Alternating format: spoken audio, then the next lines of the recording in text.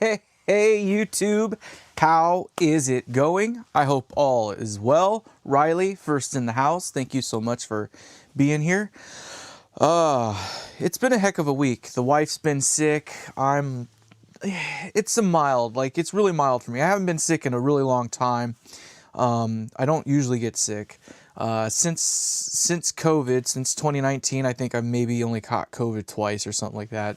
And I forgot what a cold was like.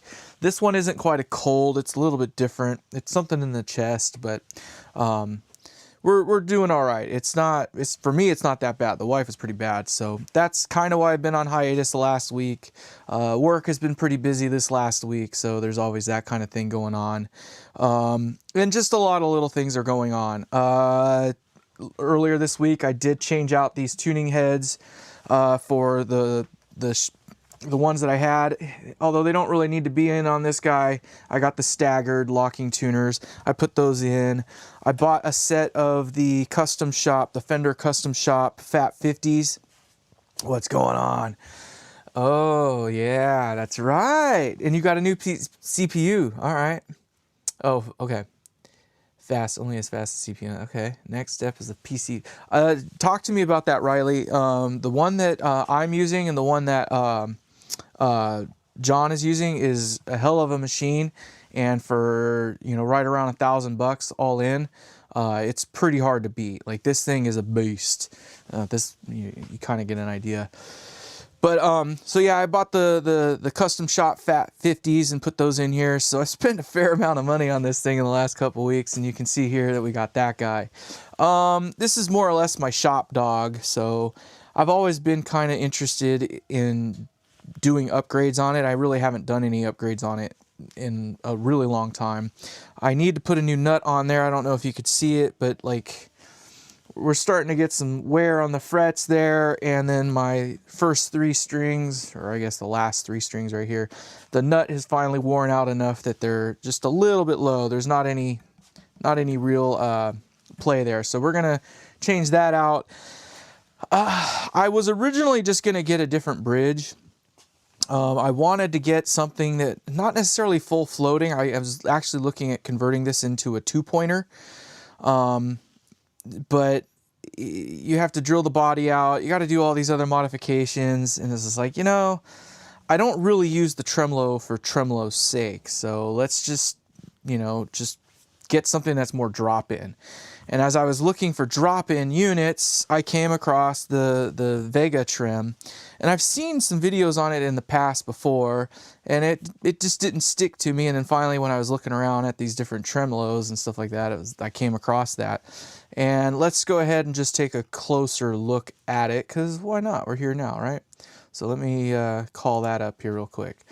So the Vega-Trem, this is the company here. A little bit pricey for what they are, but not horribly so. They look the part. They look really nice. I haven't actually, taken this thing out of the box yet, but this is the one I got right here, this nice shiny one. So we'll see how it looks. Apparently this thing is drop-in. Like, you're not even supposed to. I got this style right here. So this one allows you to do full up and down, kind of like dive and I don't know, wheelie. What is it? Dive and, I can't remember what the other word. Pull? I guess it's dive and pull. Or pitch up or something like that. I can't remember what they call it, but whatever. So it looks the part, and it just kind of, the price wasn't out of, crazyville. So I was just like, you know what? We'll give it a shot. Why not? We've already spent $300 on pickups. Why not spend some more money on a bridge too? So I probably spent more money on just those 2 components than the guitar in and of itself is probably actually worth. Imagine that. So, I mean, this is a 2013, I think. I think it's a 13 made in Mexico Telecaster, or Stratocaster. So I don't know. It was probably maybe a $400 guitar at that time, maybe $500 at most at that time. And it's certainly not worth any more money now. So we're going to just do what we're going to do. I'm going to slack the strings. I'm not going to cut them. I'm just going to rip them out of the back of the tuners here, and we'll try to make some conversation about some stuff going on. I'm a little disappointed in Fender right now, so truth be told, what's going on, Spent Electrons? Thank you for popping in. I appreciate that. I was actually in the market within this past year or so for a Fender. I wanted to get an American-made Fender, and I was looking at their higher-end stuff. Now, the thing that kind of sucks about Fender's lineup right now is that most of their stuff is pretty... What's the word I'm looking for? I don't know that there's a word for it. They got a lot of different options, a lot of different models. Using Ernie Ball. No, I don't use Ernie Ball. I use the D'Addarios, to be honest. They work well for me. I like the D'Addarios. I don't know. Ernie Ball's actually, from the area where I live for the most part, but I've had bad luck with them, with D'Addario or whatever you want to call them. I've had pretty good luck, so I just tend to stick with what works. I don't have any problems with them, so since I don't have any problems with them, I just continue to use them. So, but it's kind of a bummer because, as I was saying, like Fender their website, they got like 15 different versions. I did not want a custom shop. It seems like all their custom shop options were the ones where they do the like the aging and stuff like that, and I'm not a fan of the whole aging thing, or pre-aged or pre-distressed, whatever you want to call it. Like, to me, that's kind of poser kind of crap, so I'm not into that. So custom shop was kind of out, a little bit beyond my price range too, to be honest, especially for not getting what I was actually looking for. And it just seems like all of the different models that they have didn't really fit everything I was really looking for. I wanted something with modern accoutrements, stainless steel frets, a slightly flatter fretboard, just more accoutrements and stuff like that. I couldn't quite find it, and it wasn't exactly cheap either, so I don't know, whatever. But then Fender goes and pulls the kind of crap that they recently did, which is kind of a bummer. I don't really have too much to say about that, other than it's definitely a bummer that the CEO is definitely out of touch. Let's see here. Troopin', what's going on, man? Good to see you. Yours are never that shiny out of the pack. Mine have all been great. I don't know. I've always had good luck. GHS, there's nothing wrong with GHS. Even what are the boomers? I think it's GHS that makes the boomers and stuff like that. Doesn't meet your quality standards. No, they do not. It's the salt water in the air, I think, that makes their strings. My wife, here's a funny story. My wife, eons ago, used to work for Ernie Ball. And she said that they, at the time, I mean, we're dating ourselves at this point, 20, 30, 20 plus years ago. How's that? That they would use pretty much anything that came off the boat. So she wasn't too impressed with their strings at the time. Now, obviously, technology and probably some quality standards have gone up, but, I don't know. And they turned me down for a job offer. I wanted to get a job with them, and they denied me. So, whatever. So I don't use your Ernie Balls anymore. Although that's not true exactly. Ernie Ball is really good because they probably have the most optioned list of strings out there, I think. Now, I know that there's a couple like Stringjoy and some of those other companies that have a lot more options and stuff, but for something that you can find at the store and it's readily available, and you don't have to have some what do you call it? Program or something that you got to get in to be able to find the stuff. So, I don't know. I just use what's readily available. I've tried the NXL, the NYXL. I tried the Ernie Ball Cobalts at one point in time. I tried all those different things, but it was just, none of them just did that thing for me. I was just kind of like, Not into it. Moving on. The cobalts were weird. They worked, but they were just weird. Wasn't into it. I just like standard strings. I'm not that good of a player. I'm not that tricky of a player where I need to, you know. I don't need to, you know. Sorry, I'm just gonna clean off some of the dust and stuff that's been in here. You know, all that crap that's in there. You can tell I haven't been in this guitar much in its lifetime. All right, so we can come back around here. Let's see here, because I also okay. I mean, I think they're good company. There's nothing wrong with them. The wife told me a couple stories. I mean, obviously, you know, any kind of family-owned business like that is going to have some, you know, some interesting things going on. I won't tell any of the stories, but it was, you know, interesting to say the least, it seems. So, I don't know. I don't carry judgment. So I will be honest in saying, so D'Addario makes the blue steel strings, and for a while I was using a lot of that. I was using the blue steels, and I eventually gave up on them because I was starting to have issues where they would break at the thing there, at the bridge side. And you know, I don't generally have problems, and they were great for a long time, and then I just started, you know, randomly having issues like that. So I was like, you know what, I'm spending a lot of money on these stupid strings for them to break on me like that, so let's go this direction. So I started going with that. I like their packaging, you know, it's easy to get into, etc., etc. And I never had any problems with these. I've never had an issue with those strings breaking prematurely, or, you know what I mean? Like, I don't break strings very often. When I break a string, I'm almost as shocked as a kid whose candy bar was stolen. Just like, what the hell just happened? Yeah, right? Oh, that's right, Lone Dog. You're out of the, yeah. You're just a little bit south of me, so yeah, you kind of know what's going on. I'm also a little tired today because we had another launch last night. Of course, they caught it on the first frickin' window, which means I got awoken at 1 something in the morning. And then they were doing some experiments, so they landed the vehicle back here as well. And it's quite the thing when that thing comes back down, let me tell you. It's one thing when it goes up and rattles everything and yada, yada, yada. But when it comes back down, it's like out of nowhere, all of a sudden there's this ginormous sonic boom.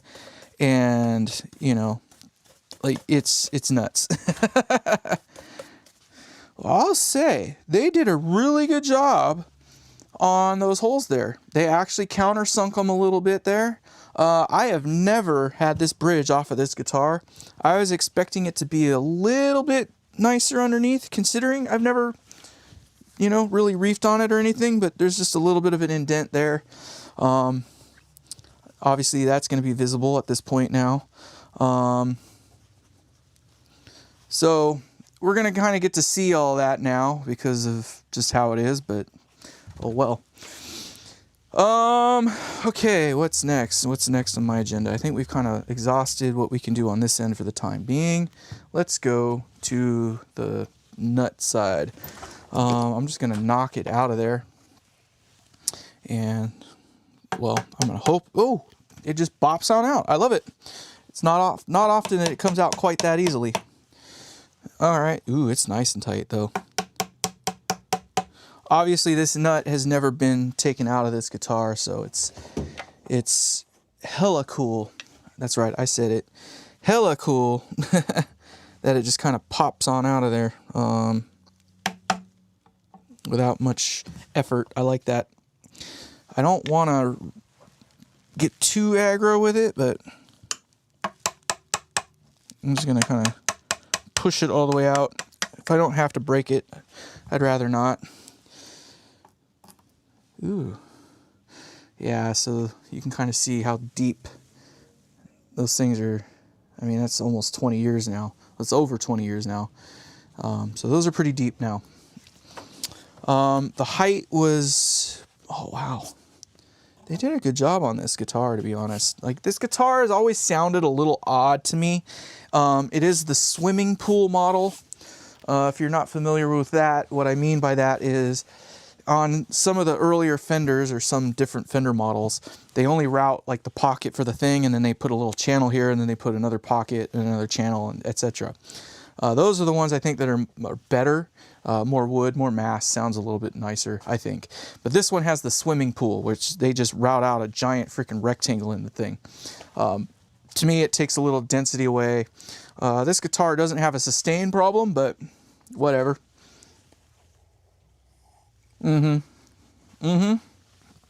Salty air, yeah. I think, I don't know. I'm sure obviously they're doing just fine these days. Nothing to worry about, obviously. I know that Ernie Ball makes great products. Obviously I use their stuff, but for normal guitar strings or whatnot, I just don't, there's no point. All right. But yeah, then Fender goes and pulls that crap with the freaking cease and desist stuff. It's a little disappointing. I was saying earlier that I kind of feel like the CEO is just a little out of touch. Like, I get what they're trying to do. I understand it. Like, I emphasize with their goings on about it, right? But at the same time, it's like, I don't know, man. I don't buy it. See, that's the only thing that scares me is this one is the curved bottom. And I think this one is not the curved bottom. Or it is not the curved bottom, which means this thing is going to sit there and rock back and forth, if it even fits. Usually they're pretty tight, which isn't necessarily a bad thing, but yeah, we're going to have to do some work on that. Darn it. It's going to make me work. And as you would imagine, there's a fair amount to do there. Now, there is a trick to it. You can actually just use the fretboard as a kind of a thing to do it with. So let's kind of line that up to do that. What do you know? But you got to be careful because you don't want to screw anything up. I'm wondering how I want to do it, to be honest. I kind of want it to fit first. This thing's a little on the fat side, so let's make it so it fits in the slot first. Then we'll go the other way.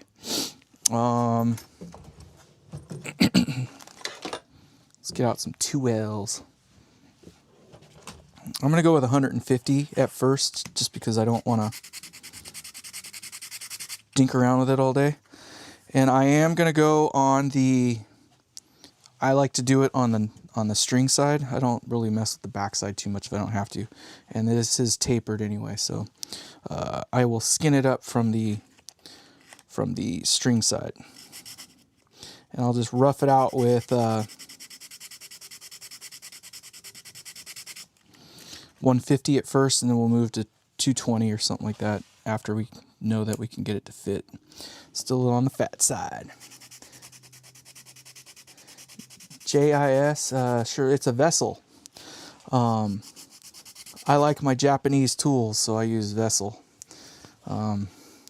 Kids are not allowed to play with these. It's too nice to be playing with. These don't touch grease and stuff like that. Ooh, that is getting close right now.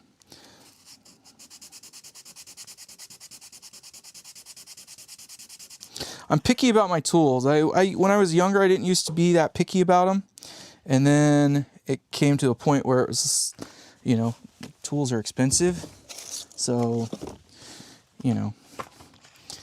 I like nice tools, so I buy nice tools and expect no one else to use them, except for me. But I also like to test the waters first, so I'll usually get like the cheap Chinesium ones first. And then once, oh yeah, that's nice. Oh yeah, that's going to be real nice. Let's see here. Yeah. Oh, nope, come on. I'm going to go just a little bit more.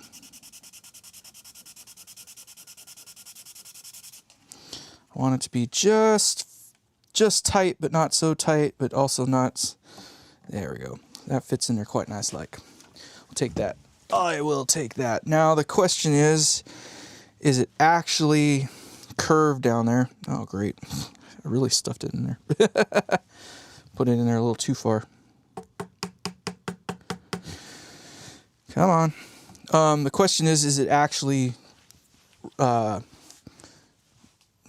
think they would have. It looks like they did. That's a plastic nut too, by the way. So I'm glad I'm replacing it at this point. So we're going to just see if this actually rocks or not. And it does, of course. I don't know how the heck they do that. Like most of the other companies I know, they, so I have an option, I guess, at this point. I can either file this down so this is flat and then this just sits in there, or I can file the curve into this. Part of me doesn't want to file the curve into it. I kind of prefer the flat bottom ones anyway. Just easier to manage later on. All the stuff comes from, yeah, right? Unbelievable fit, yeah. I like nice tools, so I tend to buy nicer tools these days.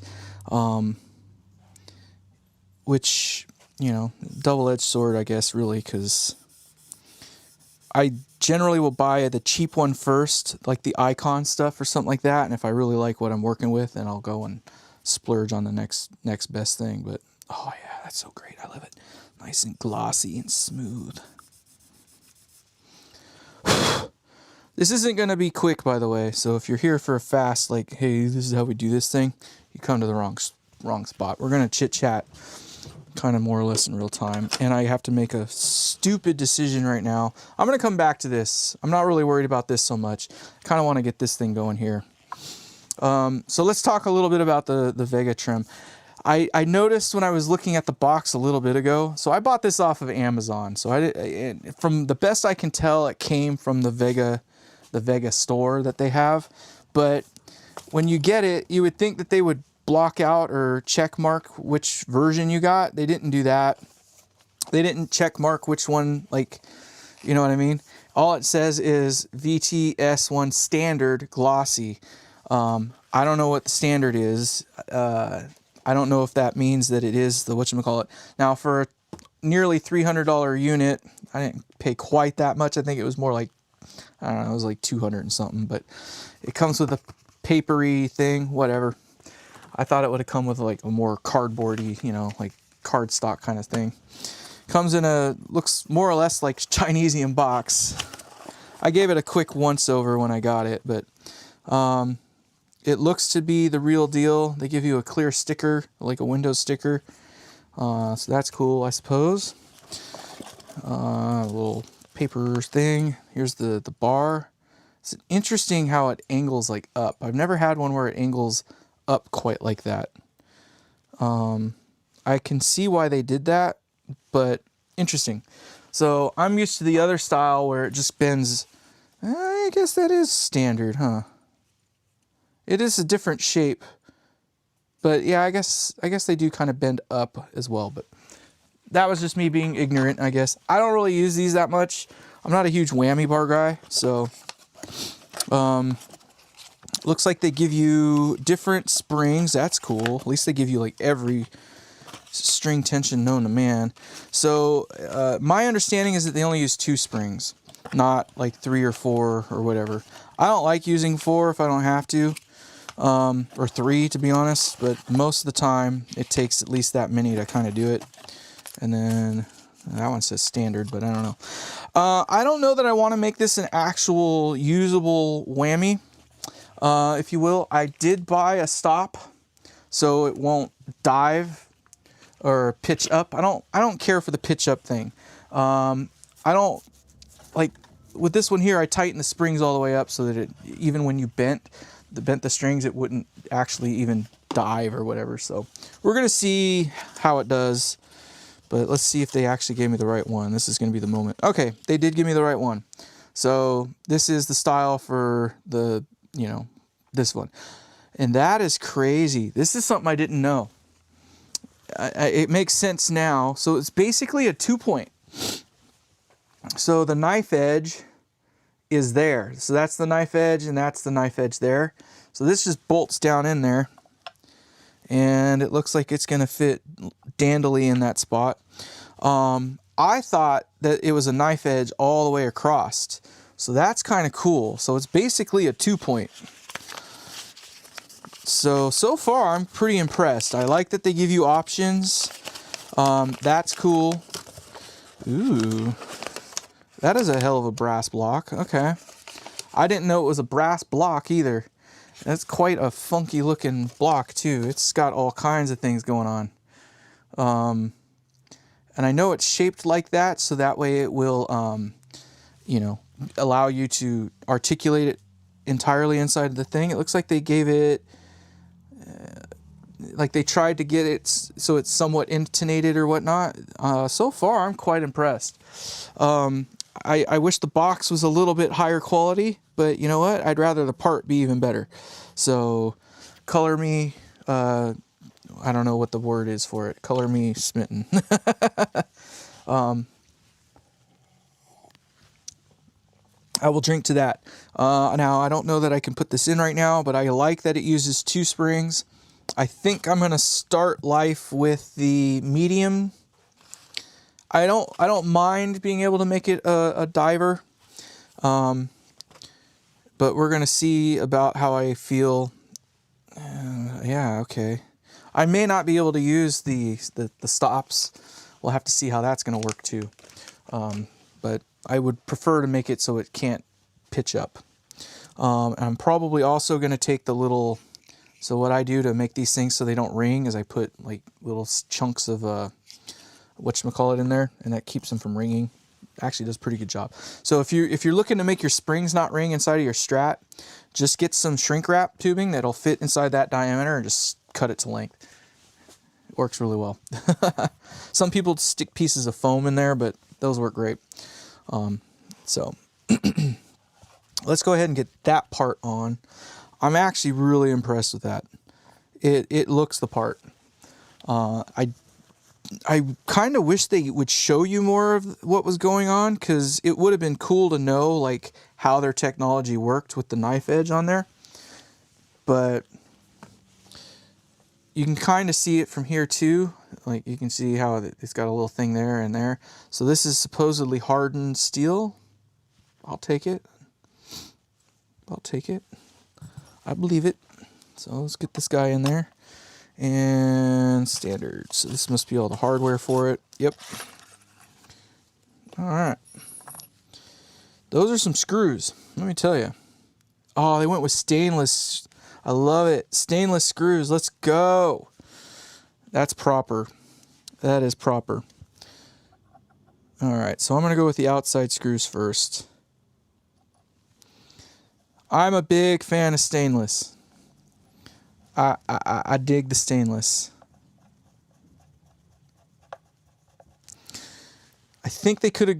I guess they can't really.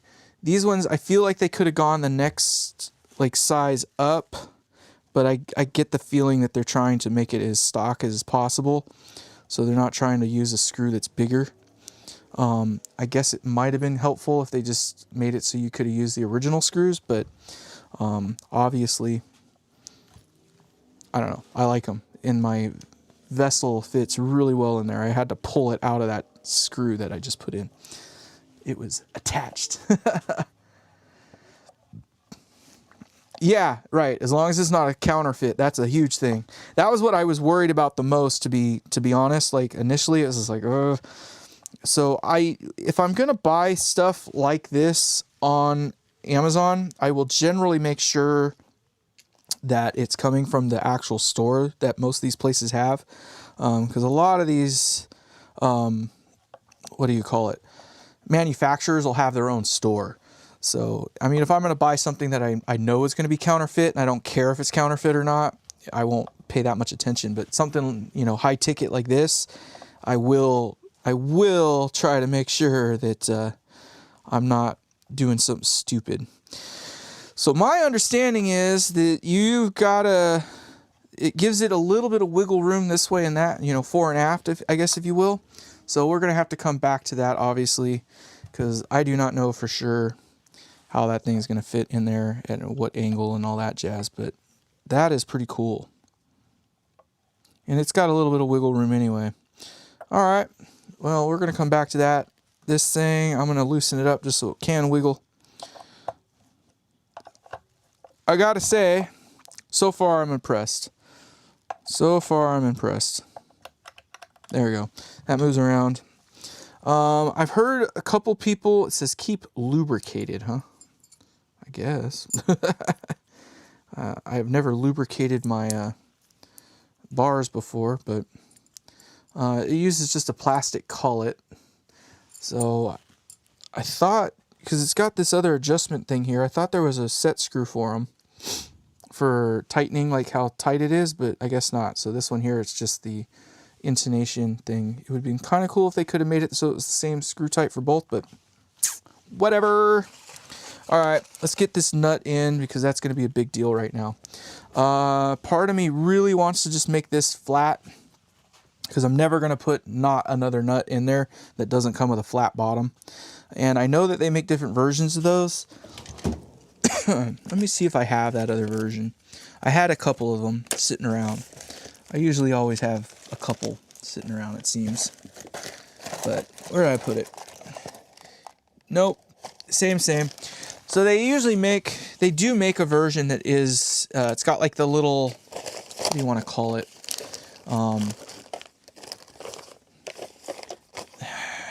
Words.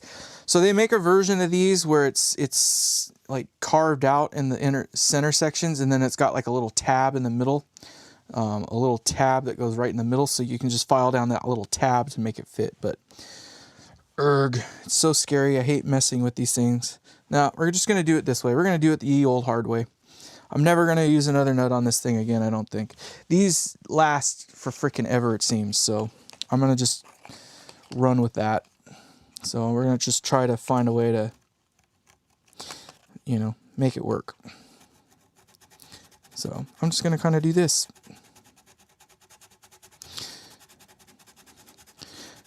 But yeah, I can't believe freaking Fender just, it's like suicide. Like, come on. Like, you're special, we get it. But you're not, nobody's ever that special.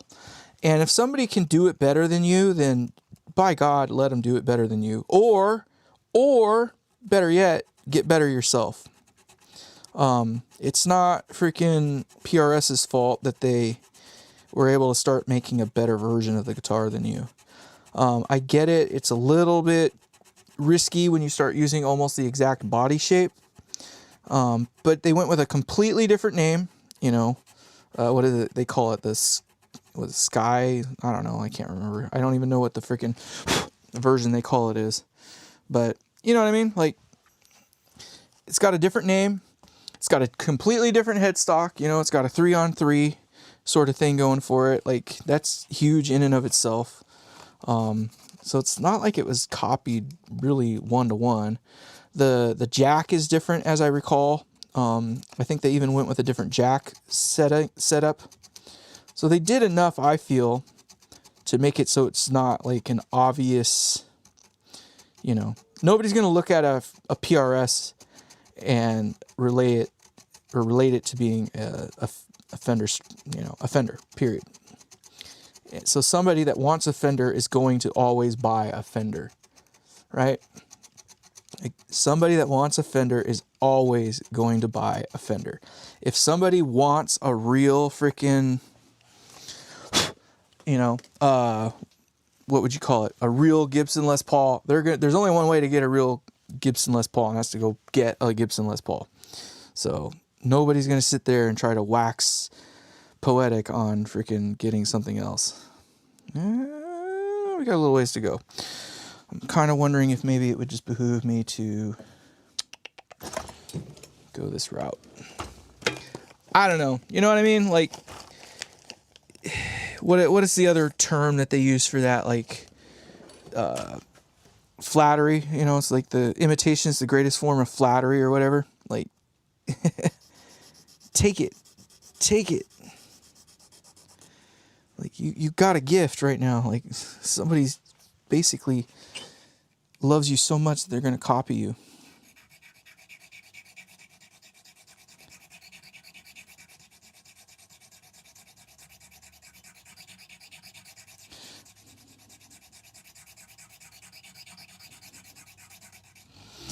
I'm just trying to see what works. Realistically, this is like something you would take over to like a grinding wheel or something, which, honest to God, that would be kind of the way to do it. I just don't happen to have a Dremel tool, so it makes doing this stuff kind of... I need to get a Dremel tool, all right? Super chats, everybody! Luke needs a brand new tool. Andy, what's going on, my man? How are you been? I have been busy as a dog, working like a dog, because that's what I do, darn it.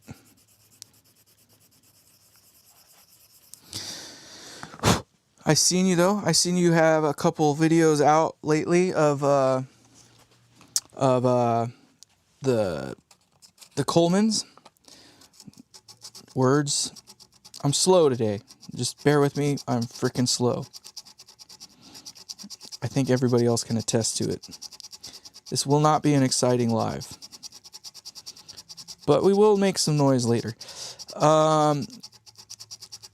Other things that have been going on this last week. I did do a couple more modifications to the D7. What did I do, you probably are asking? Well, you may have recalled that I mentioned that I wasn't quite happy with the clean tone on it. And truth be told, it was a nice clean. It sounded great, but the downside to the clean was it didn't have that sparkle that I wanted. All right. So I wanted to get that sparkle. So how do you get that sparkle? Well, for me, it meant going in and modifying the amplifier some more. So I did do a modification inside of the amplifier that added yet another control that is external to it. I'm not going to give everything away, but more or less there is a modification in it now that allows you to make another adjustment to the brightness of the amp, and it does so in such a way where, oh, that is really, really close right there. Ooh, that is really, really close. We're getting close. Okay. So I tried to do it in such a way where it would,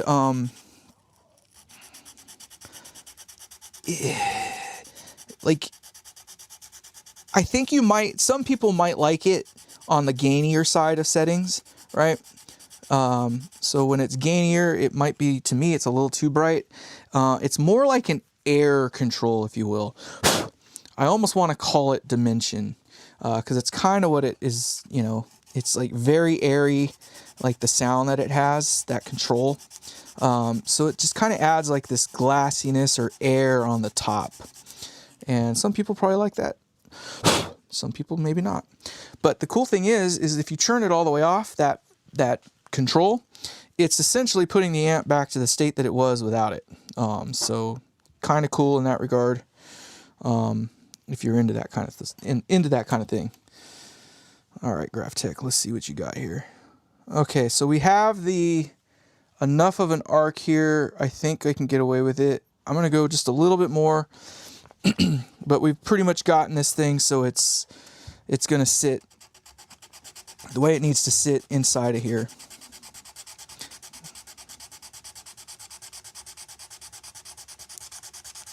Where it starts to get challenging, of course, is when if I need to get more of the depth, like I need more or less height, I guess, if you will. And I won't know until I actually put the strings on, of course, but I think they try to make this thing so it's pretty much the right height right out the gate. And it kind of looks like it might be a little on the high side. One of the tricks that they do is they take like a pencil and you can run it across and whatnot, but more or less what I do is stick this on there And yeah, no, we're going to be all right. It's very, very close right now. Very, very close. So let's see here. I think this will do. I think this will do. It's good enough that we can put it on at this point, and we'll have to, I just want to get the shape a little bit closer.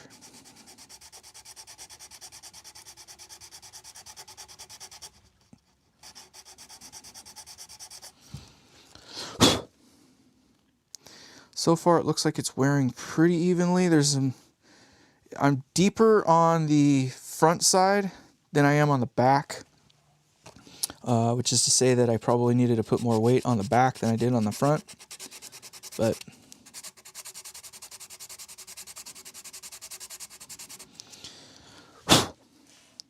that is pretty close. Let's see what we get here. I'm going to put it back in.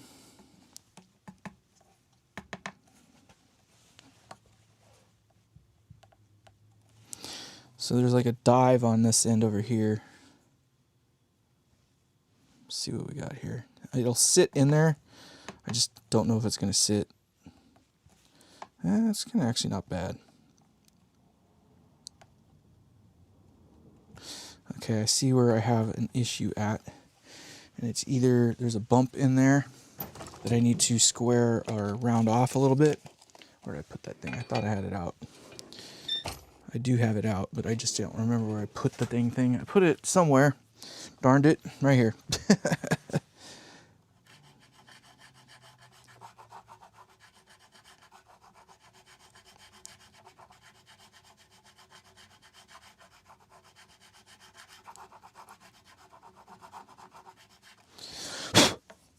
Bottom looks good. I will accept that. Fits like a glove width-wise. Oh yeah, that's all it was. So there was a little bit of glue on the bottom. You couldn't really see. Sorry, I was in the way. So when I was setting this thing in there and I'd push down on this end here, it would lift up this side over here, right? So what it seemed like was that there's no way that this thing had that enough of a hump in it that when you push down, it would lift this up, because that would be improbable. So that meant that there had to be something in the nut slot. And sure as snot, a little bit of a file job to clean off any of the glue on the bottom, any of the shmoo, and we're in business. So I'm gonna leave it like that for now. Yes. All right. So my understanding is it's time for another drink. Glassy Gain. It's hard to get without it being too bright. Now, I don't like bright. So when it comes to distortion and stuff like that, like, I understand that you need some brightness, and like too dark is too dark, right? But I kind like when it's too bright, like just makes me cringe. There's nothing worse than that screechy like sound that just makes you want to die. Needed a touch more. Just need a little touch more.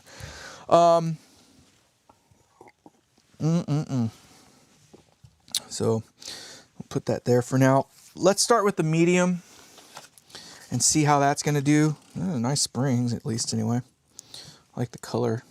And they are very, very stock looking in terms of size and all that fun stuff. I am going to attempt to use the things because I know there's not a spring on the planet that doesn't ring. They all ring, so I'm just going to borrow these. And we'll come back around on it. All right, so my understanding from what I've read online, I did do a little bit of research, is they say there's a set screw that they put in there. I don't know if you can see that there. You can kind of just see it there. All right. They say to put these in first and then just kind of like just tighten it up just a little bit. Now, I don't know why you need to do that, but I'm going to go ahead and just do what they tell you to do. I'm sure they know more than I do. So if this thing's even going to fit. Fits in that one, no problem. Oh, I see. That's kind of clever. So they put the set screws on the outside. All of them have a set screw. And the set screw is, you got to unscrew it like all the way. Like that. And then this will fit in there. And then you tighten it up. You put the set screw back in, more or less. But I was watching the guy do it. He didn't mention that you had to kind of undo the set screw most all the way out. Honest to God, the way it kind of sits in there, I don't really know why you have to have the set screw, but I guess it supposedly holds it in place or something. And they said to not like reef it in there, but just make it tight. So there it is there. More or less tight. I don't know. To me, I think I get what they're doing here. Let's see here. That's as tight as it's going to get. All right, fine. That, to me, seems like something that's going to come loose over time. And I don't know why that's necessary. I kind of feel like that spring is not going to pop out anytime soon. So, whatever. I'm just some asshole on the interwebs. Don't listen to me. I know not what I speak of. I'm just the tool trying to be a tool. Okay. It's toit. Okay. And then it says to kind of just scoop it in there, is what they say. And that kind of makes sense, I guess. But,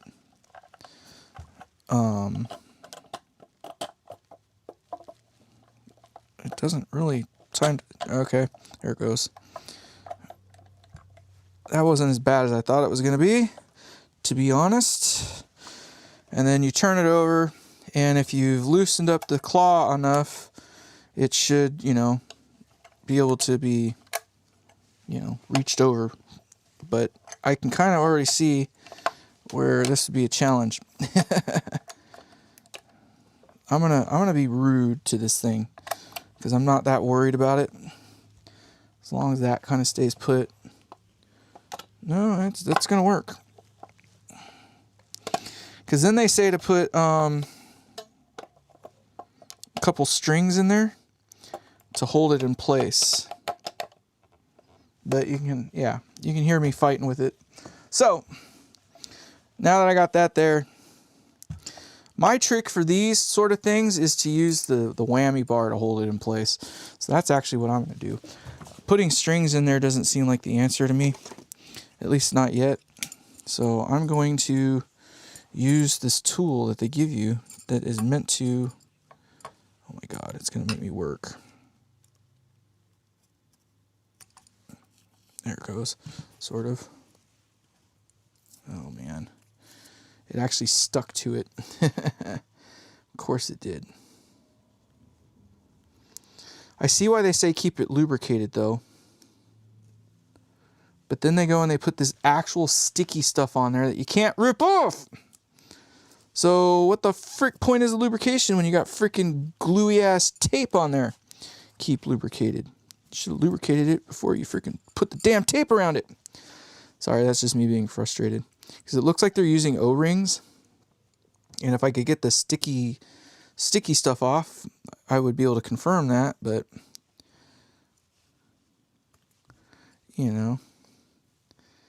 I wonder what you're supposed to keep it lubricated with. Like CLR or something like that? Like gun cleaner? I don't know. Whatever. Alright, so we found the first chink in the chain there. They used that thing, they put it on there. It was nice when I first took it off, but it's got some sticky stuff on there, but whatever. Stick it in. So with this now in here, though, you now have the ability to manipulate the thing, but that is pretty freaking cool. I'm not gonna lie. That is pretty freaking cool. Alright. Strings.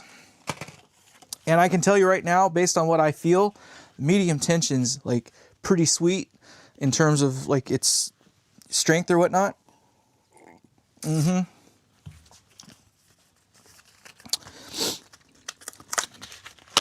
So yeah, going back to the amp, I feel like I got it tuned in a nice way. Like, it sounded great before.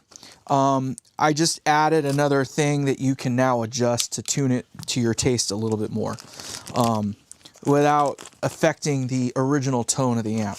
More or less, if you turn the dimension knob all the way down, it would sound more or less like the amp would without it. Like, it just turns that feature off, if you will. Excuse me. But, you know, whatever. It's up to you. It's there, obviously, for the winner to do. Oh, wait. How do you put the strings in this thing? Well, wait a minute. 1, 2, 3, 4, 5. 1, 2, 3, 4, 5, 6. So the strings go way deep in the back now.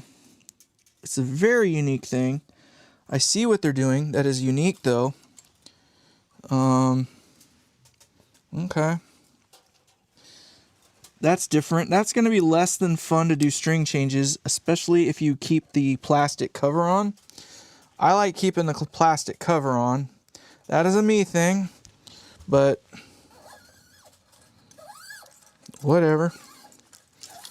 So I'm not going to take it out and show it to you now, but you just have to kind of take my word for it. It is going to be less than fun to do string changes on these things. You're going to have to treat it more or less like a like a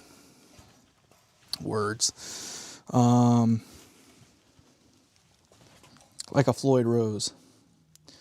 Huh. Okay. I'm glad I got these locking tuners. I'm not going to lie. Oh, and they're so smooth. Hip shot for the win on these things. Here's the other downer that I got, is that I still have to do the height on the on the nut. So Lord knows how close I really am at this point in time. The hope is that it's just going to work. So I'm going to be evil. I'm going to put that there, right there, like that. And how am I going to do this? There we go. That's working. That's working. That's the way you do it. Money for nothing and the chicks for free. I want my... There it is. All right. There. And that's gonna obviously do that. I knew that it was gonna do that. Not a problem.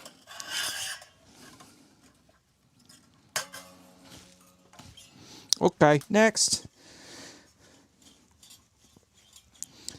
So obviously with most Floyd Roses, if you change strings one at a time, you don't tend to have problems. This one's just gonna make you have to treat the guitar more like a Floyd Rose. That's all. Huh. There we go. But hip shot for the win for sure. And if you wouldn't mind, there in Q.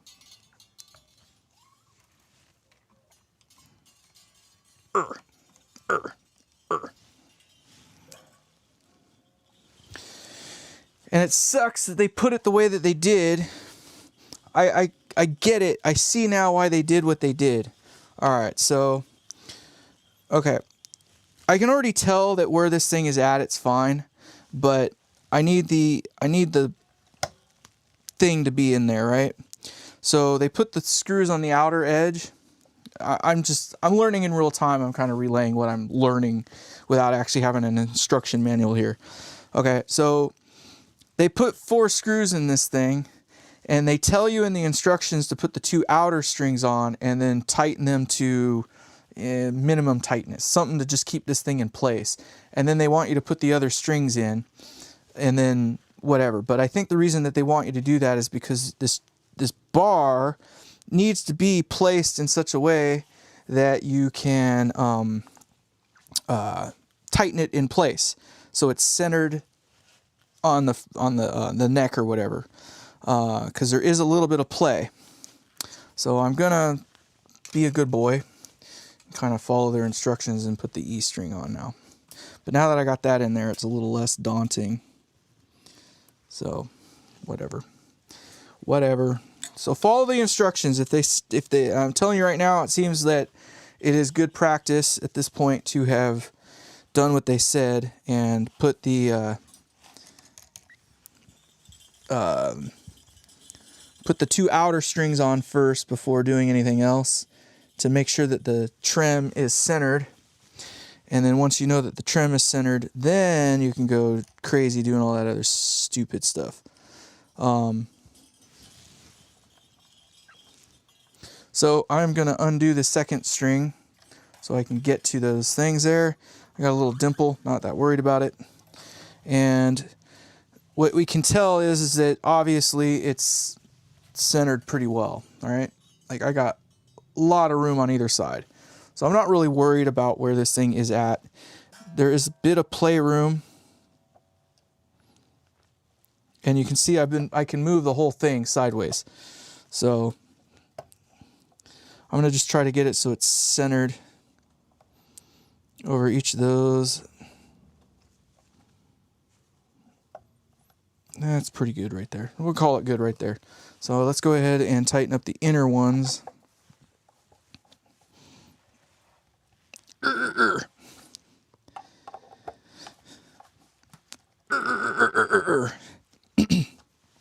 here's the funny thing, is it doesn't tell you anything about, at least the instructions that I saw didn't tell you anything about going back and then retightening these things. It just said put those in there, put the outside ones on, and then deal with the rest after.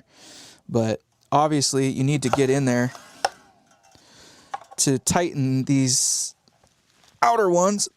So let's go ahead and do that now. And we're just going to make them all nice and snug like.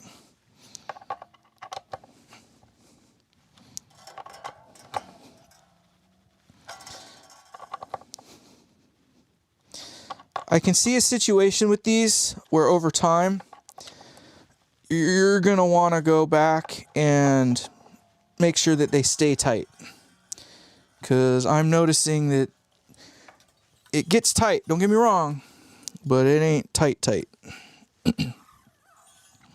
So I would plan on a point in time of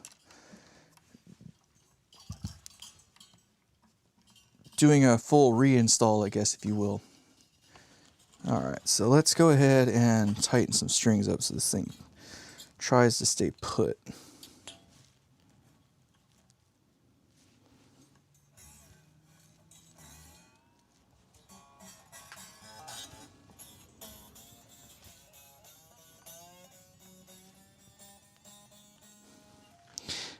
And I can tell you right now, I'm gonna have to go down. The nut's coming out a couple times, so I got to go down over here. Like, I don't need the rest of the stuff to go to know that when I fret this, that there's more height here than I need. So there's a good possibility that it might as well just stop right now and start planning on planing this thing a little bit more, because right now I have more height on the nut than I want. So let's go ahead and just stop while we're ahead.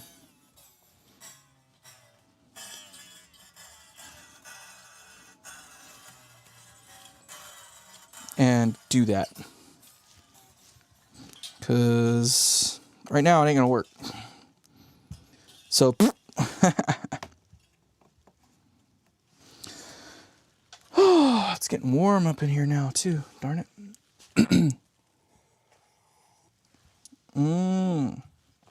Can't procrastinate, you got to keep moving, never stop, you got to keep on moving.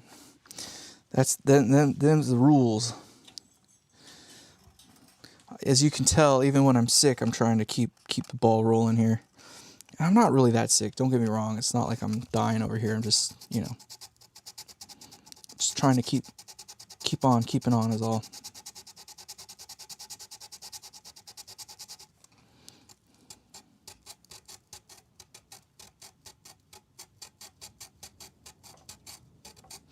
I'm trying to do this so it stays pretty square. Because you can wallow the, this plane this way, you can wallow it so it has like a knife edge. And even though it's got a curved thing to kind of keep it from wobbling side to side, that doesn't mean it won't wobble back and forth. And right now I can see that I have something like that going on, where I need to take more off the back side than I am on the front. So that's what I'm going to try to do now, is make it, I'm going to try to work the back side a little bit more than the front.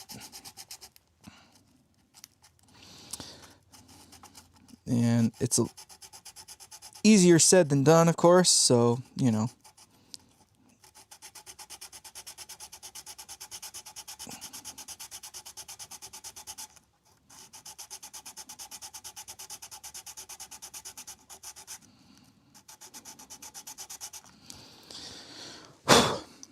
You don't want to go too crazy either, because heaven forbid you take off more than you need to take off. It has happened before. God darn it, this thing wants to...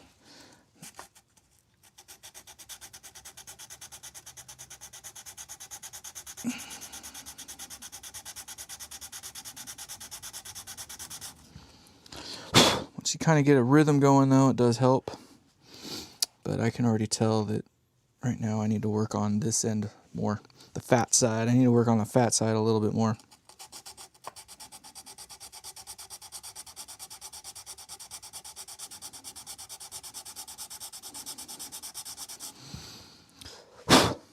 There we go. So, sorry I'm burping on you. It's a real show now. Alright, so now what I'm going to do is just kind of do this again. Now you only get a limited number of times to do this, by the way, because with these locking nuts here, it will cut the string at the thing as you loosen it back and forth too many times. So you don't have to go crazy. Once the string is tight enough that you can fret it. So I got way too much there. Way too much. So I still need to take more down. I try to get it so it's about a just floating off the top. I don't bother with the whole measuring stick thing or whatever the hell, you know, where they bust out with like the micrometer and all that crap. Like, you can put the string down, you fret it at the 3rd fret, and you should be able to just tap it like it should. My head's in the way. My fat freaking head's in the way. So it should just float off the top of the string. Like, you don't want it to touch, but you don't want it to be where you have to actually push it down. You should be able to just go tap, tap, tap, tap, tap, like just lightly tap it, and it should just touch the fret after that. So once you got that, I feel that that's the magic point. So we got a little ways to go yet still, so let's just keep on keeping on here. And I want to make sure that I keep working on the back side more than the front, because I'm still a little uneven in that regard.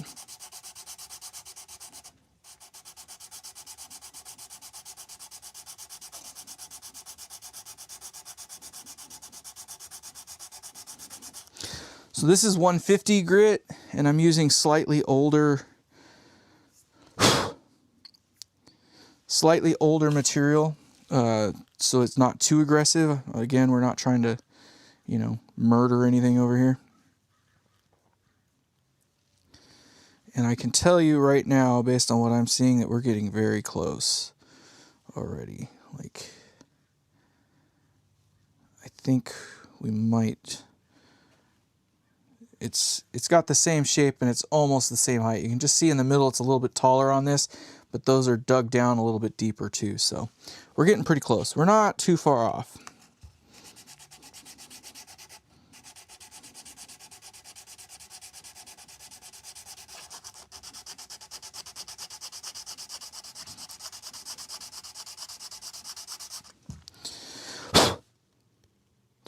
So there's some marking dots that they put on the bottom of these things too.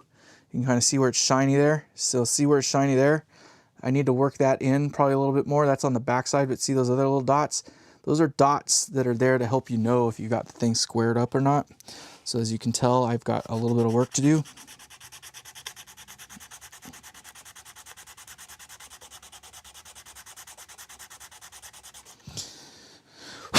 So do pay attention to those little dots, because those are helpful. They put them there for a reason. But I can already tell, I think this thing is still going to be just a little on the high side. Let's go like that. There we go.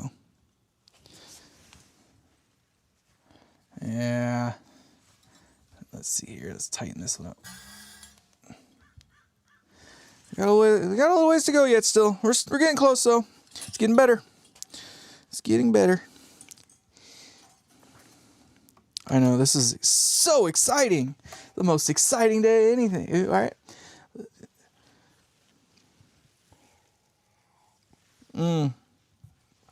Wax spotted. Yeah, there you go.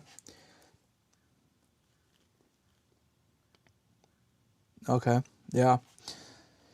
Too much trouble definitely hurts. I will say that without fear of trepidation. Too much of a good thing is still too much. Every time. Without fail. Let's see here.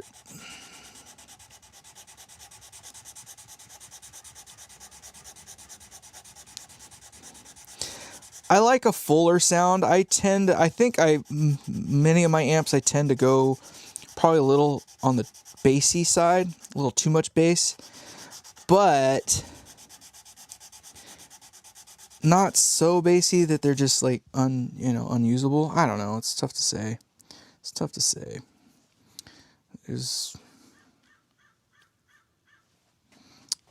I don't know. Like, I just try to make them sound good. If it sounds good, it is good, right? That's all I can do.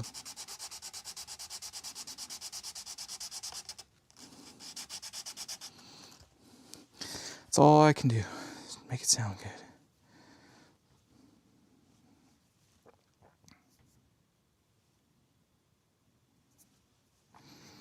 Just trying to make sure I'm not going crazy here.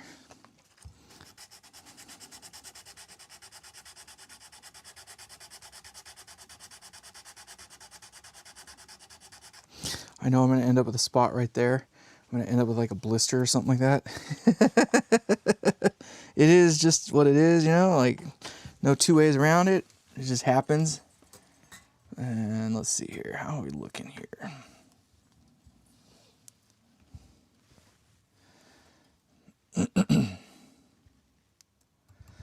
Definitely still too high there, but I kind of feel like we're getting really close on that end. Let me see if that is pressing down. It is pressing down. I think I know what I need to do. I just need to even it out on the come on.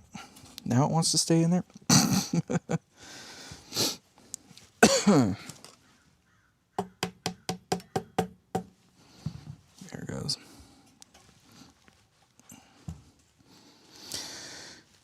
Let's see here. Yeah, see, I've gotten that one all the way out. All right, let's see if we can do this here.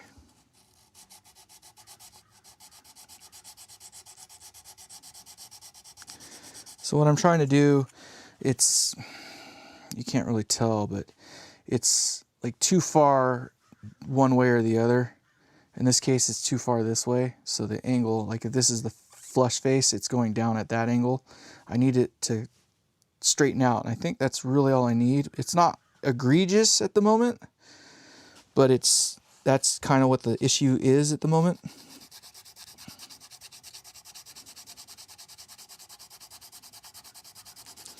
I just need to get the backside leveled out a little bit. So that's what we're going to do now. Let's try to level out the backside.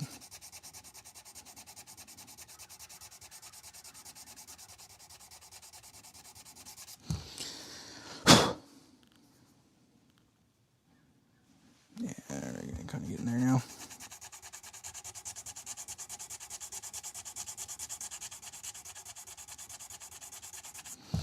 Most exciting day ever. This is exactly what you thought you'd be watching this afternoon. Not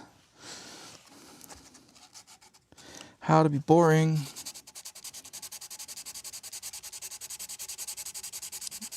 I kind of thought maybe doing the nut would be a gamble. I mean, I'm sure there's a bunch of luthiers looking at me right now going, Luke, you're a freaking idiot. But I think, I mean, it's more or less how you do it. I just don't have the right tools to like make it quick. Quick is the word. Like the easy way would be to just take like a bone one or whatever, you get the curve on the bottom, you stick it in there, you run the pencil line, right? So now you know where the bottom of the string needs to set. All right, so that makes it easy.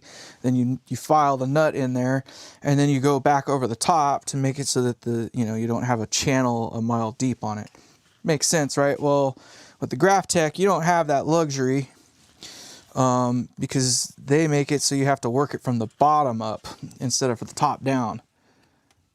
I am essentially happy with that. It's a little on the high side, but not egregiously so. And we're getting much, much closer. We are getting much, much closer. So, yay. So all I can say is yay. We're getting there. So, I don't know. This is the way I've always done it. I am not a luthier. I'm not going to claim to be a luthier. I'm not trying to take anybody's job. I don't generally do repairs on people's guitars and stuff like that unless they ask me to. Most of the time it's just changing pickups or something like that. I'm pretty good with the guitars. I don't have a problem intonating. They play well. Here in the near future, I will be doing a refret on one of my guitars. I have a guitar that needs a refret job pretty bad. Pretty bad. So we will need to do that. And I have a plan for it. I want to use stainless steel frets.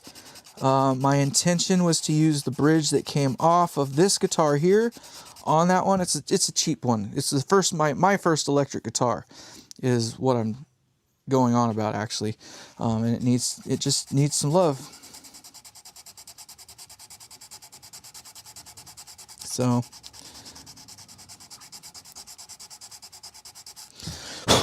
it's just gotten to the point where the frets are so low, there's like no way like you can play it anymore. Like it's gotten that bad. So time to give it a refret. It is easily, I mean, I got it when I was, what, 8th grade? So what was I, 10, 11, 10, well, 13? I was like 13 years of age when I got it. So that was, Lord knows how long ago now. I'm 46 now. Do the math on that. 30 years. At least 30 years of age. Something like that.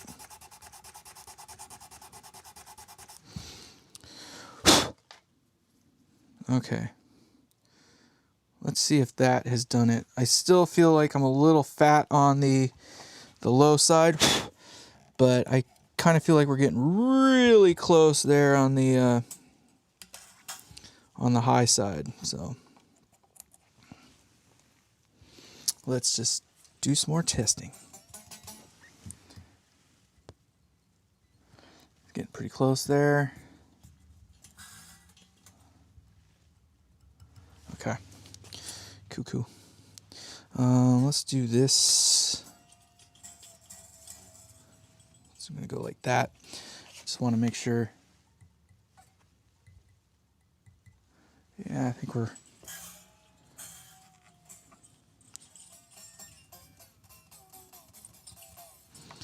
We just need to take down the low side is all. Knock it off, fucking thing. Come on. It's going to make me work. All right.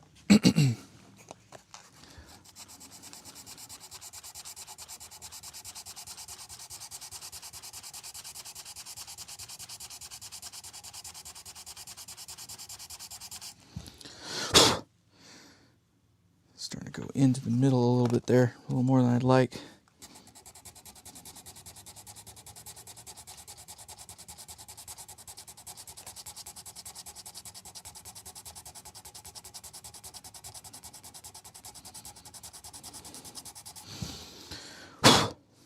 Let's see here. What are we looking like here? Is it sitting there nice and square? Yes, it is. Yeah, that's not bad at all. All right. So So I just want to take off a little bit more off this end here still.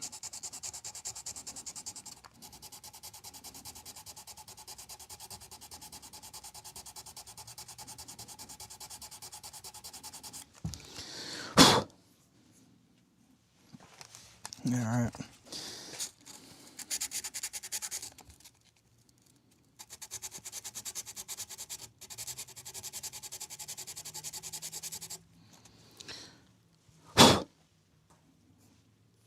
Got a nice curve all the way around. I think this might be on the low side now at this point, but I don't actually mind it to be a little on the low side. It's easier to fix that because you just stuff a piece of paper underneath.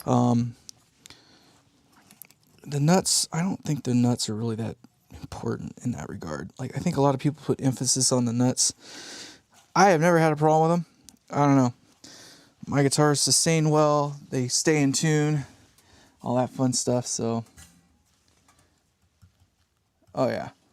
All right, there's that. Okay. Yes. Okay, we're going to leave it right there. It's time to put on some more strings. Let's go. I think at this point, we've got enough activity here. We can figure it out. Again, I'm not a super luthier. I'm just not as picky about some things. There's some things I'm really picky about. Intonation is one of the things I'm more picky about, for obvious reasons. But I don't have a playability problem with my guitars. And I'm a little bit more evil on my guitars than I would be a customer's guitar. Obviously, with a customer's guitar, I'm going to get some details from them about what it is, of course, that they're looking for, etc. And do things to try to suit their needs. And, I'd be more careful, all that fun stuff, because, it's not fun to goof up a customer's guitar. So I am a little bit more respectful to customer guitars than I am my own.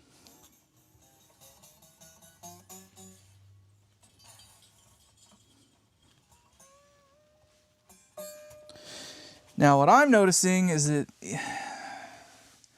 I'm either going to have to loosen that spring a bit more, because right now I kind of feel like we got a mile to go. So I'm going to loosen that spring up a little bit.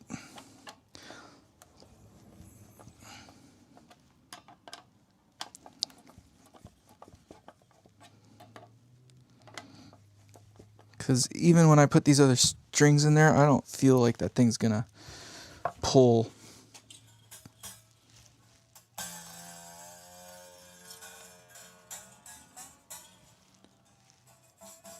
And we definitely are gonna need more height, it seems.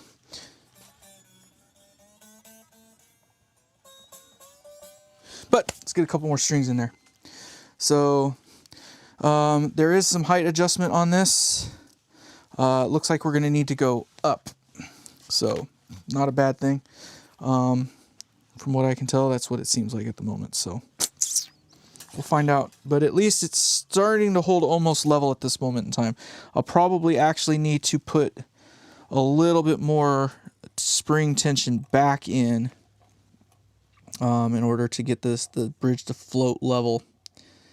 And if you wouldn't mind getting in the hole there, thank you. And it's a little bit more difficult to shoot that in there because it's so deep in there. So I'll try to show you once I get this thing up and running here. Where you put the strings through is like up inside the cavity quite a ways, so it's not exactly intuitive at first. Well, really what it is it's completely different than what you're used to, because the hole that you stick it in is much deeper up in there than it used to be. All right.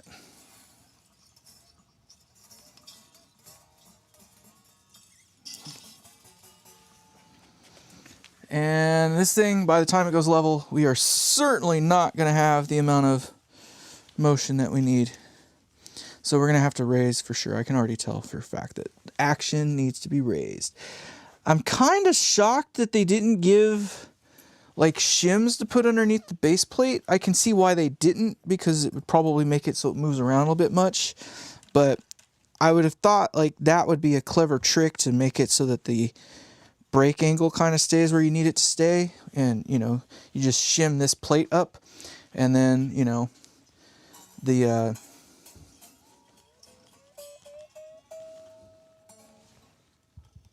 that might be a little on the low side. We might be putting some paper in there. But so right now the bridge is pretty much where it's supposed to be. Like that's level right there, which means that the only way to make this thing get the height, because right now we're action's like way too low, is to raise the string height. So now I need to learn how to do that. But wow, that is like, you breathe on that and that's gonna wiggle wiggle. I like that. Honestly, like this is very, very, very like good Floyd Rose level at this point in time in terms of its ability to manipulate. And I went with the medium tension. I can only imagine what the extra low tension would be. That would be nuts. Like you could blow on it with the extra low, I feel. And that's, I mean, it's not tuned right now, but I don't know. I don't know. I guess we're going to find out.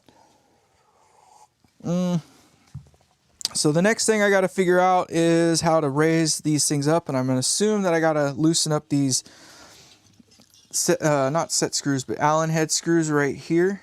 And then I can adjust the other ones. So that's what I'm going to start with, is by loosening that. Huh. Very unique. Not in a bad way, just kind of unique. It definitely tightens up against it though. I can tell. That is what that is for.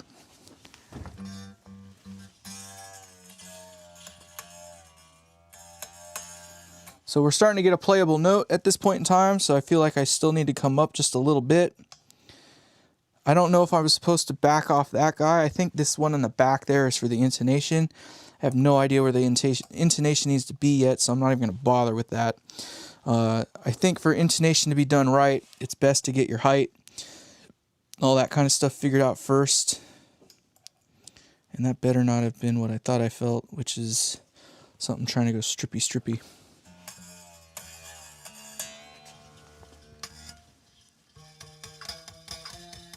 Still a little on the low side.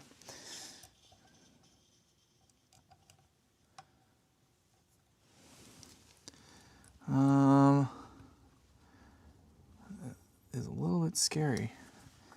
It's not intuitive in that regard.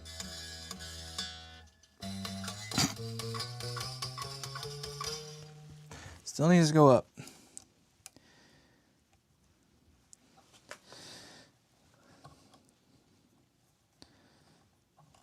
It's like it churns so far and then it gets tight and almost feels like it's in danger zone. So I don't know if there's like something in there to make it kind of like do what it's doing, but I don't know. It's definitely not like your normal tuners.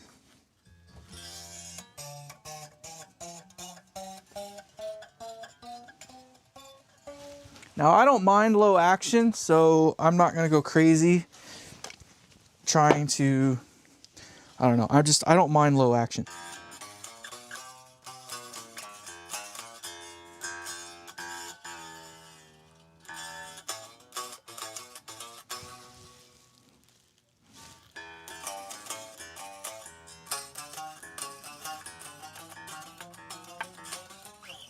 That's still too low, I can tell you that right now. So I'm gonna keep trying here. We're gonna loosen that up just a little bit more. And we're gonna raise it up a little bit more.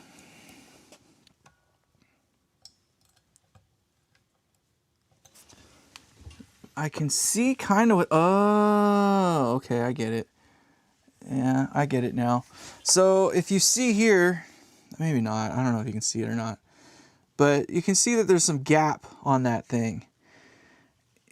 And it's trying to follow along with it, but now, I don't know. We'll get in there a little bit more later.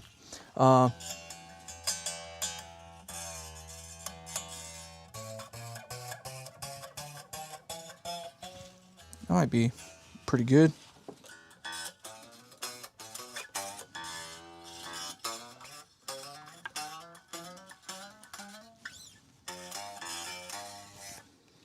And height-wise, I'm very happy with that.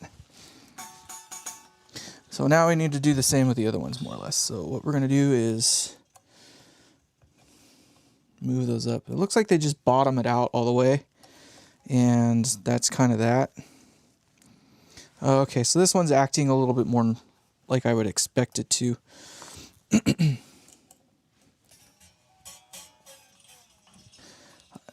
Loosen that string up so we can actually whip it around.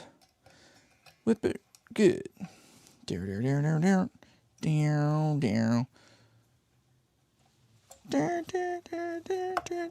Oh, see, that is the part that scares me a little bit. You can move this bridge left and to and fro.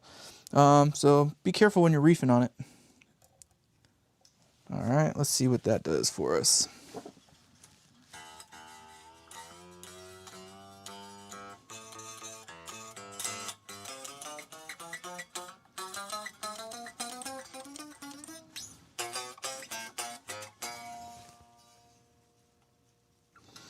It's a little low there.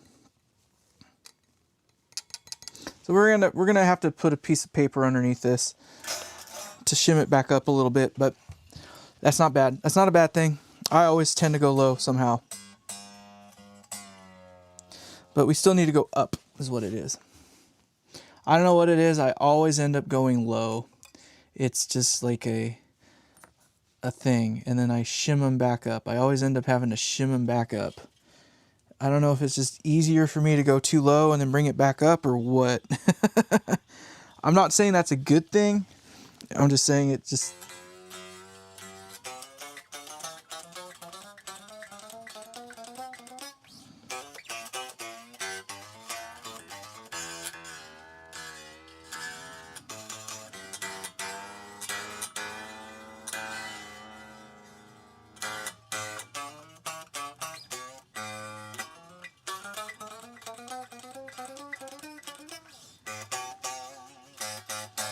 I'm getting there. All right, we're just gonna keep on keeping on.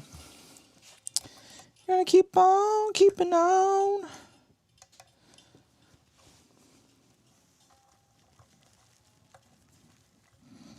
Loosen this up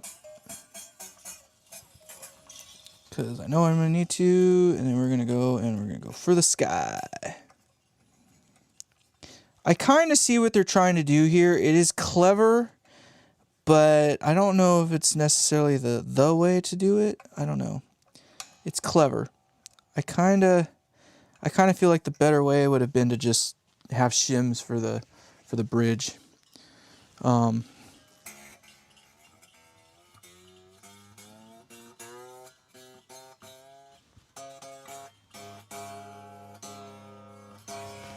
think that would have been just a better way.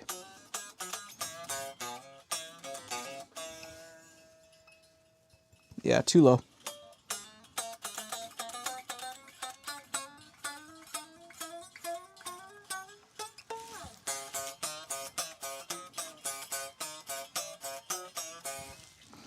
But now we got another problem.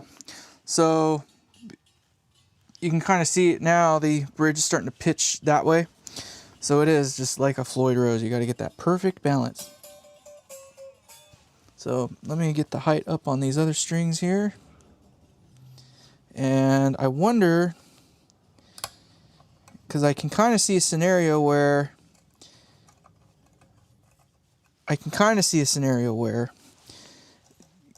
getting the angle of the bridge and getting the string height, it's going to be one of those back and forth things. It is definitely going to be a back and forth. I still got to do intonation. Freaking awesome. Now, I don't use those silly little tools. That I don't like. So this thing here has gone like cattywampus in there. And I don't know what to do to fix that at the moment.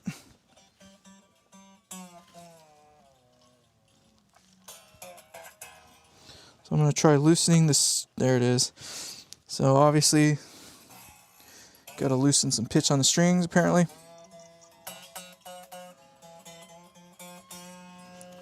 I'm not going for true pitch yet. I think I'm close. That's all that matters.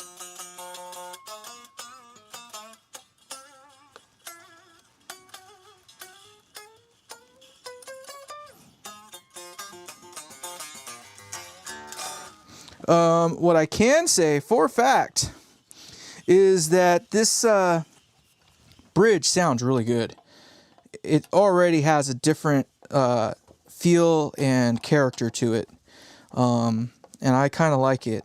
The other one used to have some sort of a wooliness to it. This one definitely has something going for it. I can already tell that there is a change in the tonal aspect of the guitar, and we haven't even finished the job yet.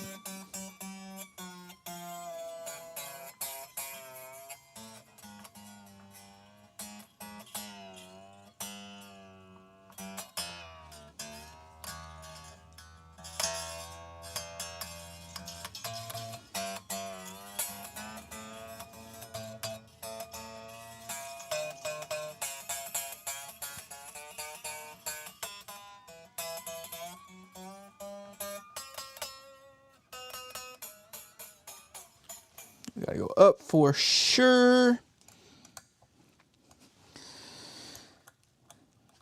But yes, I can definitely tell that there is a change in the tonal aspect of the guitar, and I already like the direction that it has gone. So that is what I can say right now is definitely... I was watching a review, and Tim Pierce kind of said that it has like this punch or something like that. I don't know if punch is the word I would use for it, but there is definitely a change, and it is in the positive direction. As I was saying before, it always kind of had like this weird little wonky thing kind of going for it. Wasn't bad. It's just different. Why haven't you guys taken 5 minutes to join the giveaway? Why haven't you? I did not put the instructions in this one like I normally do. Welcome, you guys. Thank you guys for hanging out with me. I know I haven't been really like sitting there talking with you too much.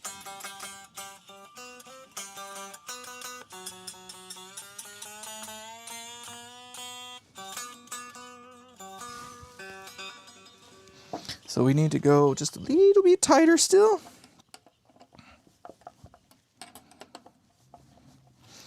So far, I'm liking this.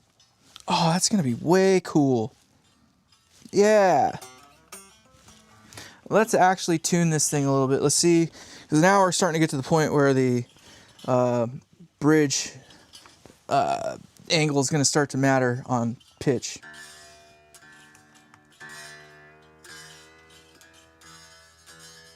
Not too far off.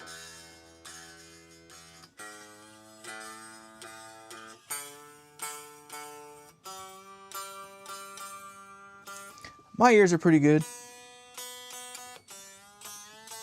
And I never could tune that one.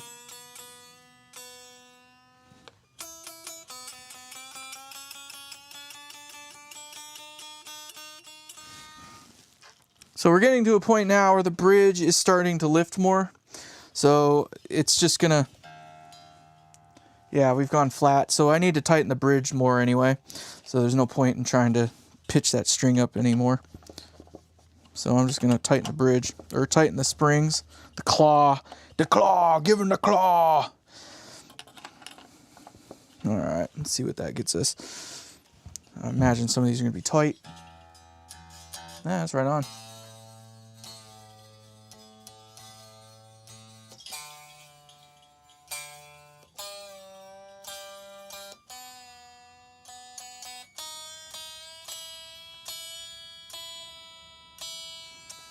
Okay. It is a little interesting how they do it. I get it. But, alright, let's finish up this string here.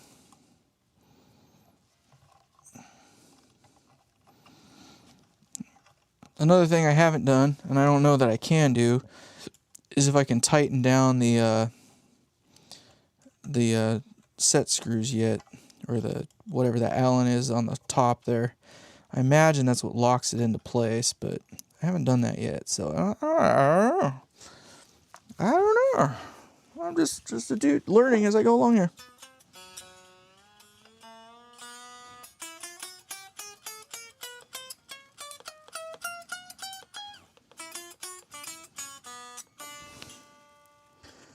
So the high side here is good in terms of height. It's low on the low side, so I need to shim it with a piece of paper, but whatever, we're gonna come back to that. Let's get the bridge height thing kind of figured out, because right now I'm still pitched too far that way, and I think I'm actually in pitch now. No.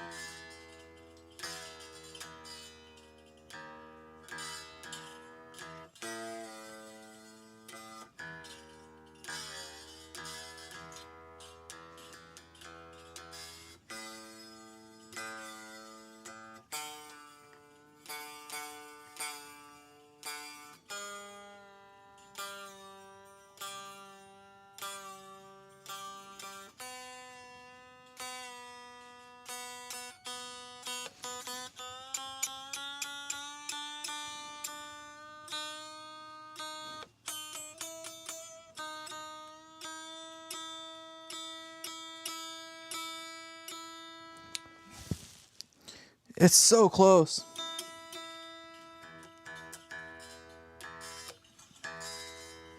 Sorry, I know you can't see what I'm actually doing here.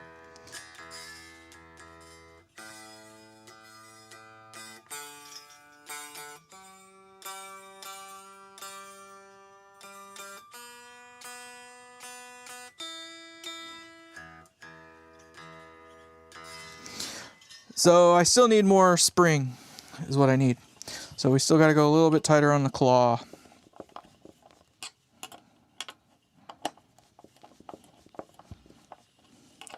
And this is one of those bridges where I could see it being difficult to like put the block stop in there. What do we got? 'Tis glorious tone, yes.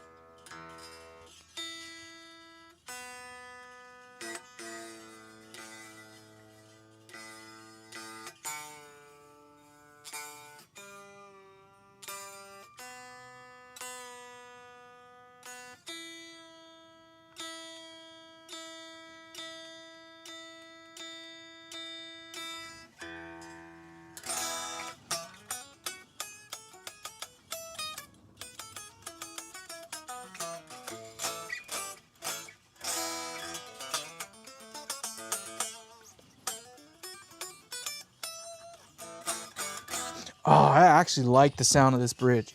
I can tell you right now, that sounds good. The other one did not have like that definition in there. This is a great sounding bridge. I can tell you that right now with confidence. The other one just had this weird honkiness to it. Like this, the way it connected to the body. And I mean, it was the zinc, you know, this zinc pot steel crap. You know what I mean? Like the pile of shit that they give you stock out of the, you know. Totally different sound already, and it's got already a much more bell-like chime to it. So aside from some of the weird idiosyncrasies of it, it's close enough now.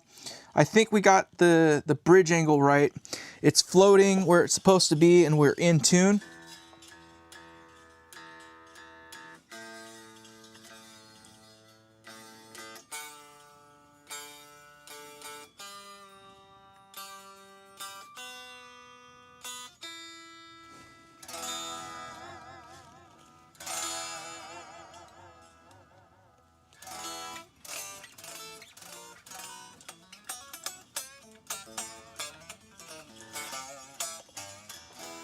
I do need to raise this nut up a little bit, but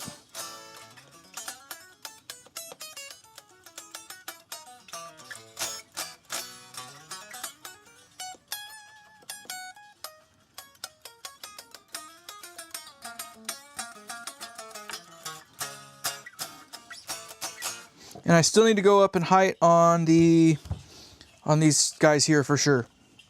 Sorry, I know this is like the most boring shit ever, but sorry, you're here. So you get to watch me do this stupid shit. Yeah,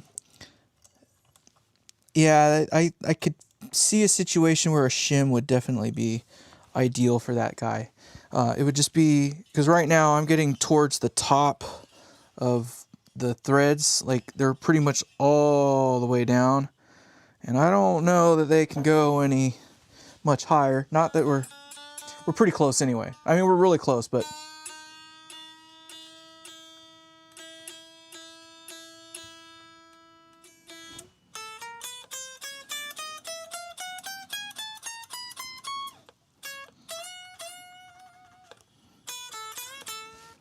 look at that. Oh, you can't tell. You can't tell from there either. It pulls it in, like it you can see if I can make it stay put so you can actually see it. So when you bend the note, you can see it pulls it down. So that's what. Oh, that sounds so much better though. Oh, I'm liking that. This is the most alive this guitar has been. I'm not kidding. Like this sounds pretty dang good. I'm happy with where it's at. I am gonna try to go just a little bit higher on the strings though. It is close, but not quite. Close, but not quite. Okay, and we're in the line there. All right.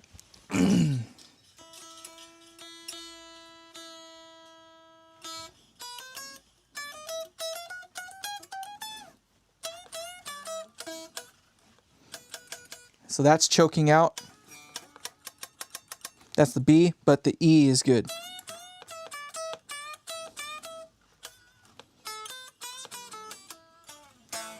We may even need to go a little bit higher yet still on that E, but it's in a good spot. So I'm going to loosen that up. And we're going just a little bit higher on that B string. And the way they do that is interesting. So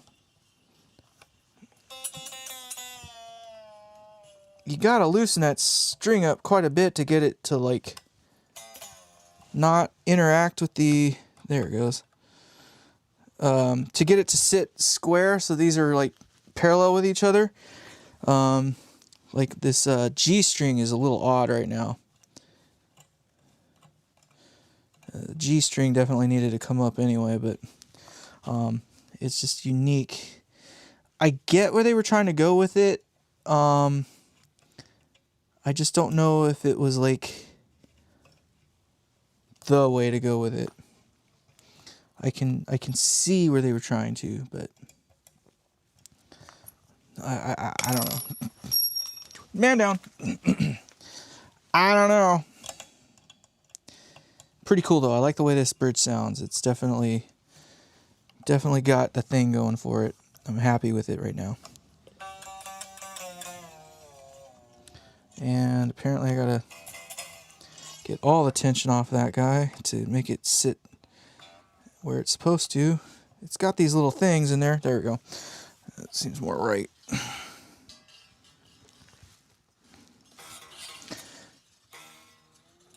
Something tells me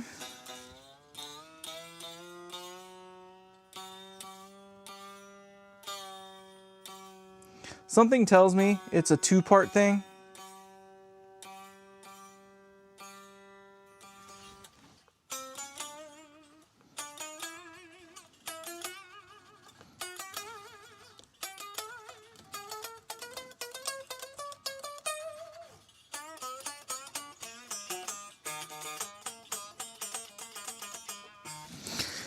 Like you can get it to a certain point And then you can actually use that to actually set the actual height, because this one's being a little different and it doesn't seem like I need to tighten it. I don't know, it's so weird.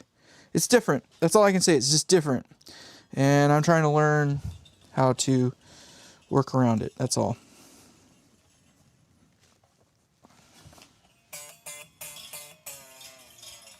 What sucks is I'm gonna have to undo all this so I can take that nut back out so I can get it to the right freaking height, but you know, whatever. First world problems. First world problems. I'm good at those. All right, let's see here what happens when we loosen that up a little bit. Does it? Oh, okay, yeah.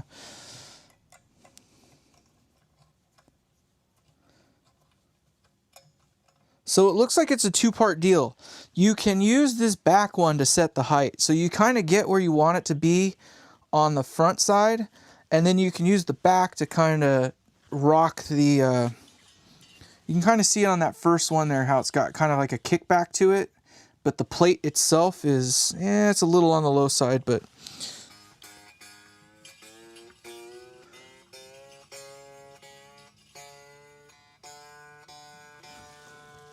I don't know. It's definitely different.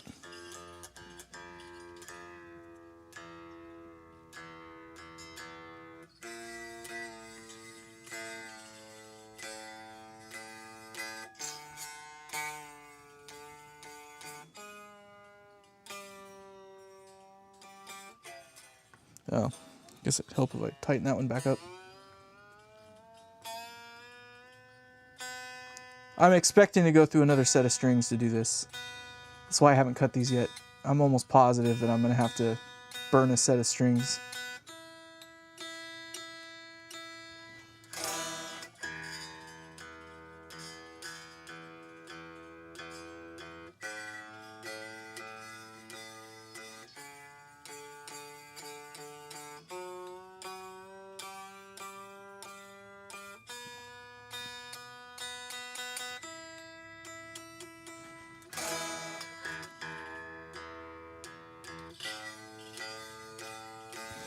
So we got more angle.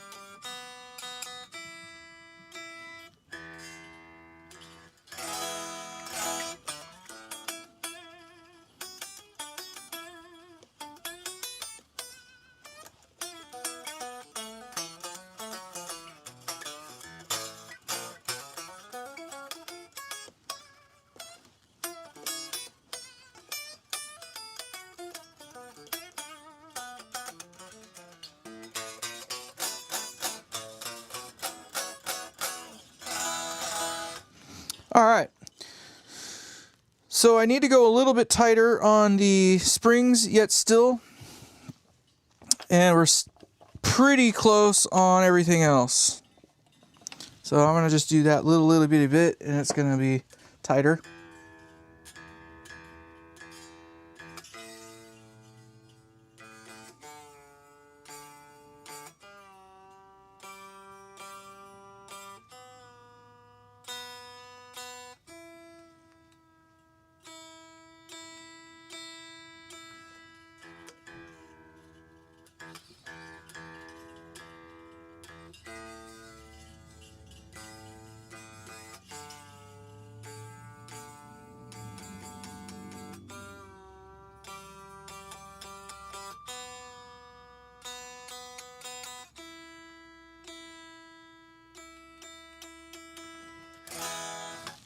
And now that bridge is perfectly flat. So the bridge plate here, this part is flat, and now it's just a matter of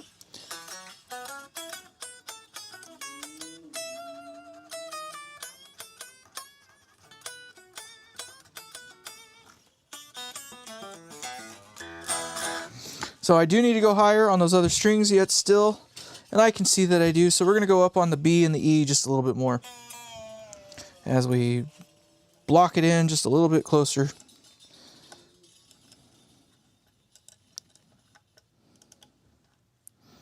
I don't use those string gauges. I don't know. It's just,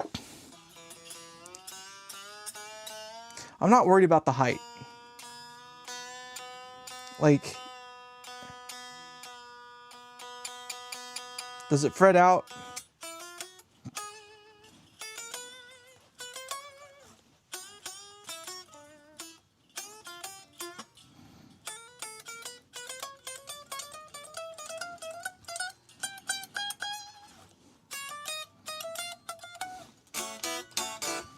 Pretty freaking close. I will take it. We're going to do the E just a little bit higher.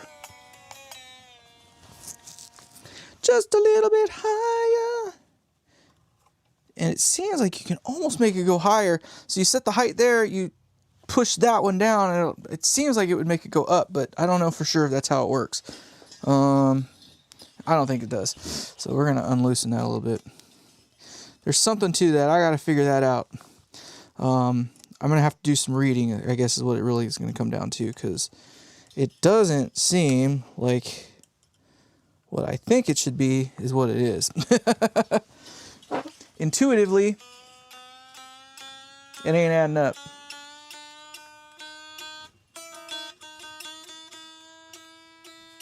I'm just waiting for that string to break.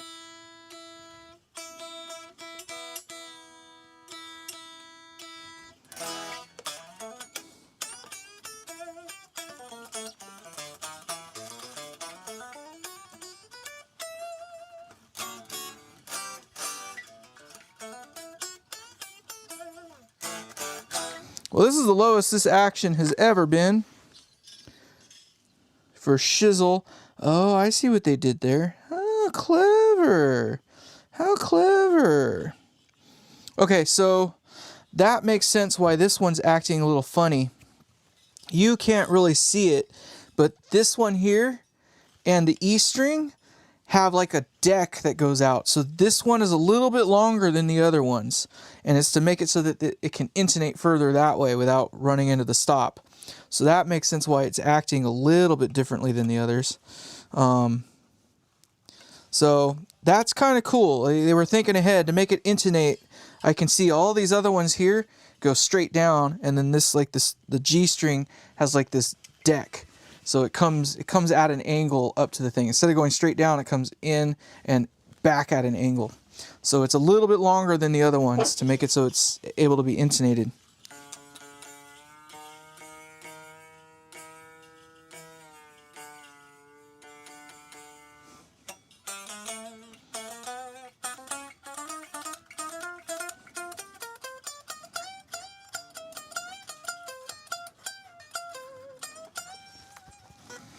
Yeah, this action I don't think has ever been any lower than this before. It's still a little on the low side. We definitely need to go a little bit higher with a couple of these strings here. I mean, I like low action as much as the next guy, but too much of a good thing is still too much of a good thing. So, and then of course, there it is. There. I know this isn't interesting content, but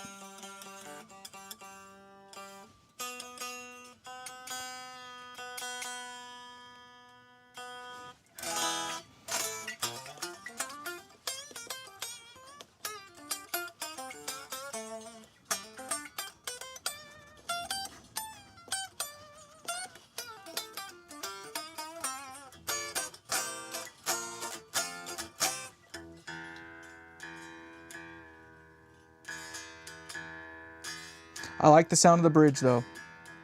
It's not easy to set up.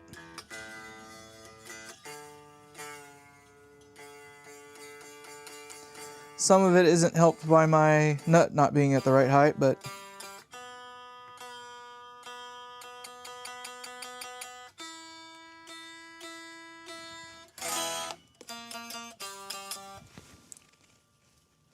yeah, the G's a little on the low side. Yeah, we're just a little low all the way across. Like the E is floating actually pretty nicely. Like there is air underneath the E. You can't tell, I can. But the A string is definitely buried. D string is buried. So these three strings here, the A, D, and G are buried. But the B has the right amount of height and the E has the right amount of height. And this other E has the right amount of height. So realistically speaking, I should have left it a little bit high and then used some nut frets. Or some fret files, excuse me. Nut files.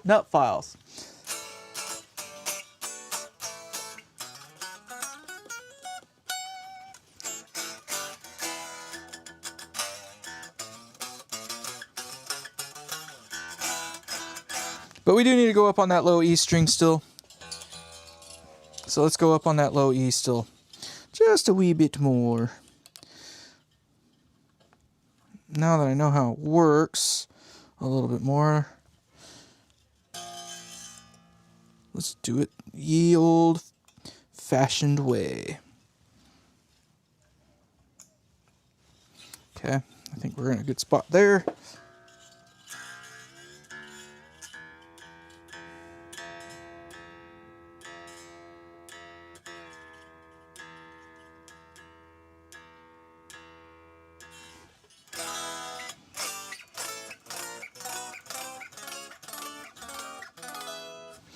Intonation seems about right.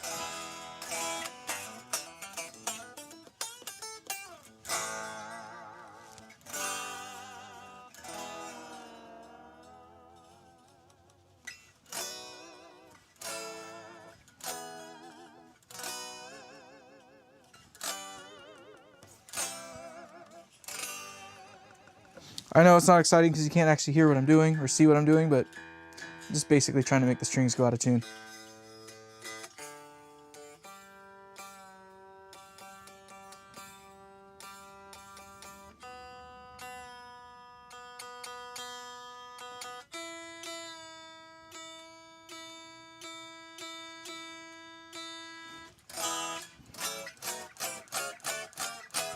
Alright, what I can tell you is acoustically, this has never sounded that good before. It's always had some kind of weird little honky thing going for it. Electrically, it always sounded pretty... It wasn't bad. Like, the electronics always seemed to kind of tamp down some of the weirdness that it had in the body sound. Now it sounds balanced, more balanced. Like there's definitely more definition between string to string. The sustain I can tell is going to be good once I get the action set a little more proper. The bridge angle is good. I'm going to do a little bit more research and try to figure out what I'm supposed to actually do with these things, because some of these just seem to be, like when you look at it from the backside, it seems to be just like nothing makes sense. And you can't really see it. Maybe you can, but you see like that B string is like way down. Like I don't know if it's supposed to be that way, or like if you're supposed to raise it up, you know what I mean? Like you can adjust the back height with this guy here, but it doesn't appear to change the height of the string. So let me play with that a little bit. Didn't change the pitch.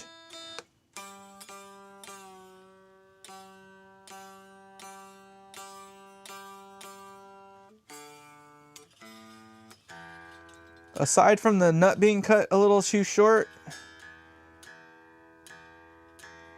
it's pretty good.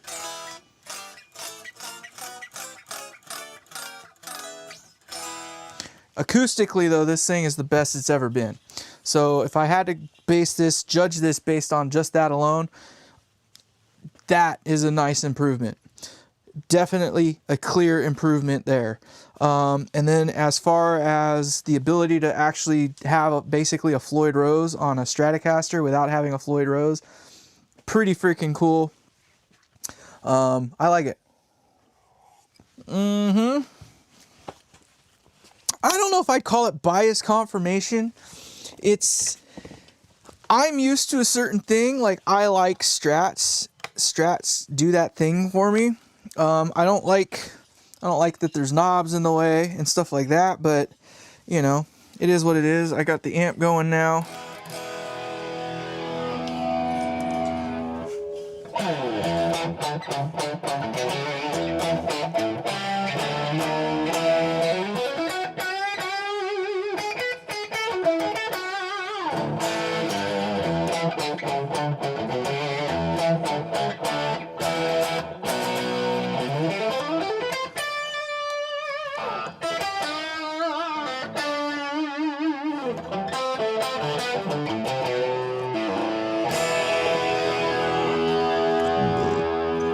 So that was with the dimension all the way up.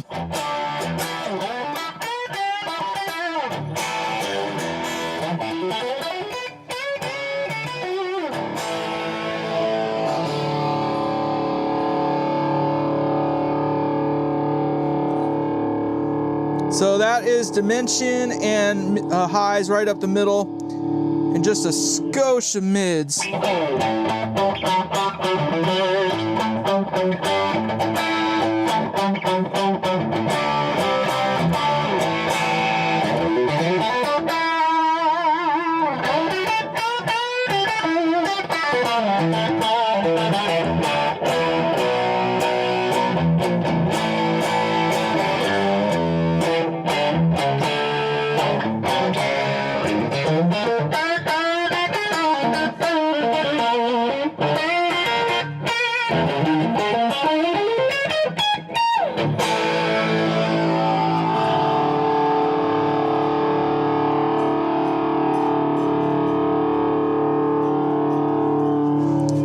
A little bit brighter than I like it, but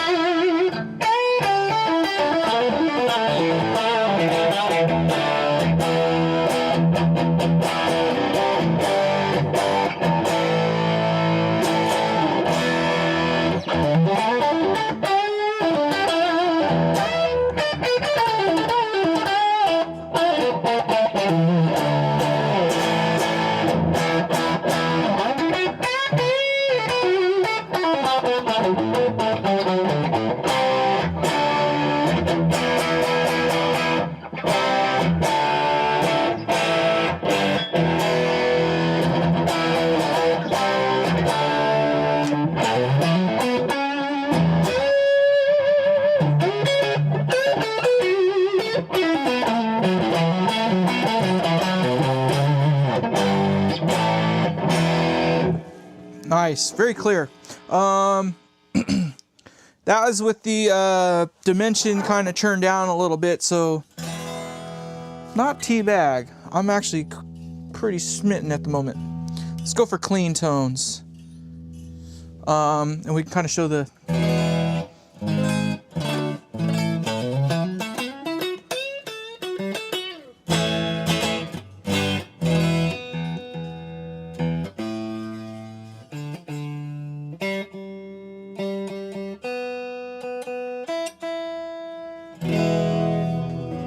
and I like the dimension turned up because it gives it that more sparkle.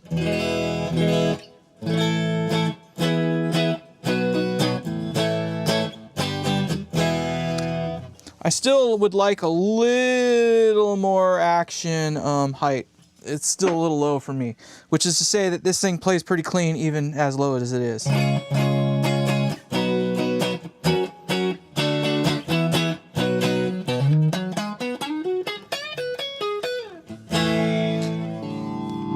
it up just a little more.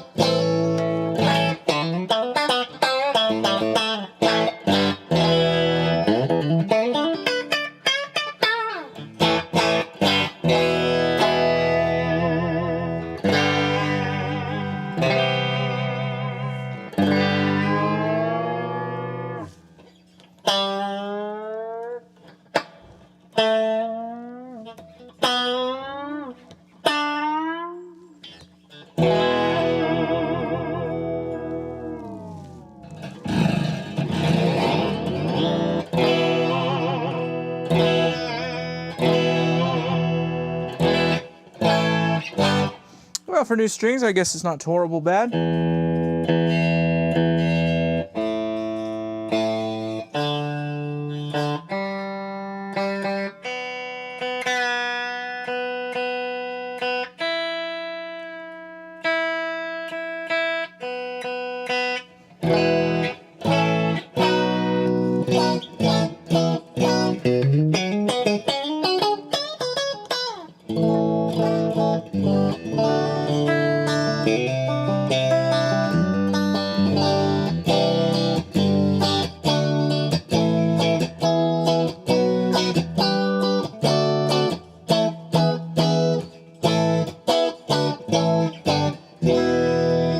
Alright, I'm gonna call it there.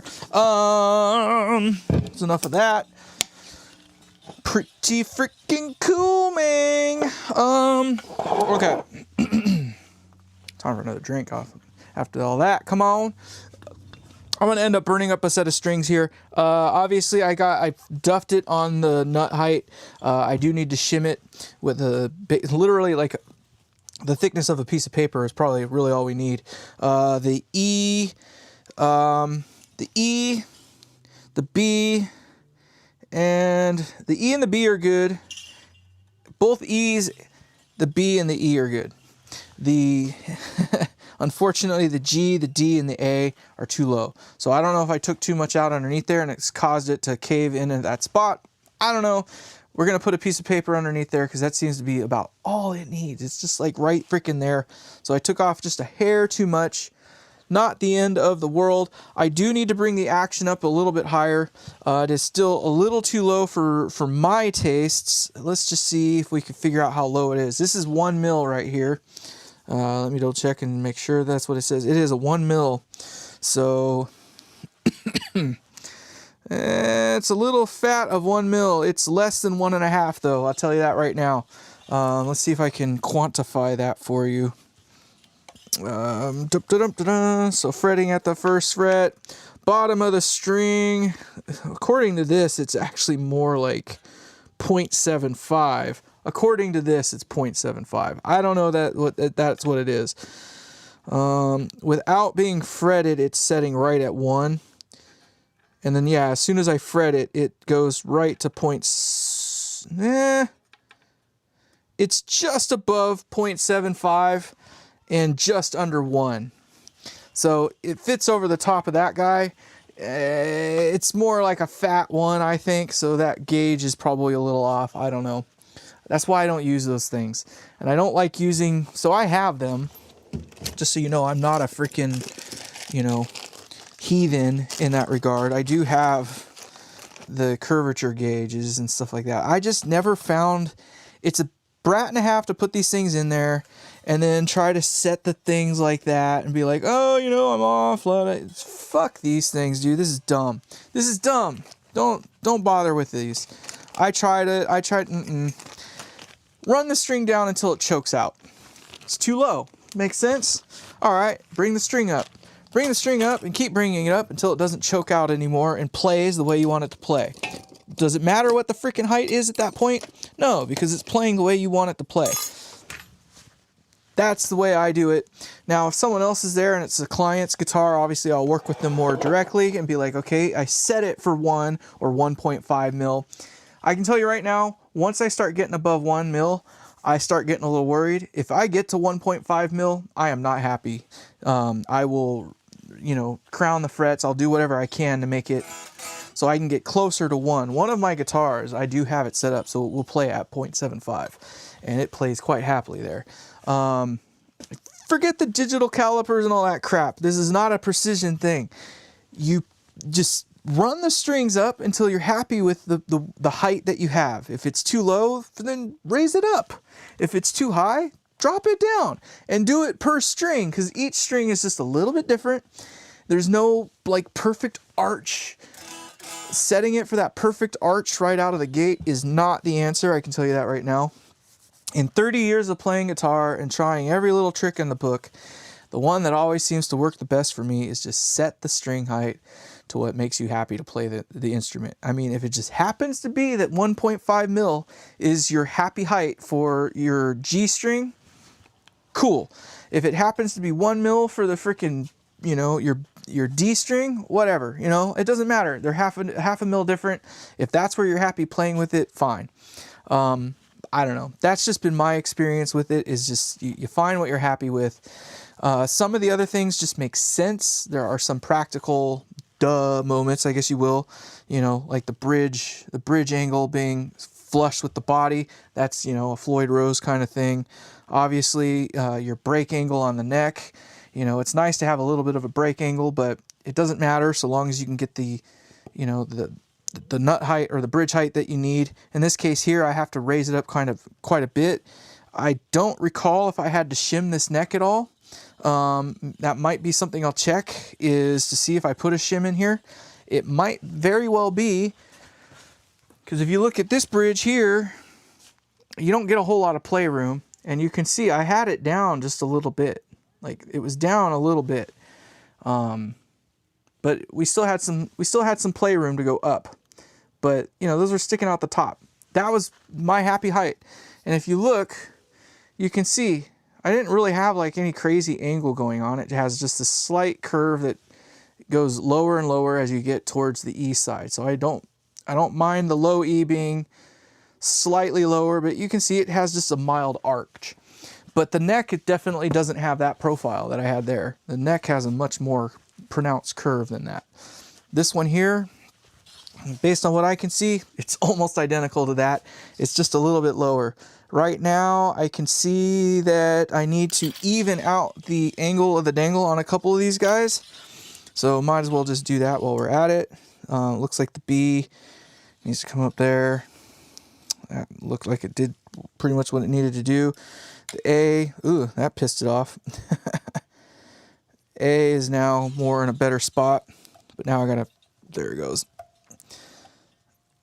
That's interesting how they do it. They actually have like space between these things, which is kind of unique. And when I say air, what I mean is that there's enough space between the bridge, whatever you want to call them, the nuts. I don't know. It's not a nut, but the bridge pieces. There's enough air between them to actually do what they need to do. Now, I get the feeling that they intended for this thing to set so that these would be level, because that makes sense to me. So what I'm going to do is try to make it so that they're all level. Which means going up or down with the tightness. It seems to make sense. My wife's talking with the son, and I can hear her in there having a good old time. The wife has a laugh about her. It's funny. I like it when she's laughing and having fun. I'll tell you that. Happy wife, happy life, right? So they say. But as long as she's having fun, I'm okay. I wish you could see the backside. I wish there was a way for me to get the angle of the dangle on the backside. The backside definitely shows more of what's going on than the front does. It's a little more telling, I guess, if you will. I don't know if you're never going to be able to see that. Maybe. Almost. There's just, it gives you a better idea of what's going on and what the heights are. Like right now, the B string's pretty low. I definitely got some height on the G and the D, and it's still not high enough. So it's just little things. It's just the little things. It's unique how this system seems to work. So I don't know. I think once you wrap your head around it, it makes a lot more sense and might be a little bit more fun. That's the hard part, is getting your head wrapped around it. But I can see that they make it very easy to work out for you. Like, I think once you wrap your head around it, it kind of becomes intuitive. That's all I'm saying. I know it sounds like I'm rambling on here, but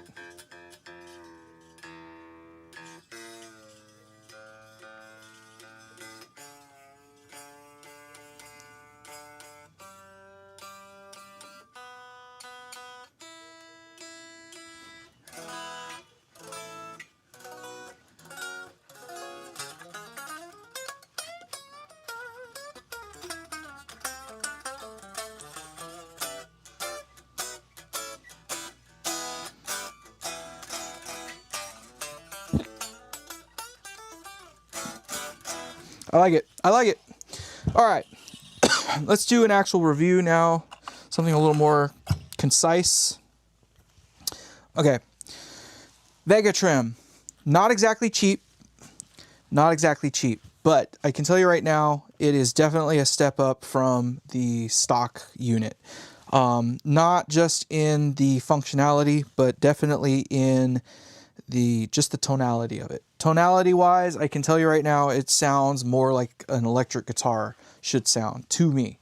It feels like the strings are attached to the guitar correctly.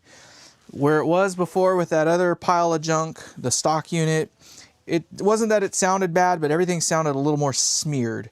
Like things were closed in on itself, right? There was too much attachment to the body in a bad way, and it made it just, and I don't think that floating that bridge off the body and using less springs or this or that or the other would have done anything like different. It's immediately different in that regard. Some of it might be the tone block in there, I don't know, but once you get it set up the way it needs to be, it seems to be intuitive enough. I would definitely say that if you're planning on doing a nut job, don't do a nut job at the same time you plan on changing this out. Do one and then do the other. Don't do both at the same time like I did, because you're going to end up in a situation like me where I'm trying to get shit done and I overdo it a little bit and now I got to shim the nut up. I don't mind shimming the nut. By the time you put a couple drops of super glue in there and, you know, literally the thickness of a piece of paper or something like that, you can't tell the difference. I've changed out nuts on so many damn guitars that A being them, you can't tell the difference. What you can tell the difference on is when you're fretting out at the first fret because the string is too low. What you can also tell when you're playing the guitar is that if the nut is too high and you literally have to fret the, sorry, excuse me, you literally have to fret the string from a mile above, that the intonation goes out, etc., etc., that is definitely a problem. And it is also harder to play. This one is almost too easy to play right now. I can definitely say that I need more height. Which brings me to one of the only things I wish they did do with this was give you some shims to put underneath there. I think literally like having a couple, different thicknesses that you could go with, like I think 2 or 3 might have been just plenty. Stock height there, you need just a little more height. You can take it out, put a shim in there that's, maybe 1 mil higher, and then another shim that's maybe 2 mil higher, something like that, so it can work with a multitude of different guitars. I could see where this might be a problem if you get like a modern build where you actually do have some kickback. If you did have some kickback on the neck or, break angle, I guess if you will, this bridge will not work. You probably will not be able to get these things high enough to actually get a kick back. I don't know what it is about it. It just seems like it sits a little bit lower than the stock unit to the degree where I feel like I'm running it up a little bit higher than I would like to. Now, sure, I guess you could just put your own little shim underneath there, but I don't know. I think it probably would have been, I don't know. This is me being a nitpicker. It would be cool to have an option for this where they have the two post, and I do think that the 2-post, or the 2-hole version of the bridge that Fender makes is definitely a leaps and bounds better version of the bridge, period, of anything they've ever, allowed out their door before. Like when they went to that 2-post bridge unit, that was the bee's knees for them. That little bit of innovation there was good enough. I think with those and a tone block, you're set to go. It'd probably be just as good as this. I think what this thing has going for it and why I think it works so well is that even with the 2-post version, it has a bar that goes all the way across, and that bar being sandwiched to the body the way it is, and how this little knife edge works into it, it does a really good job of just transferring the energy where it's supposed to, but it does it really, really well. I can say with some authority that this definitely sounds good. So, thank you. It's like a wine red. the way I acquired this guitar is not, righteous by any means, but somebody left it at a venue that I was doing sound at.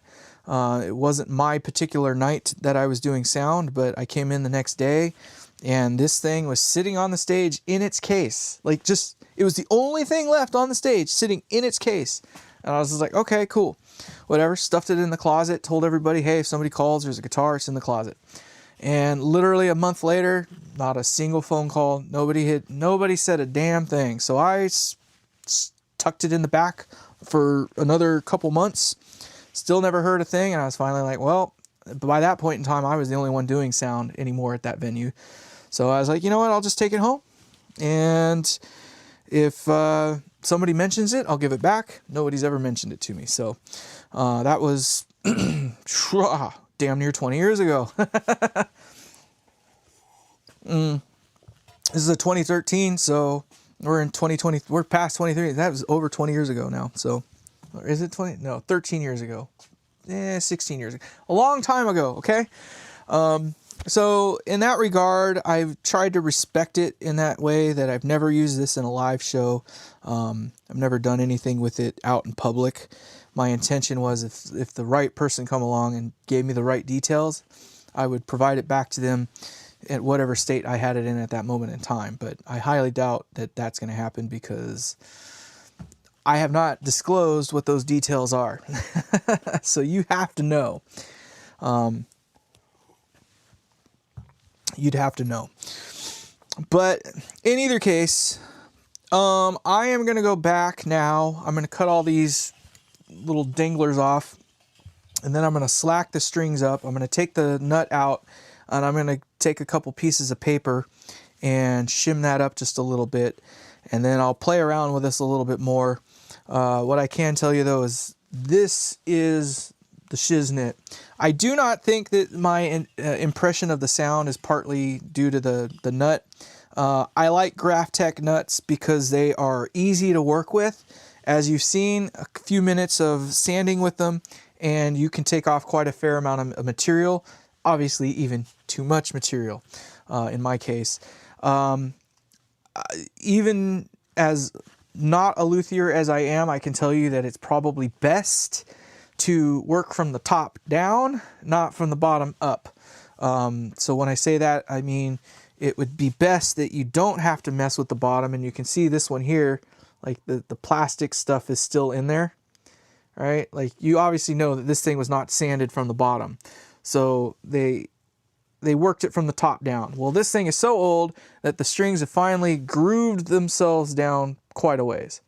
Well, this one here doesn't have that problem where it's grooved down that much, and I think it's just, I don't know, it'd be cool if Graphtec made like a curved bottom version. Maybe I just haven't found it yet.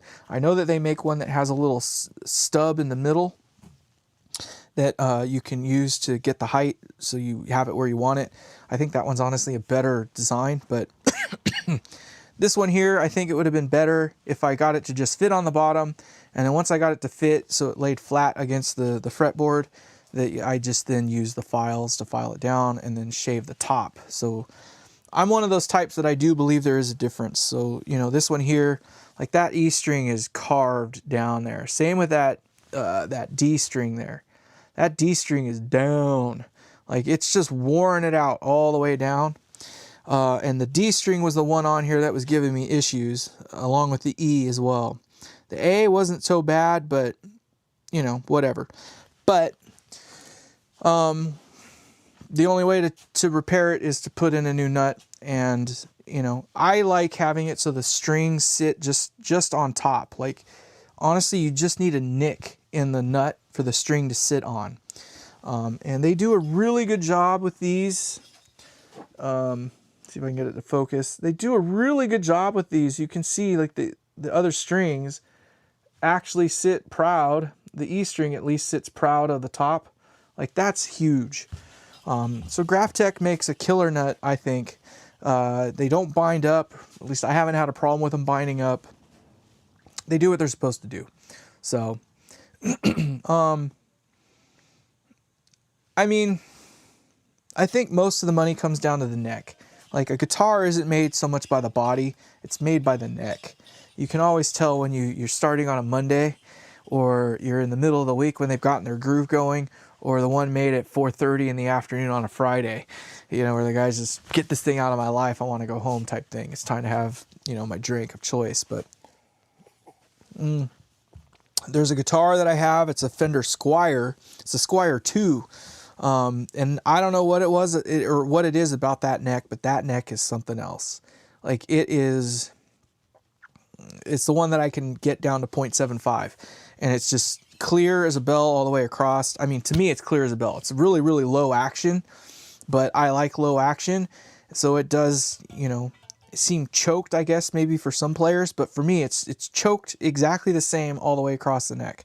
And it just plays like a dream. Like, you just think of where you want to play and the note just jumps out. So whatever that neck is and however they did it just was. Now, I did do some other things on that neck that are a little unique. I took not one, but two of these Graphtecs and I glued them together, and then I made me a compensated nut. That's something I'll go over in another subject later on. I'm shocked that it's not ubiquitous yet. Like, a compensated nut is something else. And what's cool about it is it does sit out about the thickness of another layer of, you know, nut, but it sets on top of the fretboard. And then what you do is you actually cut back the nut at differing lengths, much like you would here. But instead of intonating at the 12th fret, you intonate at the 15th fret, right? And because you're intonating at the 15th fret, it makes it so that the range, if you will, between, so when you intonate a guitar like normal, your first, you know, like 4 to 5 frets are pretty good. They're close enough, right? Usually your G and your B are a little off, right? But you can compensate for it. But then by the time you get down to around the 12th fret, obviously it gets a little out of wonk right in here. You get to the 12th fret and it's right, but then it starts to fade away real quick after that. By the time you start getting down in your upper register, it starts going out of intonation again. Well, what's cool about with the compensated nut is that when you intonate at the 15th fret, your first 5 frets are absolutely solid. They're intonated correctly because you use the nut to intonate the first 5 frets. So you intonate here, right? You pitch it to normal. You intonate here. And then what you do is you use the nut to intonate to the 5th fret. It's kind of one of those things where you work kind of backwards. But once you get the top half done, then you intonate here, and it's just like everything intonates much, much better between the 1st and the 12th fret, and then from the 12th fret down, it's already, you know, you've already eaten up the last few frets, so it stays pretty much in pitch by the time you get down to the 24th, if you got a 24 fretter. So compensated nuts are definitely the thing. You've heard of the buzz fightin' or buzz feetin' system. That's bullshit. That's just the weirdest thing ever. So the buzz fightin' or whatever the hell it is, all they did was take a standard nut and then notch it a little bit so that it's just slightly out of pitch. But then what you have to do is this special tuning. You have to tune your guitar a certain way, and then you intonate it to that, and then it just, all it does is close things in so everything's a little bit closer, right? Also kind of bullshit. I don't like it. I call bull crap. That buzz fighting tuning bullshit is bullshit. And then you have a couple other different type of compensated nuts out there, different tuning methods and stuff like that. But the real burp, now it's a real show. Accidentally made one perfect, right? Yeah, exactly. The reverse lemon, the one neck that came out perfect. Don't know how, don't know why, but it just came out that way. But if you can get your hands on a compensated nut, I think it's kind of one of those things. I don't know that you can just do one. I'll show it one of these days. I'll bust that guitar out. I haven't shown it at all, but Buzz Aldrin. But I don't think you can just pick like the standard like distances, right? And maybe it would work out because in theory these should be identical, but the one I made, you know, it kind of looks almost like, you know, the bridge would, where one string is longer, the other one's shorter, etc., etc. And I just slowly but surely sanded each string so that it was a different a different level. And I think even by the time you got to the E string or something like that, you were actually chopping out into the nut itself. So you had like just this little bit left over to get it right. Or maybe it was on the G string. Well, I can't remember off the top of my head, but the compensated nut is definitely where it's at. And you use the nut to intonate your first 5 frets. And then from there, you tune the guitar back to pitch, and then you intonate to the 15th fret. Does the work. So now you're perfectly intonated between the 1st and 5, and then you're intonated from here to here, pretty much spot on. And that leaves you only with this little area here, and by that point in time, you're just a little bit off there, like minutely off, and then it's coming back into pitch again. You know what I mean? That sort of thing. Closes it up a little bit more. So I prefer it. That's a me thing, but whatever. I'm just some freaking jackass. So, I'm going to cut these and just get it over with. We're going evil mode. Who saw that movie that Jim Lill put out the other day? By raise of hands, who even knows what I'm talking about? Jim Lill. Or Lil Jim. I'm pretty sure it's Jim Lill. He did that video on preamps. Where does the tone come from? And he said that some people will be angry. I've been saying it for years. People are always like, oh, Neve this, Neve that, focus right this, focus right that, and you got to do this. No. Bullshit. Bullshit. If you spend enough money, obviously you're not getting something from China. You're not literally giving your money away to some foreign country.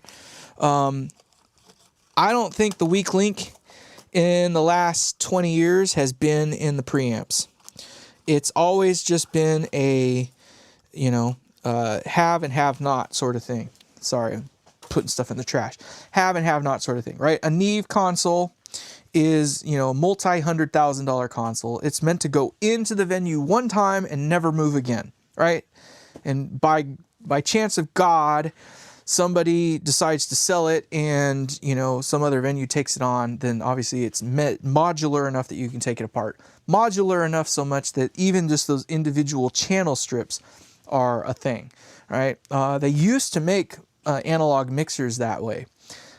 So what I'm talking about is imagine a mixing console for even a live mixing desk, or even your, studio recording mixing desk. Each of the channel strips was a module. It was built as a thing, and you took it out of the thing as a, I don't know, like a card, if you will, right? It just slotted on out of there, and you could replace them at will if one went bad or needed repair or something like that, right? Even some of the modern boards are kind of like that. So the Avid S6L, you take it out in a section, but each of the channel, like the fader strips, is replaceable, right? So you can actually replace it on a per strip level, but you have to take them out, I think, 6 at a time or something like that. But you can move the cards around and all that stuff, so you can move a bad channel to the end of the mixer or something like that. It just sucks to have to do it during a live show, because you basically lose those 6 channels while you're doing it, or whatever number of channels that are, on the faceplate together, that sort of thing.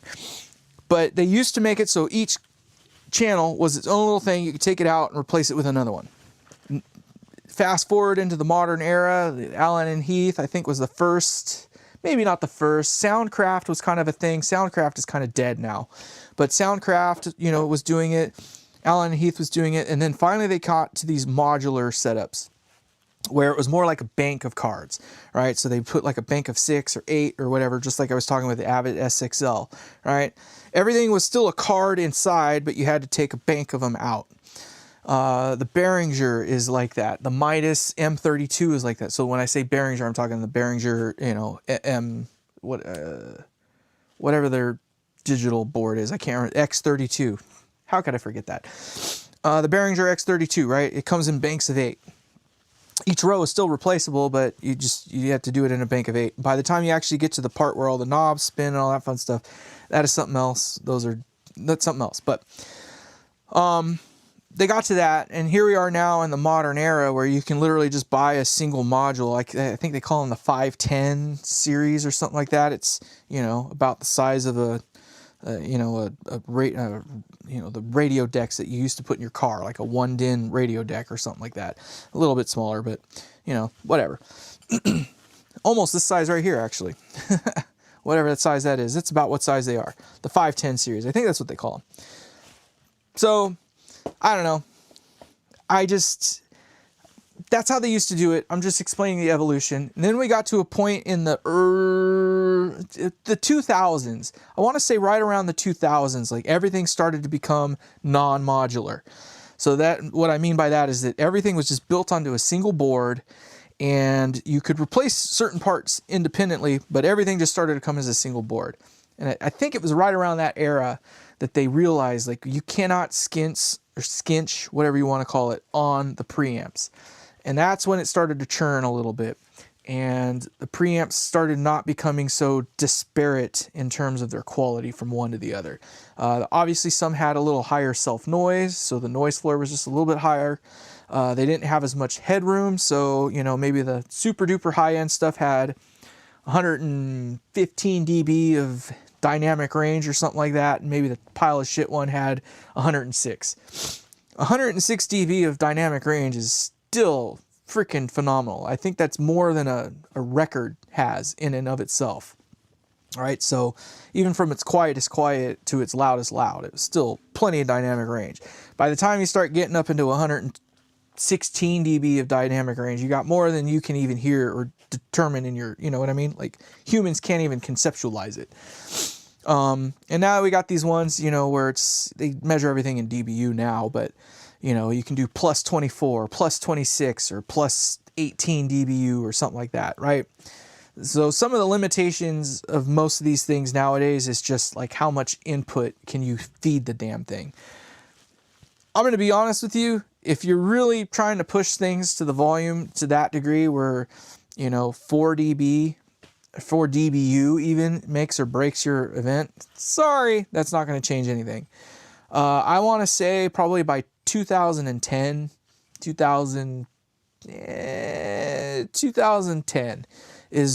that's the break-even point. That's about when the Focusrite series came out with the Scarletts, the Gen 1s or whatever they had. I think it was right in that era. Obviously, by then, the Behringer X32s were coming out, and you've already seen those videos where the X32 versus the actual Midas it copies. Not that much different. They're different, but not that much. Even recently, Dave Rat of Rat Sound did a little expose on, you know, like an M32 versus some Super Wazoo, you know, like the Pro one or something like that, or whatever. You know, these high-end mixers. And yeah, there is a difference. Obviously, there's a difference. When you're paying $100,000 for a console, it better whoop the ever-living shit out of your $5,000 console, right? Better. Freaking better. But when you start comparing it apples to apples, like, it wasn't so far off that you had to sit there and, you know, choke down a huge one. You could live there and be happy with yourself saying, you know what, I spent $5,000 on that mixer, and it's just right there for, you know, for $85,000 more or $95,000 more, I could have gotten a Digico, you know, or an Avid S6L or something like that. The range is just getting really, really tight now. Even with digital amplification, a lot of people want to poo-poo on modern amplification. It's all Class D stuff. It's not nearly as bad as you think it is. Class D is not digital in the way that you think it is. The way it actually plays out on the ass end of the, you know, when it comes out of the speaker terminal on the back end of the amp, it's essentially analog. The way that it decodes all that stuff, it's essentially analog coming back out. And it's just the efficiency that makes it do what it does. Those things are like 90+% efficient at turning whatever the wall is providing it in power and converting that into wattage and output, right? Whereas the older units that had heavy iron in them, they do really good job for long sustained stuff, but maybe not so much at the same wattage. At least the wattage is cheap now, right? Back in the day, they used to have to make 100 watts go a long way. You know, speakers had to be hyper efficient and 100 watts had to count. Nowadays, just throw wattage at it. 100 watts? Fuck it. Let's give it 1,000. 1,000 watts will definitely turn that thing on. It's that kind of mentality that's happened over the years. And it just got to a point where watts were cheap. And then we came out with these switch mode power supplies and these, you know, these crafty SMPS stuff, you know, yada yada, switch mode power supply. But, you know, that kind of stuff. They even got power factor correction, all that kind of crap built into them. They even got multiple circuits nowadays where it just increases the efficiency of the amps. When you're not using all of its available power, it starts turning certain sections of it off. So it's not turning, you know, incoming wall power into heat. All right, smart technology. That's more what I'm getting at, but. Well, so getting into that right now. So, you know, your Scarlett 2i2, and I got a Gen 4, which I only got the Gen 4 because of the features. I like the feature set. Like this one here, you can go into the UI for it and you can mix the output channels how you want. You can actually adjust levels and stuff like that for your monitoring. Like that's the good thing for it. Hey, Mark, thank you for joining Fuel the Fire. I appreciate that. It's always good to have another. For all of my members out there, thank you so much. I will try to create some more member content here soon. I put out a video just the other day. If you're not a member, go check it out. But like this thing right here is not the weak link. This is not the weak link in any of your recording setup. It's gonna be you,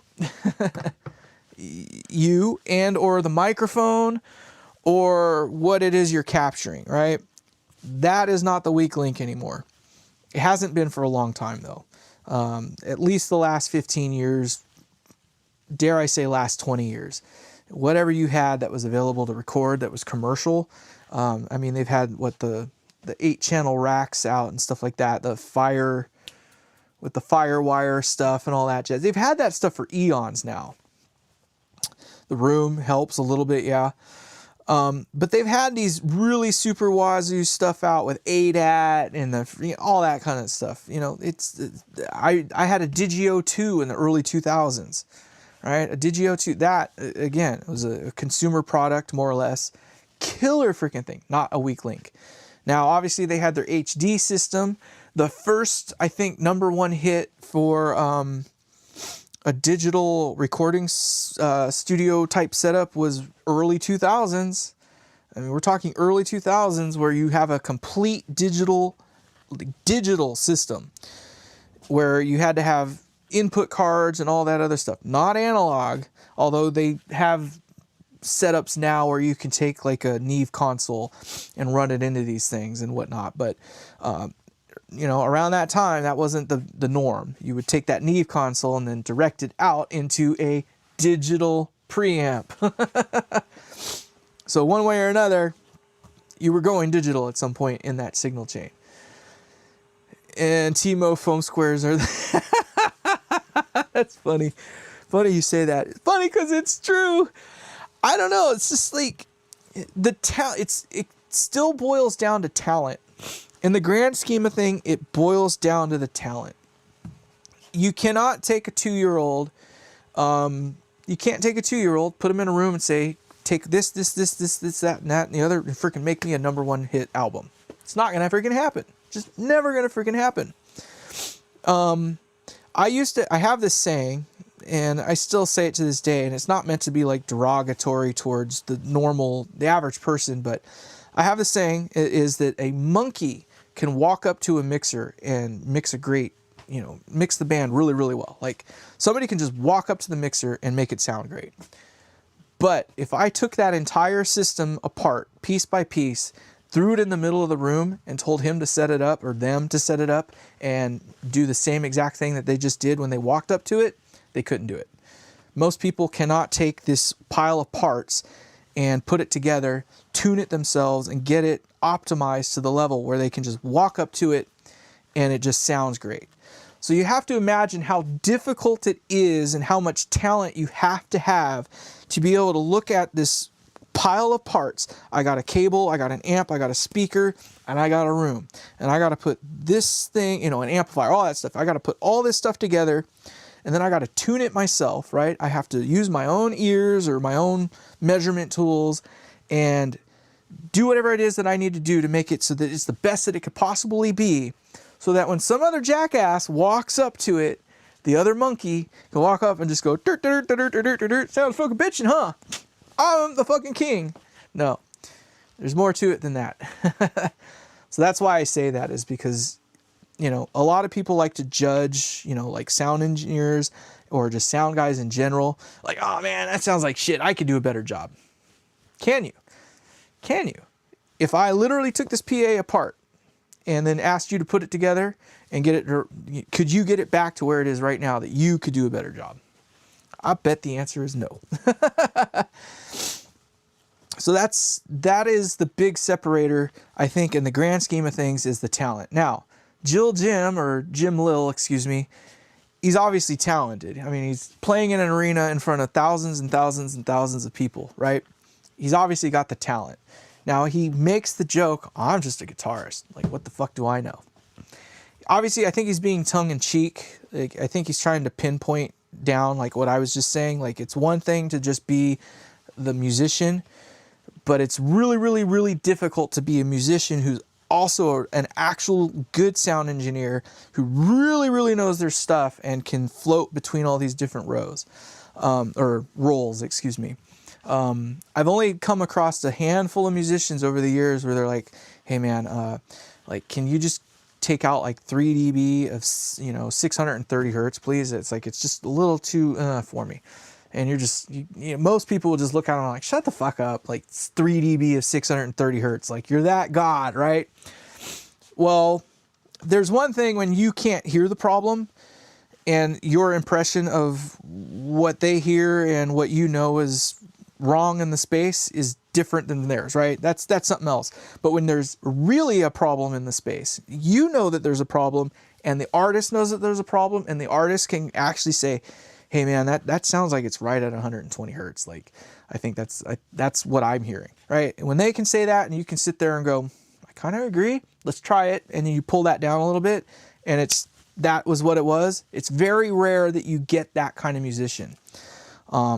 Especially when you're sitting there at front of house trying to hear a problem that's in monitor land. Like, I'm at front of house. I'm not sitting in your seat right there. I don't hear the same thing you do. I can tell that there's a problem. I just don't know if it's from the monitors. I don't know if it's the room itself, if it's the main PA, what it is. I just know that there's a problem. And to have a musician that can sit there and tell you with definitive, like, quantifiable results that is the problem, that's hard. That's very hard to come by. So be gentle to your local sound guy. He might not actually be an idiot. He might still be learning, but he's not an actual idiot. And don't think that just because you managed to bust out an album that you think sounds badass, that makes you God's gift to sound either. The talent in the space is the one that actually brings the whole, that's the one that cooks the pound of bacon. That's all I'm saying. To tape for best results. I don't know, man. If it sounds good, it is good. That's really all there is to it. I put very, very little effort. I'm not kidding. I put very, very little effort into this thing here and what you get and all this stuff here. It's like I pick a freaking preset that's in there. In the Torpedo Captor X, when I'm running it through that, I pick one. I try to pick a preset that's in the box. I don't want to cheat you guys out of anything, right? Like I'm doing some secret magic trick sauce, whatever.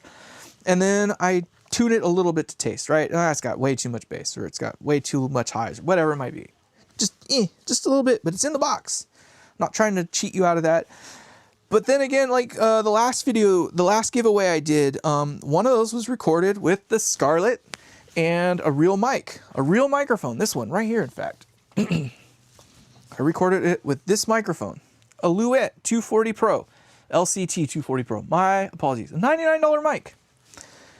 I just threw it in front of the cab, and I literally bopped it with my foot. It was that simple.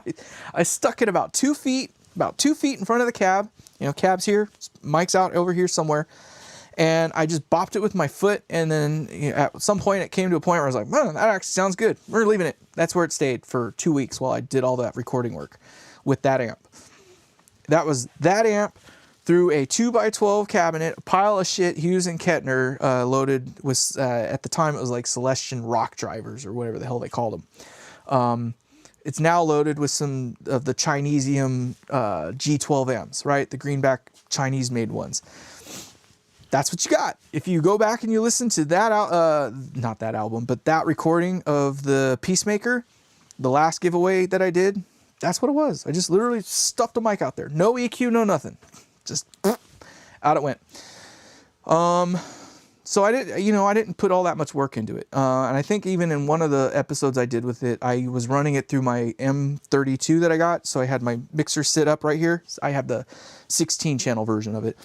But I sat it right here, and I think you could even see the work that I did, because I had like reverb and stuff like that, so I could get it live and on the spot. There was just minimal touch-up. I said I might just call the giveaway and send the amp to Darius. Oh, what did we... Okay. If they introduce too much latency or signal interruption when the sample buffers overlap, but that's a different... Well... I think most of these things nowadays, like 48 kilohertz is brainless anymore. Like, I think you can get yourself into trouble when you think that 96 kilohertz is going to do you any better. Honest to God, I can tell you right now, if you record at 16-bit, 44.1 kilohertz, you're going to get a studio grade album. You can do it. You can absolutely do it at 16-bit, 44.1. Nowadays, 16-bit, 48 kilohertz, perfectly fine. If you want to do 24-bit at 48 kilohertz, you can do that too. Sorry. I don't know. It's really hard to mess things up these days.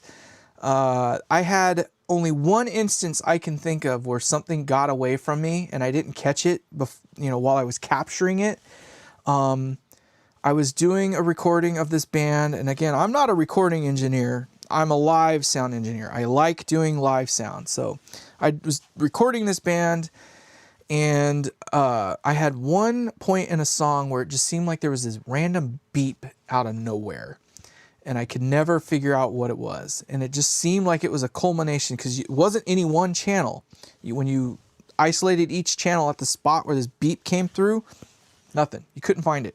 It only happened at that point in the song when everything was turned on and playing. So it just ended up being part of the song. Like, it was just really low. This beep. Turns out later on, like several years later, I fudged up and I set the recording rate and the playback rate at a different, whatever, right? So I was monitoring what I was doing because I could hear it through the thing. And then it was like I would hear this ringing sound when I would talk into it, right? So one part was set for one bit rate and the other one was set for another one. And it would talk. It would absolutely talk and do what it was supposed to do. It would record the whole nine. But when you were monitoring, you'd hear this ring on certain things. It was just really weird. And then I finally started digging into what was going on. Sure as shit, one was set for 48, another one was set for 41. Or one was 16 and one was 24 or something. Maybe they were both set for 48, but whatever it was, that was what it was. These days, I don't think this is like 10 or 15 years ago. I was still pretty new at some of this stuff, and, just didn't realize that two things could be set completely different and still work together. It used to be where everything had to have a master clock. So I used to play with the Yamaha MC7 or the M7 CLs or whatever a lot. And if you had an external time clock, which a lot of the times that's what they would use, was an external time clock, so they could sync all the boards together and all that fun stuff, they would not work if they were on different clock speeds, period. It just did not pass. Well, it's crazy to think that you could have one that was working at 16 and another one at 24 and it would still pass audio. So I don't know. All I cared about was the clock speed, not the bit depth. So, so again, I'm not a recording guy though. I'm a live audio. So that's where I tend to place most of my strength and whatever. And speaking of which, you're not going to be seeing a lot of me in the next couple weeks.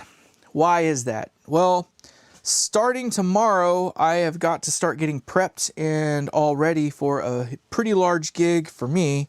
Not for me, but for me, a pretty large gig. The following week. So Wednesday of next week, I will be setting up I'll be at a ground stacked line array system. Blech, it's not the way to do it, but I'm doing a ground stack system because the client can't afford to go up, and I'm going to do it by myself. So I'm not going to have 5 hands on deck to set this thing up, so I can't go up in the air. So I'm going to have to ground stack it, but I'm doing 6 boxes per side of some L Acoustics Kiva 2s. So we're playing with some real PA equipment there. So we got some L Acoustics, the Kiva 2s with some LA 4Xs. So that'll be fun. I am going to do a cardioid subarray, an end fire subarray, excuse me, using some L Acoustics SB18s. So that'll be fun. And then we're just, yeah, it's going to be pretty big. It's a local event I got going on, and so that's going to take up my entirety of next week, more or less. But that starts for me tomorrow on the whole prep work thing. So this is the last video you'll probably see of me until that's over with. Maybe I'll punch one out Monday or Tuesday if I'm well caught up. But Wednesday through Sunday of next week, I'm not going to exist. Now, the week after that, I'm going to be in New York. I am going to New York to visit with Andy Lederman. His birthday is on July 4th, and I will be there in New York with him to celebrate his birthday. So 2 of the world's greatest guitar amp designers in the world are going to get universe. I wish I could say I was. I don't think I am. It doesn't matter if I am or not. I just want to have fun. We're going to do this and have fun. So Andy's a great guy, and I'm going to go down there and hang out with him on his birthday. Yeah, right. Smoking Chiva with the Kiva. Question on the giveaway. General idea, day a week and time. Okay, so troop in. Stay tuned. There will be plenty, trust me, plenty of lead time on it. It is at least another couple months out. Grant Us Glorious Tones channel is more or less the one to pay attention to for that at this point in time. I will obviously do my updates when I'm doing videos much like this. So just know that, yes, it is still happening. It is going on. That guy right there is going away. I am waiting on some more parts. You want to hear about a $100 knob? Well, I'm putting literally a $100 fucking knob on this thing. So what you can see here is a knob. So I talked about it earlier that I put a dimension control. I made a modification to the amp that allowed you to change some aspect of it on, you know, that is something you can change on the amp. Well, what I did is I put a dual concentric pot in there. Dual concentric means that you have 2 pots on one shaft, but each of the 2 pots is adjustable by a different part of that shaft, right? So there's 2 shafts in one thing, and that's where you get something like this. So you can see here that there is this knob with its own little pointer right there, and then there's this knob with its own little pointer, and they fit together. Make sense? Well, unfortunately, the potentiometer that I used, the dual concentric pot that I used, is not very standard sizes, which is to say that it's very, very difficult to find these things here that fit it. And as you can see, I've had to modify that. That used to be black all the way through, much like this one is. Same with this one here. I had to drill that hole out to fit in such a way because it didn't fit properly. Well, I didn't like these knobs here, but it cost $30 to get this knob, this knob right here. These 2 parts cost $30 to get in my possession. I don't like these. These are trash. These will never get used. So there's that. This is another one that I purchased. These was another $16 worth of knobs right here. Again, not going to be used. So what are we up to? We're almost to $50 right now. Well, guess what's on the way? Another $30 to $60 worth of knobs and options coming my way. I even purchased some aluminum shaft, right? So another $16 in material here to make it so I can custom fit my own collars to make it so things like these will fit. And I'll show you what I mean by that. So this guy right here does not fit the pot that I got. Well, imagine the fact that I can put that in there and that fits very, very well inside of that, right? And then that will fit over the shaft that I need this to work on. So, I mean, like I say, it's just turned into a very expensive pot or set of knobs. And then, of course, I had to order some knobs. I'm very particular about the type of knobs that I wanted to use and where the hell did I put them. Okay, so the type of knobs that are used on this amp is this style here. I don't know what style that is. All I know is that's the knob that I put on. That's the knob that I put on the amp, okay? Well, this and this are not the same. They don't look the same. They're not even close to the same. So, me being the jackass that I am just hard set on finding a dual concentric set of knobs like this, where it's that style of knob on the ass end. I'm not so worried about the shaft side of it, but the outer part, the part that you would normally grab for, I want it to match that style. I did find some. You wouldn't believe it. Ah, dang it. I'm going to have to do some work. Hold on. I have it. I'm not going to take it off the amp because I don't want to mess with the amp any more than I already have. But let's just take it off of where my inspiration for it came. So I knew that they made that style of pot that I just showed you in a smaller size. And this is as close to it as I can come. This came off of my Seymour Duncan Dark Sun or whatever the hell it is. I knew that they made that. But unfortunately, it doesn't fit inside of the two options that I have. Oh, it fits inside of this option right here. So this one, it fits like a glove in there. All right. So my hope is to use both of these parts right here. Right. So they're both pretty close to the same size. I wish this wasn't so shiny. I might see if there's a way to make it so it isn't as shiny, but as you can see, it's got about the same dimensions as the one I just put away. I shouldn't have put it away. I don't know why I did that. Sorry. Bear with me. Bear with me. Thank you guys for sticking out with me, as long as you have, the 13 of you that are here.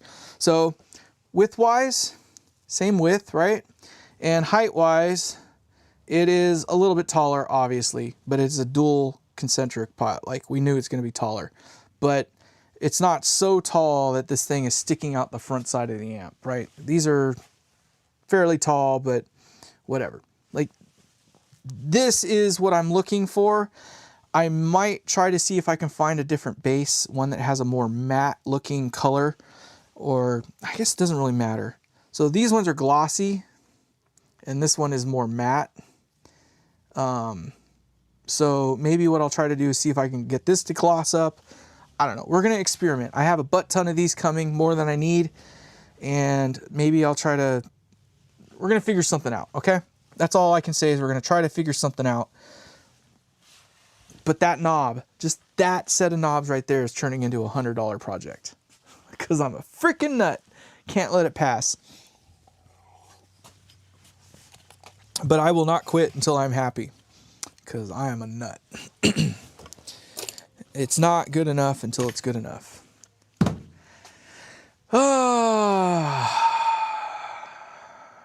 So that's that. So yeah, the next couple weeks I am pretty much consumed with just stuff. Now, my intention was to have this sent out this week. This thing was supposed to be on its way to South Korea this week. Did not happen because of what we just talked about there with the knobs. So what it was I I did that recording where I was showing you what this thing sounded like with just amp, right? Like if you turn the master volume all the way up and then you just use the volume to get the distortion from that way, trying to show you what the amp could do all around, right? Well, it was during that session that I was like, okay, it needs more brightness when it's clean. It just didn't have the clarity and definition that I wanted when you were playing clean. It needed to have more sparkle. It had plenty of bass to me. It was round, it was full, it sounded pretty and all that stuff, but just not enough sparkle.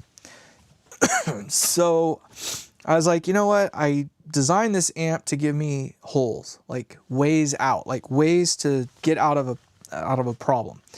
And I was like, I knew exactly where it was that I needed to go to make that change. So I put a cap over the top of this resistor, just basically a treble bleed cap. That was it. Like it was instantaneously like, ah! All the highs and clarity that I wanted in the clean setting.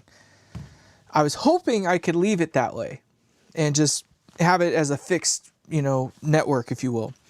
Well, the problem is that it was full blast, if you will, right? It's like just having the tone knob all the way up. So when you played the guitars and you started running up higher levels of gain, like actual distortion and stuff like that, it started getting a little too fizzy.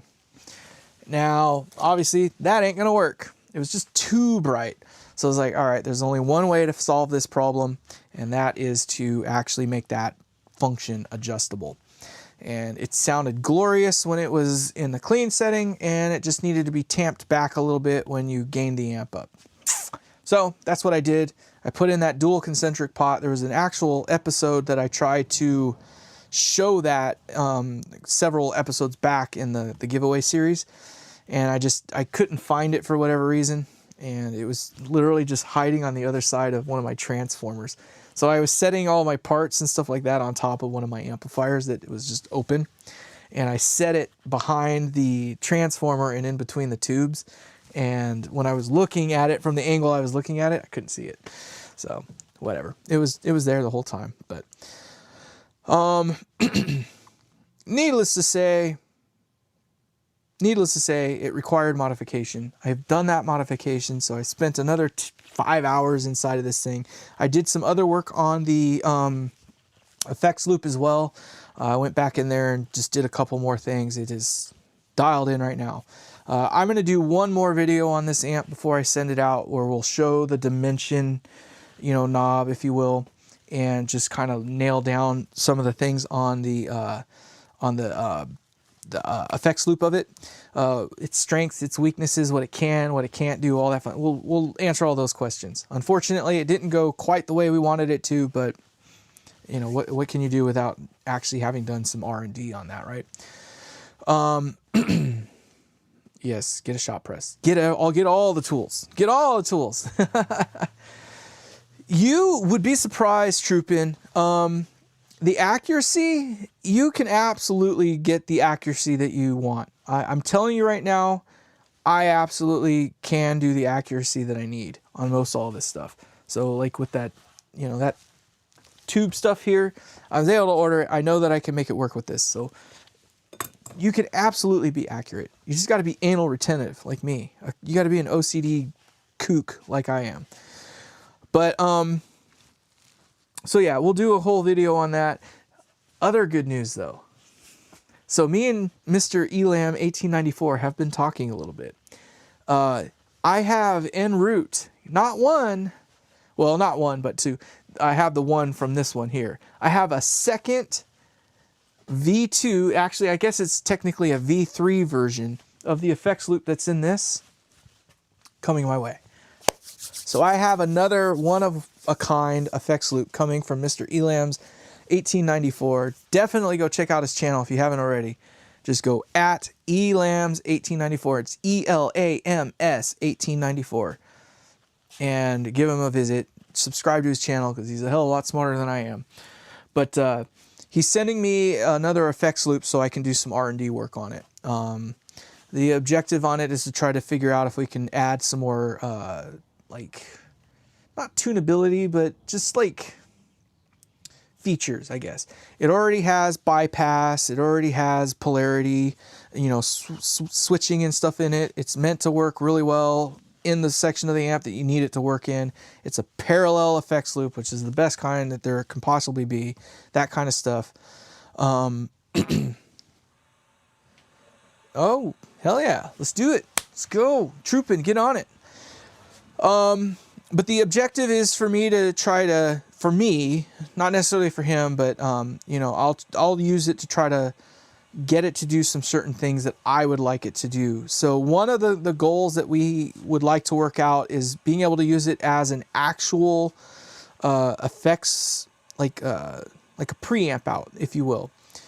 The downside with this amp here is that the output section is pretty bold. So there is a sound to the output section here, which means that the preamp is tuned to make it sound good with that power section. Well, unfortunately, the pick point for where the effects loop is, it doesn't sound very good unless you dial the preamp section to sound good out of it, right? Which then means you really can't use this thing as a return section for that, because then it'll sound wrong, right? So it'll work as a preamp send, but you have to run this as basically just a preamp. You can't use it as a return. The other downer was this thing here, because of this output section, it didn't work very well as just a power amp. So you couldn't run into the effects return with your pedal du jour and expect this thing to be a really good friend for that. It has a character to it, and it just didn't work that well.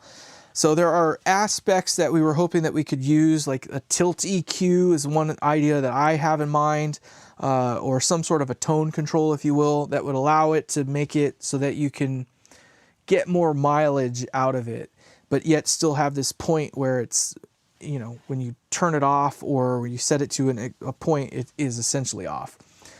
So we're trying to, together, I think we're trying to work that out. He sent me the parts gratis. He hasn't hit me up for any money yet, is more or less what it is. I think I'm going to try to find a way to sneak him some. But so I have another effects loop on the way from Elam's 1894, and my job is to try to find another way to just give it a little bit more. That's my job. For me, not between us and him. He didn't do anything wrong. It's not him. It's for me to try to play with that and do some R&D with. For me. That'll be my job. So I'm hoping that we can just, together, we can work out a way where we can find some like product that meets like all those hot topics that everybody's always looking for. And we can work out something where we just work out something. I'm hoping that's the idea. I want to throw more people his way. I don't know if he's prepared for it, but he does amazing work. So that's all I can say. Any other questions? There's 10 of you here. I'm shocked I've had that many of you this long, especially that now we're 3 hours and 15 minutes into this. I'm starting to get tuned, so I'm starting to catch my second wind, if you will. I can't drink much more, though.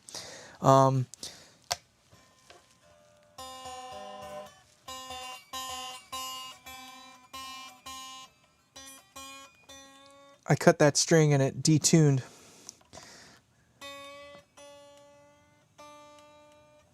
Oh no, I was also adjusting those things.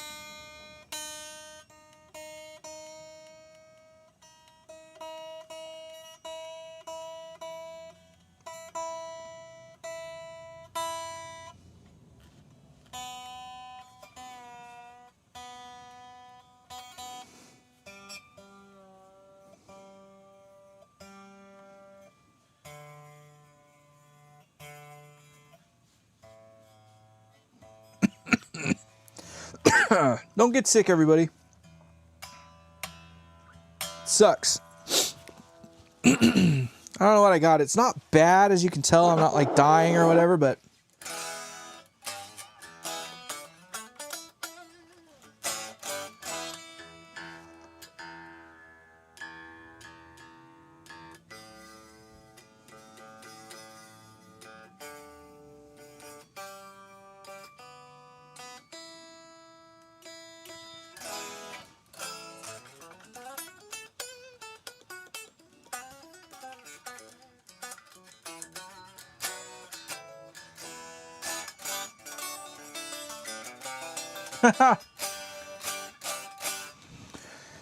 Darius, thank you. I appreciate your sentiment there.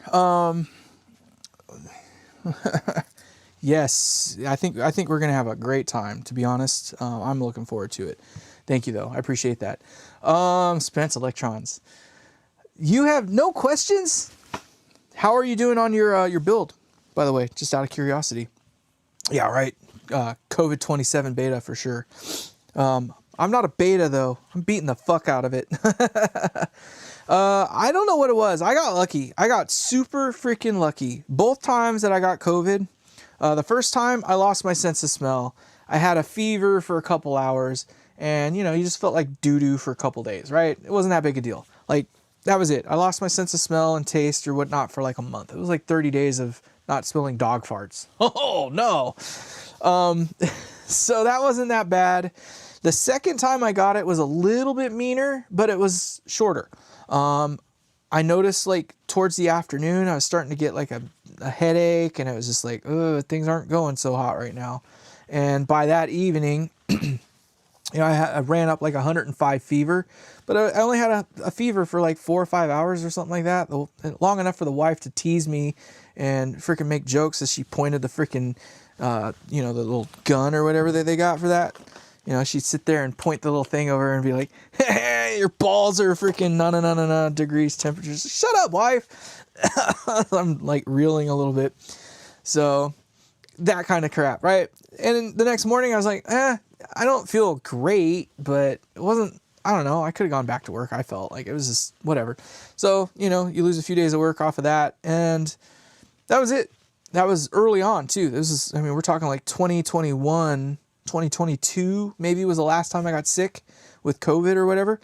But since 2019, I have not had a cold, at least not that I know of. I've had colds that were worse than COVID. Like, I've had COVID 2 times. I can tell you right now, there are colds that I have had where I would much rather have had COVID and just be done with it than some of these colds that I've had. I used to travel a lot. I don't know if that's what it was or whatever, but it just seemed like I would get stuffed up to high hell.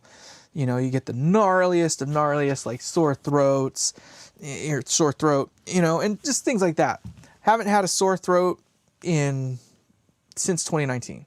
Years.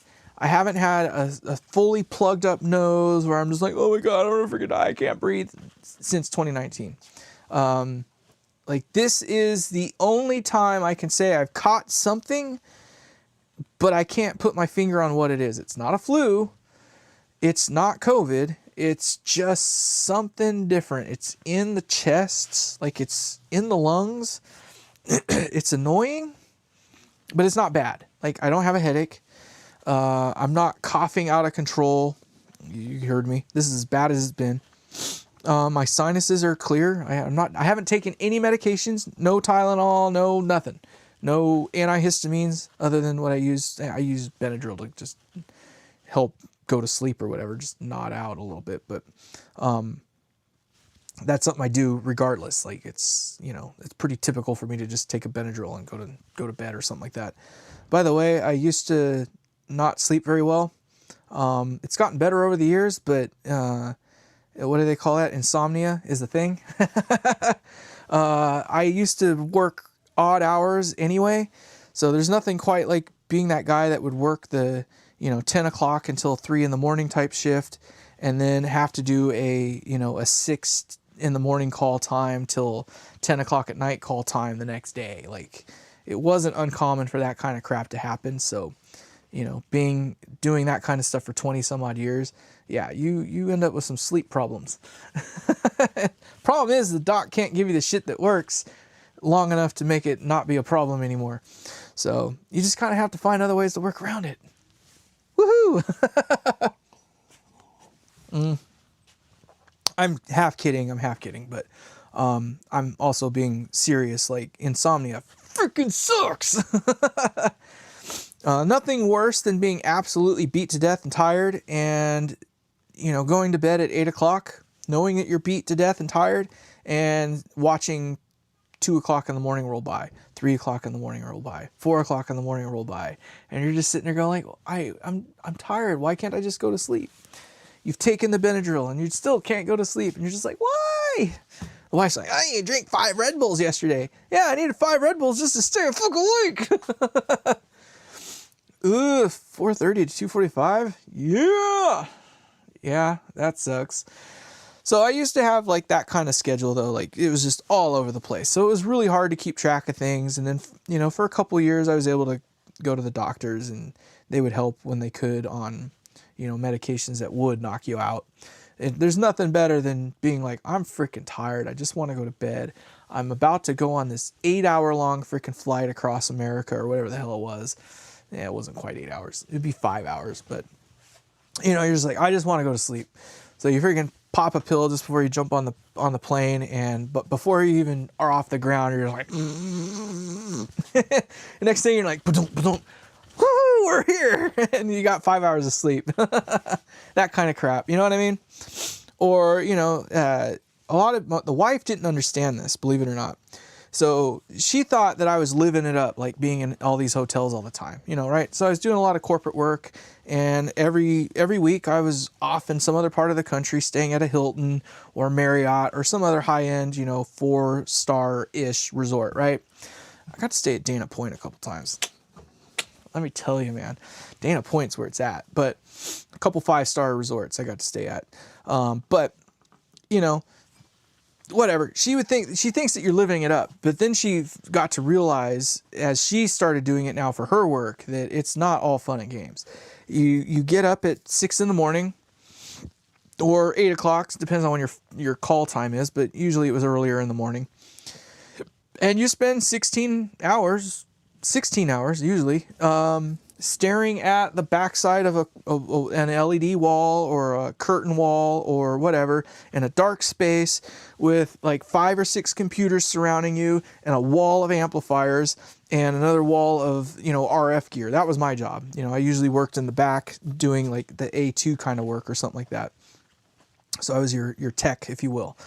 On occasion I would get to be out in the front doing, you know, front of house work, but you know, one of my predominant things while I was doing a lot of this stuff was the A2 kind of stuff. So I was back in the back 16 hours a day. And what's the last thing you want to do when you freaking get out of a freaking hotel that you've been like that for 16 hours? Well, you want to go and get something really nice to eat because hotel food freaking sucks. Oh, the freaking shit. Like, I'm sorry, man. Like, I understand like the plight of having a hotel and getting eggs and bacon and like sausages and all the different fixings and whatnot for a crew of people out and ready, but it sucks. So, you know, yeah, when you get off of work, you and all your constituents are freaking looking for the nicest bar and grill that you can possibly find. So you can get a real freaking burger and a real freaking drink that you didn't want to kill anybody with. And then you go back to the hotel at 10 o'clock at night and go to sleep. Well, the wife kind of finally learned because she used to give me a lot of shit. Oh, you're just living it up. No, not living it up. So, yeah, she used to give me shit. Oh, you go in all these bars and grills and stuff all the time. But yeah, that's what I'm doing because that's what I got time for. Oh, you've been in Dana Point. Oh, lucky you. God dang, I can't remember what exactly the name of the venue was. It was something at Dana Point though. Butterfly, no, I can't remember. I don't know. There was some resort that's there at Dana Point, and this place was tits, man. Freaking absolute tits. 5-star for sure. I remember I was going in to do the incidentals and stuff like that. It was like $1,000 a night, $1,500 a night or something like that, just for the incidentals. And, you know, I'm like, look, I make good money, but I don't make that kind of freaking money. So, you know, I had to bust out the American Express card for that crap because we were there for 5 freaking days. So imagine that freaking hold. It might have been Montage. I don't know if it was Montage or not, but there was a venue that it was something else over there. And I felt bad because I brought my little 2001 Chevy S10 up to the thing and they parked it out front. I was actually shocked. They parked it right next to the other Bentleys and Range Rovers and all that other shit that were there. I was like, why didn't you put it in the back? And they're like, no, it's great right there. I'm like, okay. So, I don't know. Fun. Different, but fun. So, I'm going to do this while you guys are here. You guys are still talking with me, so I'm going to keep going. I'm going to try to break a string. I can guarantee you, but before I'm done with this, one of these strings is going to break at the tuning peg. It just happens every time. But I also need to make it so that this thing doesn't crash in here. I want to put a stopper of some sort. You know, they actually make, I finally found some. They make these stoppers just for this purpose, which is kind of part of what, where I put it. That's what these are for. So I was going to put this in so I could stop it so it wouldn't be a dive, because I don't want the thing to dive. I don't do that kind of crap. I'm not that kind of guy. You know what I mean? It's just not me. Now, I had something for this a while back. That ain't it. Sorry, excuse me. Rude. Definitely ain't gonna be that either. Ooh, here's an old bridge. Will that work? Let's put that in there. That seems to be doing something. I don't know if it's the thing, but let's put that there and see if that's gonna hold. Seems to be holding. Ha ha! I will accept those terms.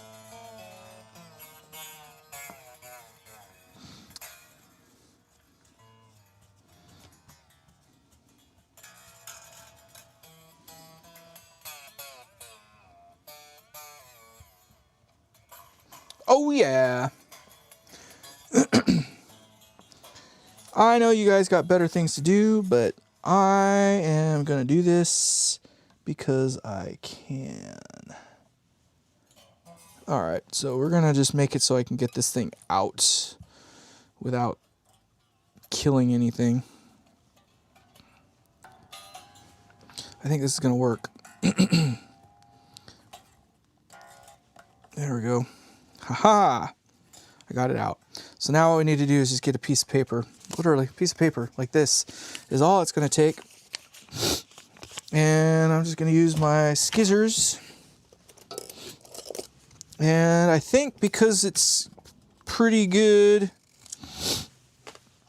on the one side, I'm going to cut it a little bit on the fat side even. Like, it's crazy to think that's really all it's going to take. Something like that. But I don't need it to be high on the E side. I think what has happened is I managed to get this thing unevenly set. So the E is fine, but then it sucks it down further on the other two strings, and that's more or less what it looks like. So it's like, I just need to put it somewhere else. So I'm going to just do this. So now I've got an indentation of where I need to cut it, and I'm just going to cut it just a little shallow on either side. And I know you can't actually see what it is I'm seeing, but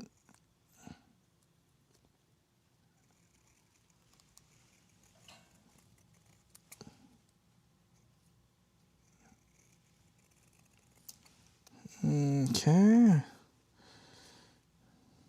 I'm going to do a little bit more. Yeah, it's not too bad. Will it fit? Nope. We got just a little bit more shaving to do right in here. And I almost need sharper skizzers. I know you're looking at me like, Luke, are you freaking crazy? Yes, piece of paper. That's all it takes. It won't change anything. You'll never know. You'll never know. They'll never know. They'll never know. Just have to trust. You have to trust the process. But half the problem is getting it to freaking hold tight. So come on now. Come on, people now. Let's get together. It's going to make me work. Not that way. There There it goes. Not teabag. Not teabag. I'll consider making a video of the infamous cake pan amp. Let's go. Let's get it. I know that you can. I know that you should. You know how I know? Because I can tell you right now it's not nearly as bad as you think it is. It's certainly worth showing the world. And if not for anything other than showing the world like where you're at with it too. You know what I mean? Like, so my biggest problem is more or less in that range there. So I'm going to cut this thing a little bit short like that. So what I want to do is put this thing so it sits right in here. Not there. Gimme. I want that thing to sit right in, not there, there. And then I'll put this thing in. And I think I'm going to be a dick. Watch this. We're going to do that. And I know what you're thinking. I know what you're thinking. But don't worry. Don't you worry. Don't you worry about a ting. Is every little thing gonna be alright? Da da da da da da da da da da da da da da da. Don't you worry about a ting, 'cause every little thing gonna be alright. Da, da, da, da, da, da, da. 'Cause every little thing gonna be alright. Hey! Ah, you little fuck. We're gonna have to loosen that back up.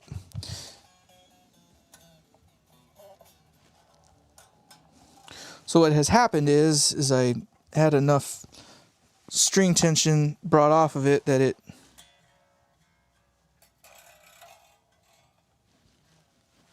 went outside of its realm here. I pieced it off is what I did.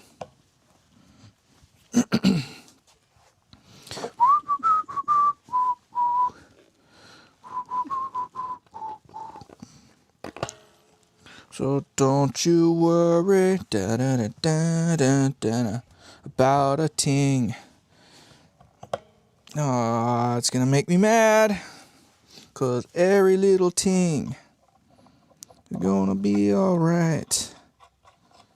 Alright, we're gonna use the bar. There it is. Yeah, you can tell I maybe done that once or twice before. Like I said, I'm brutal on my stuff. I would never do that to a client's.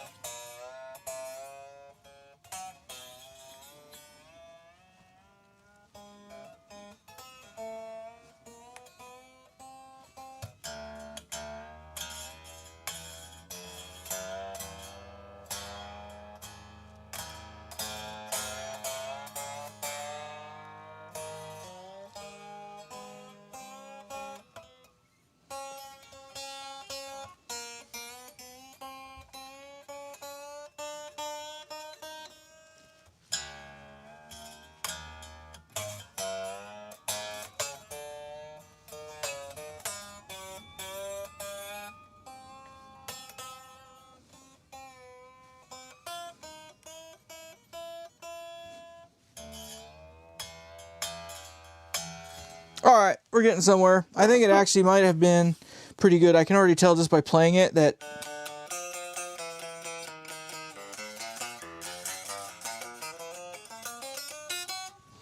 the height I could use a little bit more. So my A string is good now. So my E was always good. and the E is still good.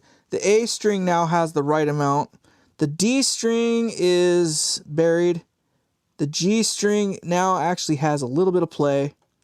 So I need that little piece that I put in there, I need that piece to move over a little bit.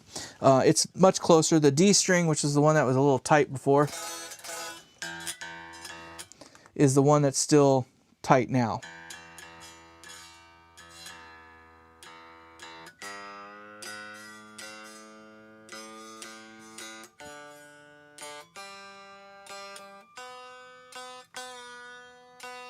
Now, I don't know if you can hear it, but obviously the strings are obviously not buzzing as much anymore.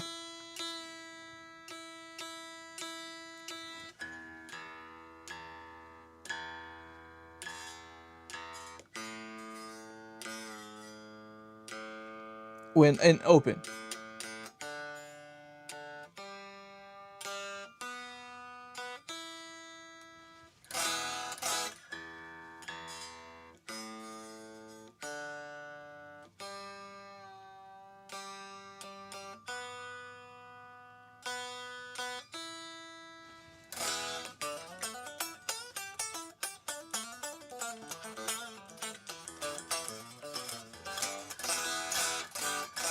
It's essentially exactly right where it was before, the first time that we actually did this.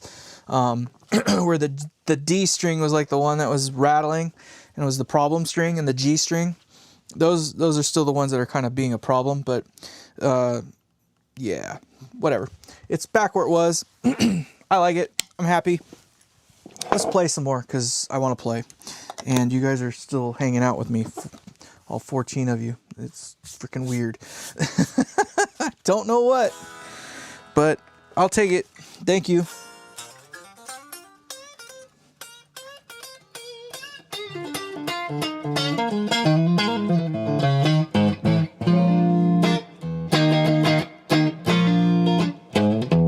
A little loud now.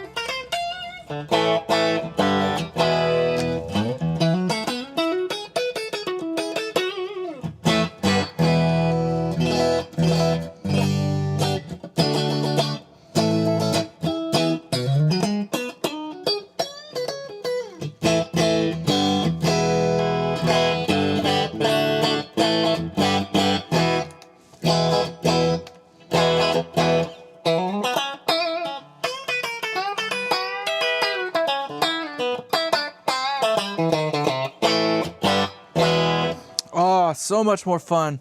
I still am not super duper happy with the action. It still needs to be a little higher, actually, believe it or not. A little bit higher. Let's see what it does with a little bit of gain.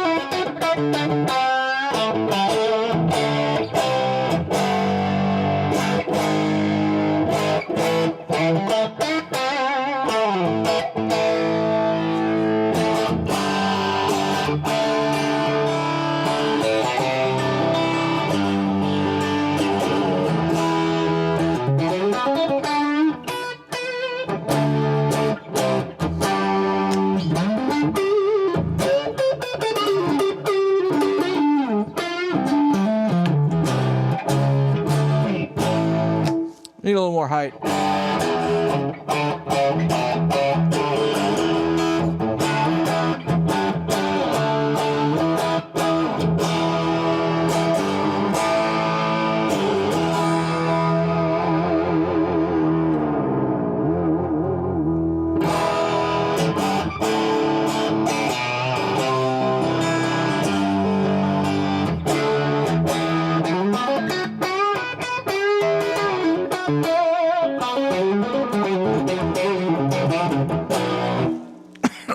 try a different pick too. You the one? No, you're not the one I want to try. You. Yes.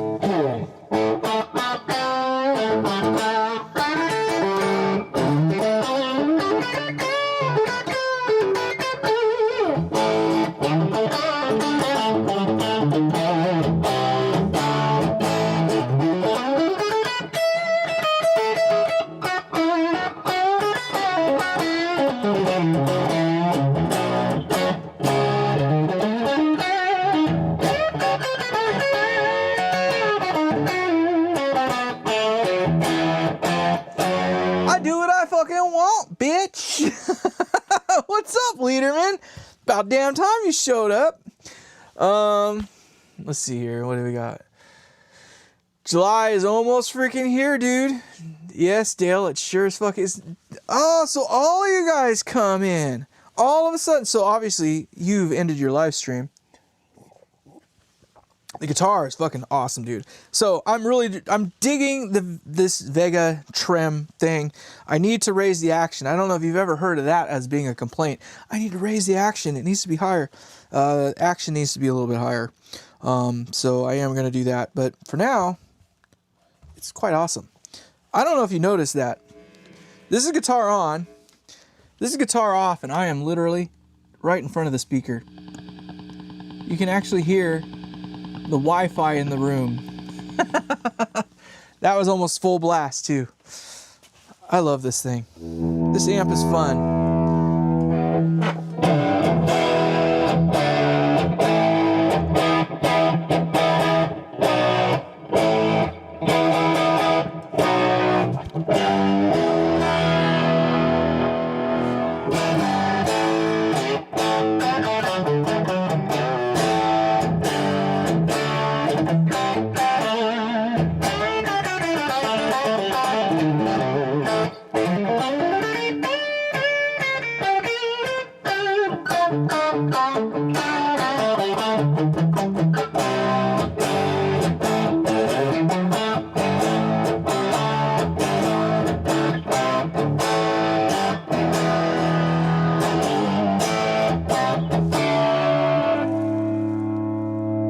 Ah, it's so much more fun.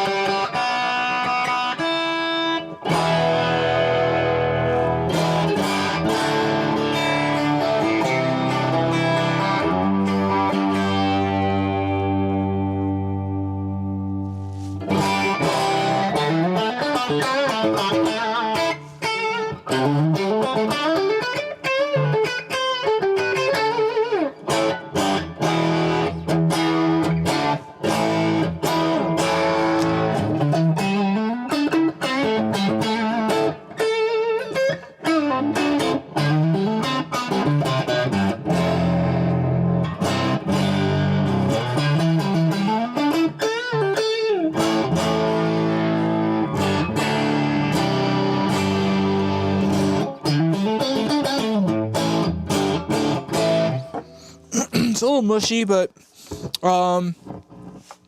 that's the action. Most of that is the action being too low. I probably will go back and add just a little more shred of paper underneath where the D string is. The nut height is just sufficient right now. Just sufficient right now. The E string is spot on. A string is spot on. Oh, D string needs height. G string is clearing but needs height. B string is fine. E string is fine. So it's just those two sets of strings right there needs a little more height. So I'll probably stick another piece of paper underneath there. Really cool. That's the best it's ever been. Action's too low. Action needs to come up. Believe it or not, I'm complaining about action being too low. Darn. Nut, I've never had a problem with the nuts. So these pickups are new to me. These are the Fender Custom Shop Fat 50s. I think I need to lower them a little bit more again. Of course, it could also be because the action is a little bit lower than it was. They are bright, which is great. I like bright single coils. That's the way they're supposed to be. They still sound pretty thick. I think once I get the action up a little bit, the clarity will start to come out. Right now, it's a little mushy, but it's not bad. This is the best this guitar's ever been, I think. Now, the pickups that were in here before were ones that I wound, and that, I wound them myself. It's my own little proprietary thing. My neck, I really, really liked the top end of it. Like, the neck was very fun to play, but it had too much bottom end. It was just a little too woolly, so it didn't work really well when you were trying to do nice, clear bell-like blues stuff. Whatever. The mid pickup, I don't really use all that much. I don't know what it is about it. I just can't gel with the mid pickups on any Strat, so I usually don't really worry about them. I will say that I like the clarity of the neck on this pickup, and I like the brightness of it, so I wouldn't change anything on the neck pickup. I prefer this neck pickup over the one that I made. I prefer my bridge pickup, though. This one is nice, it's solid, and it's bright, but it's still a little too bright, but it matches with these other three really, really well, which means when you're doing the in-between positions, it sounds like it's supposed to. But if I had to pick a bridge pickup that would be my ideal sound, the one that I made is hard to fucking beat. I don't know what it is I did about it. I have the windings built, written on the back on it, but that one slays in this particular guitar. The Vega-Trem definitely brightens things up a little bit in a good way. It definitely adds some definition between the notes, even with too low of a freaking action. So yeah. Anyway, let's get back to the stuff. Shrimp Dak. Let's see. Some of these folks. Dale, we are going to be there. We get to do it. Generally like a wolf says. You funny. You funny.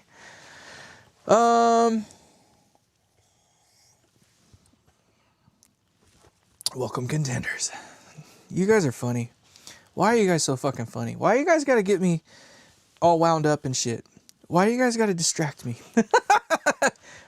Can't we all just play nice and show each other's dinky doos and, circle jerk and stuff? I'm kidding, because that won't happen. If I'm not mistaken, Andy, that guitar that AC sent you, I think comes with Fat 50s. I thought it came with a like a special set of pickups, or are they Seymour Duncans? I think they're Seymour Duncans, but I think they're Seymour Duncans that are meant to be kind of like the copy of these. Not copy, but you know what I mean. I'm gonna die. My apologies. Not T-back for 2 springs. That thing really kind of gets with it.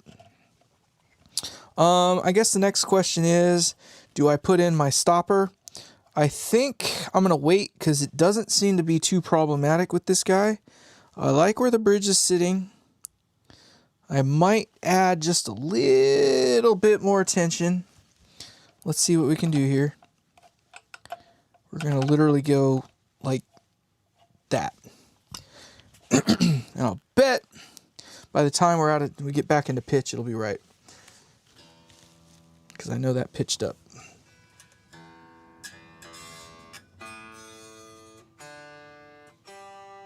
No.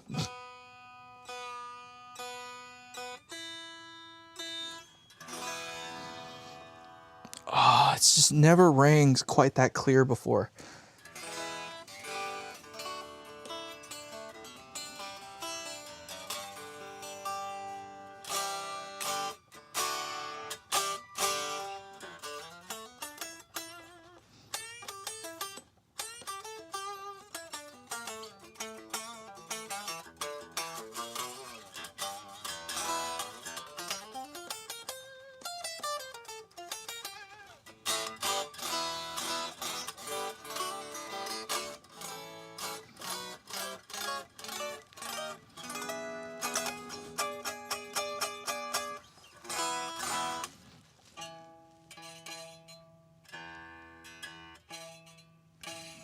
But the intonation is out though, even though it plays really nice.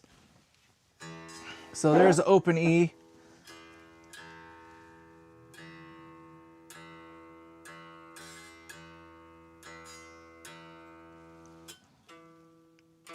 It's a little on the flat side.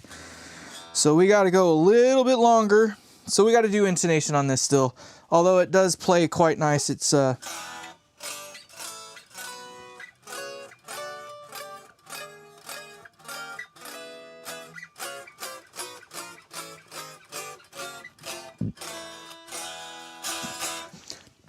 too bad. It's intonation. It's intonated with itself. So right. I don't know what it is. Like this one just has this like bell-like ring to it. The definition is there. Like it hasn't been quite as defined. It's always been kind of raw. Like there's just you do what I was just doing, where you do like the bar notes all the way down or whatever, and it would just kind of be raw the whole way down. It wasn't that it sounded bad. It picked electrically. It sounded fine, but now it's definitely a little more acoustically the best it's ever been. Even with too low of an action. So I need to adjust the action before I bother with the intonation, because right now it's flat, it needs to be sharp. So by the time I raise it up a little bit, it might go sharp enough. So who knows? But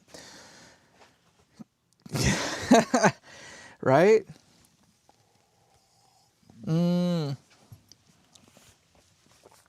not gonna lie. I mean, they're not cheap. These are not cheap, but I mean, there's not many bridges on a Strat that fits in the stock holes where you can, you know, go both ways with it. You know, I mean, holy hell, to be able to dive and freaking.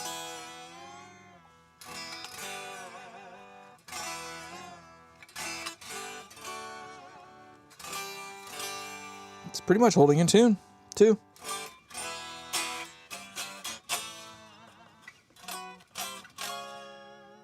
Now, what I can say is a little bit of a bummer. The clutch on, not the clutch, what do you call it? Like, this is a little bit chunky. It's using this little, you know, plastic, like, I don't know, whatever collet you want to call it. It's a collet. And it looks like it's got rubber O-rings. They say to keep it lubricated. Right now, it's not lubricated, but I can tell you right now, that's not what its problem is. There's nothing I hate more than a whammy bar where when you, you know, flick it back and forth. Oh, dude, thank you. That was too kind of you. Freaking knock it off, Leaderman. You still gotta, just knock it the fuck off. Thank you, though. So, wiggle. Like, when you put it in there and it's got like a little bit of knock or wiggle before it actually moves the bridge. My Schecter and that Floyd Rose on there, holy hell. That thing is, that's a beast. That is a freaking, and that's this one here. And this one has a slightly different system going on. Like, it doesn't have the O-rings in there. It looks like it uses some sort of a shrink wrap, like call it. This one, you can actually get it to park where you want it to. And I like that. This one here, like, I'm having to tighten it up pretty tight, and it's still kind of a little too loose. Like this one here, you can almost get it to lock in place. But I can hear it knocking. I don't know. It's just got a little too much play for my liking. It is brand new. I don't know if you can hear that. Right? Can you hear that? It's really light. This one on my Schecter doesn't do that. So that is one knock towards this. I don't know that you'd hear it play like that through the guitar, but let's see if I can see if it's doing it on the bottom.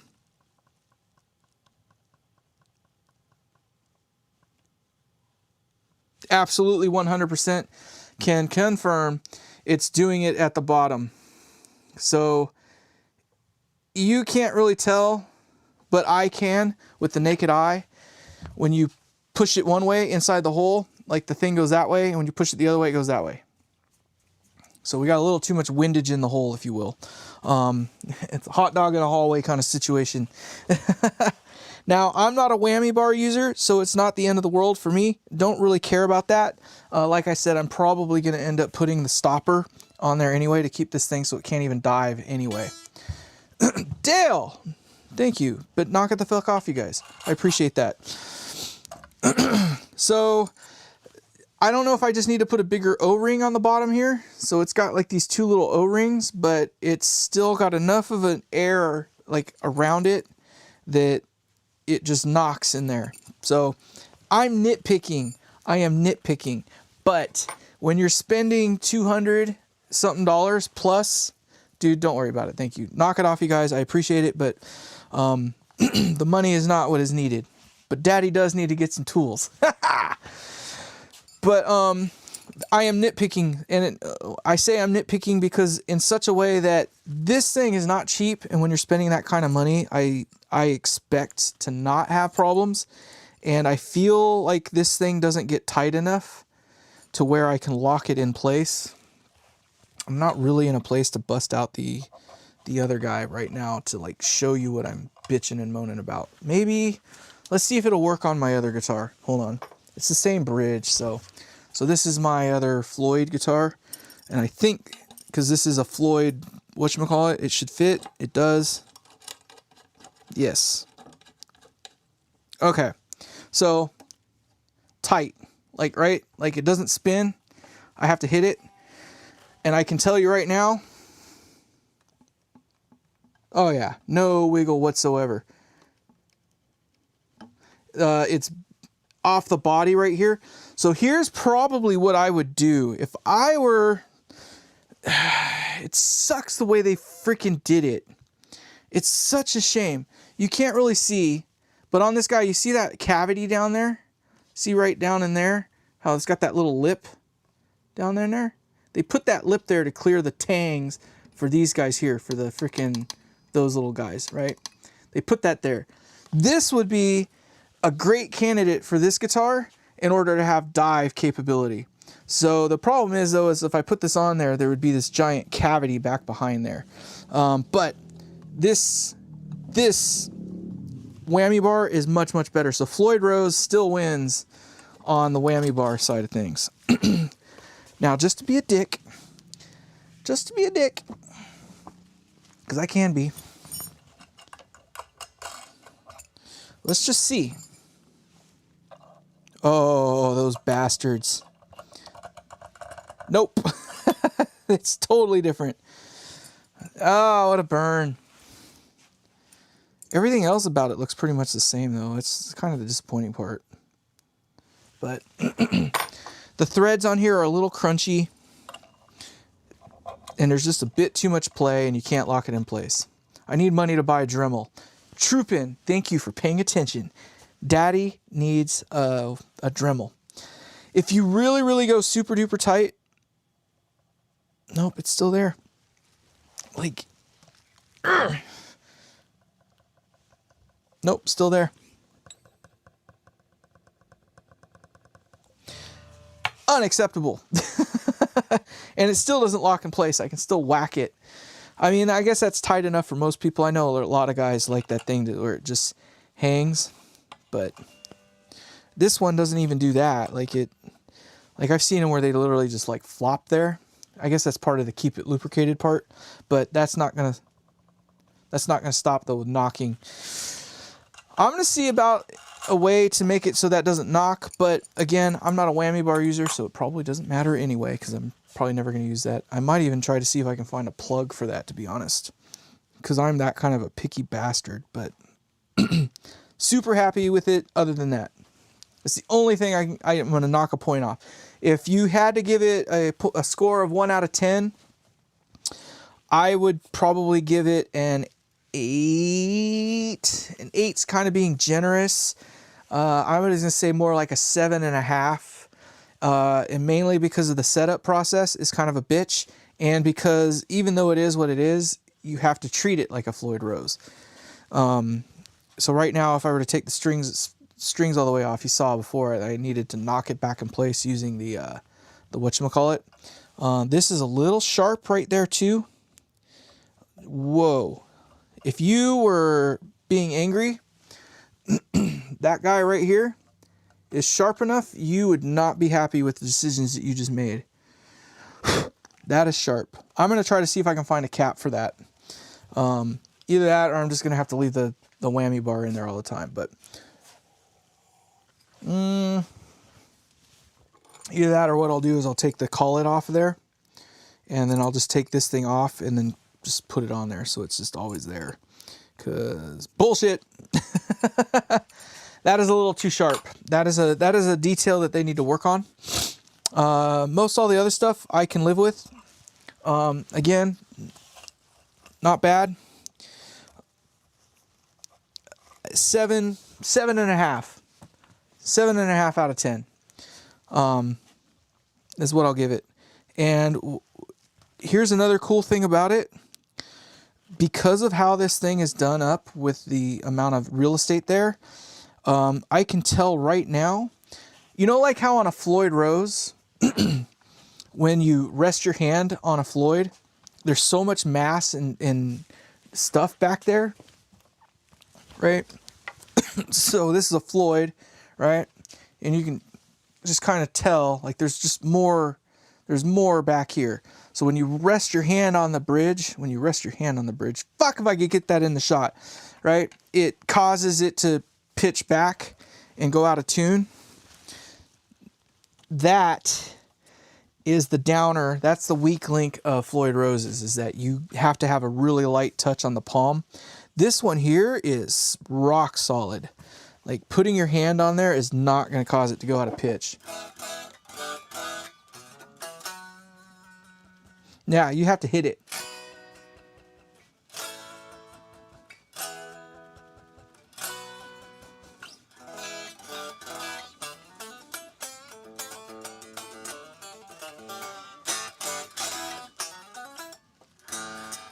Let's see what happens when we do the note bend with another open string, how bad it is.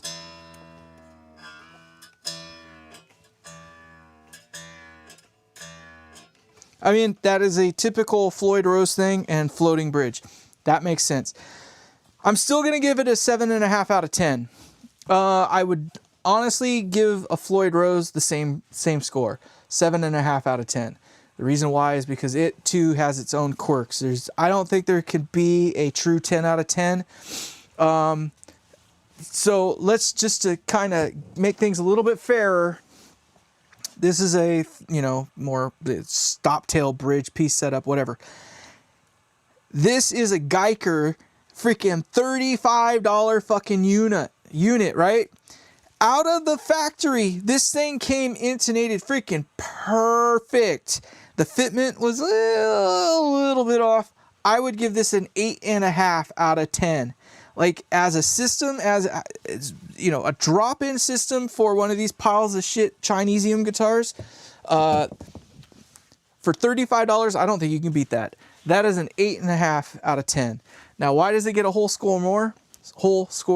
A, nothing's a 10, right? Nothing's perfect.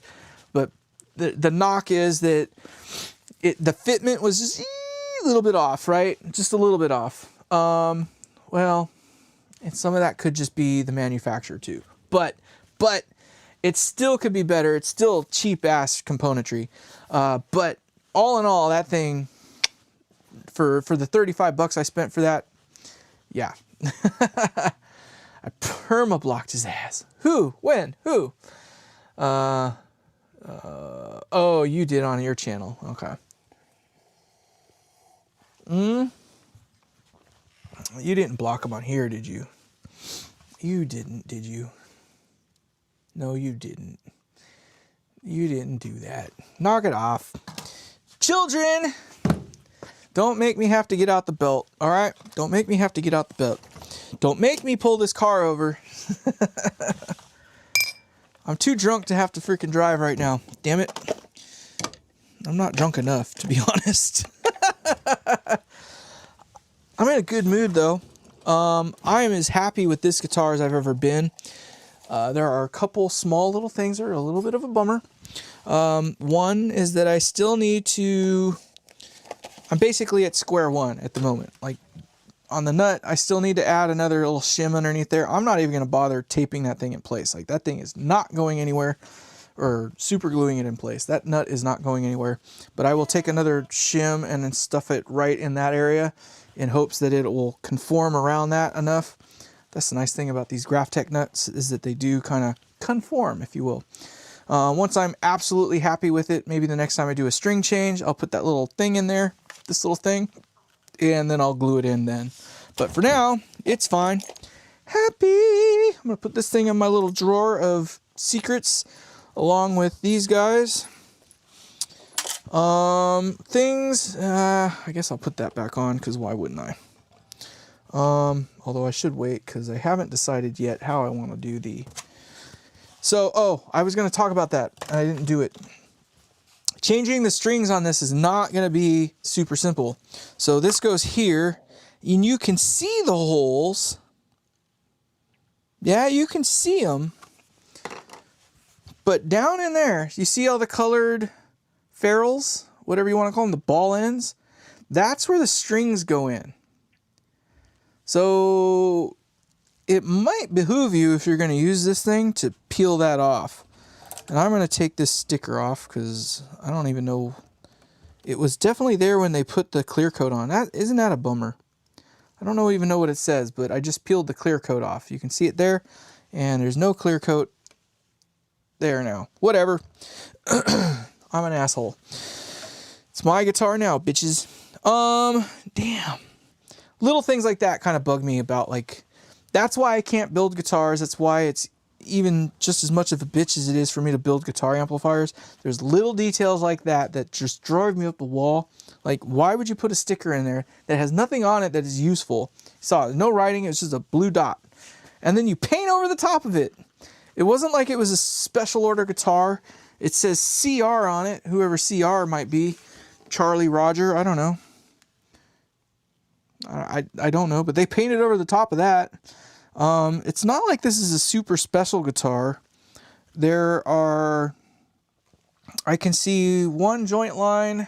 You might even be able to see it right in here. And I think there's another one. It's harder to see it. They did a good job, but I think you can see it on the front side. I don't know. There's just some things in this guitar that are just like, I don't know. I don't know. It's a Mexican-made guitar, but that means that there's a 50% chance it was actually made in America. And I'm not that fancy, but I am fucking fancy. I'm just picky, okay?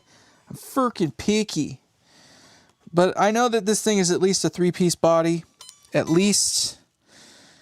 But now I've got more dollars in parts. More dollars in parts on the guitar than the guitar was worth when it was new. Because why not? So, whatever. As long as it's fun to play. I am going to raise the action up a little bit more. I'm going to do some more research on how to do that. Right now, I think I got them all pretty much done up. I got those tools right there to do that with. I am going to raise that up. Just another shred of paper. And then I'll decide if I want to put the back... I'll put it on for now. Because I don't want to mess with the screws, to be honest. And because... Because the Wonderful Wizard of Oz. Not that one. We want this one. Dude, Dale,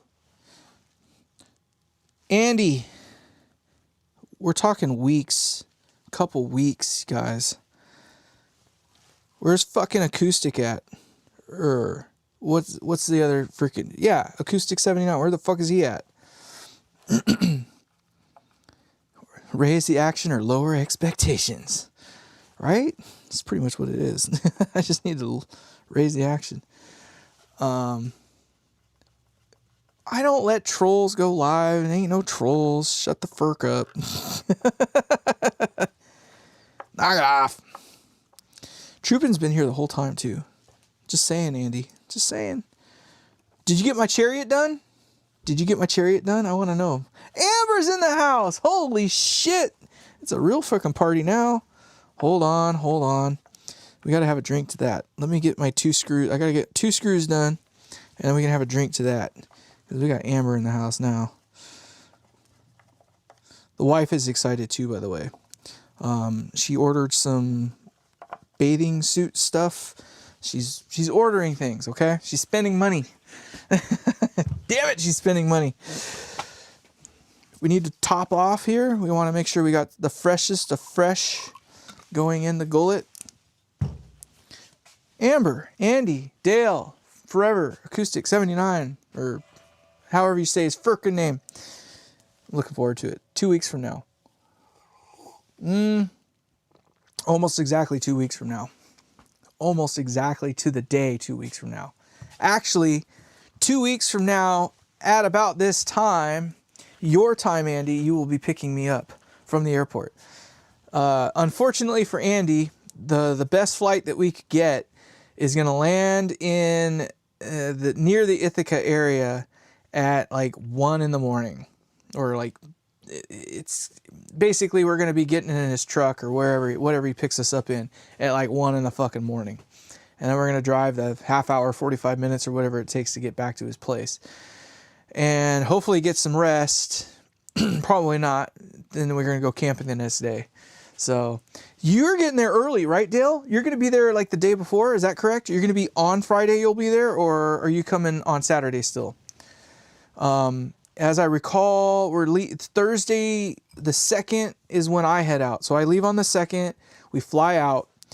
We will land in New York Friday morning. And when I say hour 15, oh, God damn. I'll fill you in with the details once I know a little bit more. I need to go look at my itinerary and stuff like that. But that sucks.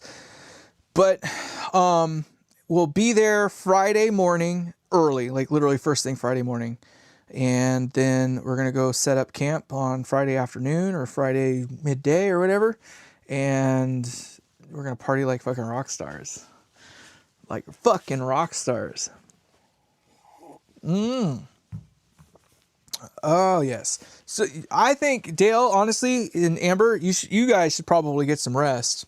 Not that I don't want you to come and visit with us on our trip back, but 1 in the morning is frickin' early. So don't feel inclined that you have to. Just make it easy on yourselves, because we'll probably need somebody to carry us around. Not so much me, but the wife. She's going to be the cantankerous one, I think.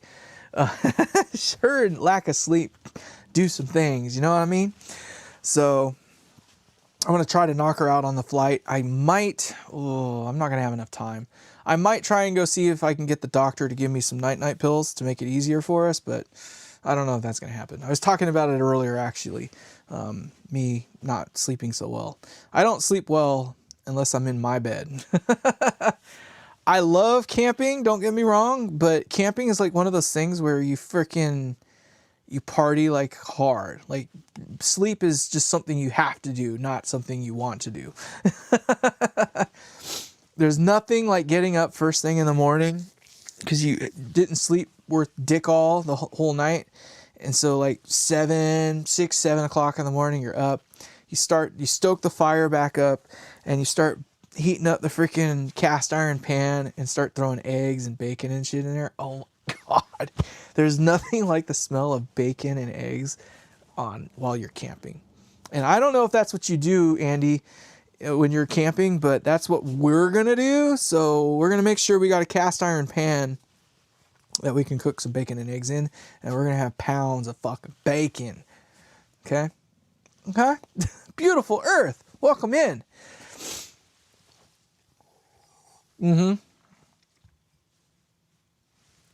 6 a.m. Yeah, you guys were fishing all fucking night. God damn.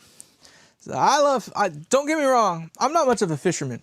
I mean, I'll fish, but I'm not a fisherman. So I will fish, but I don't know if I'm going to do 6 a.m. Hell to the no.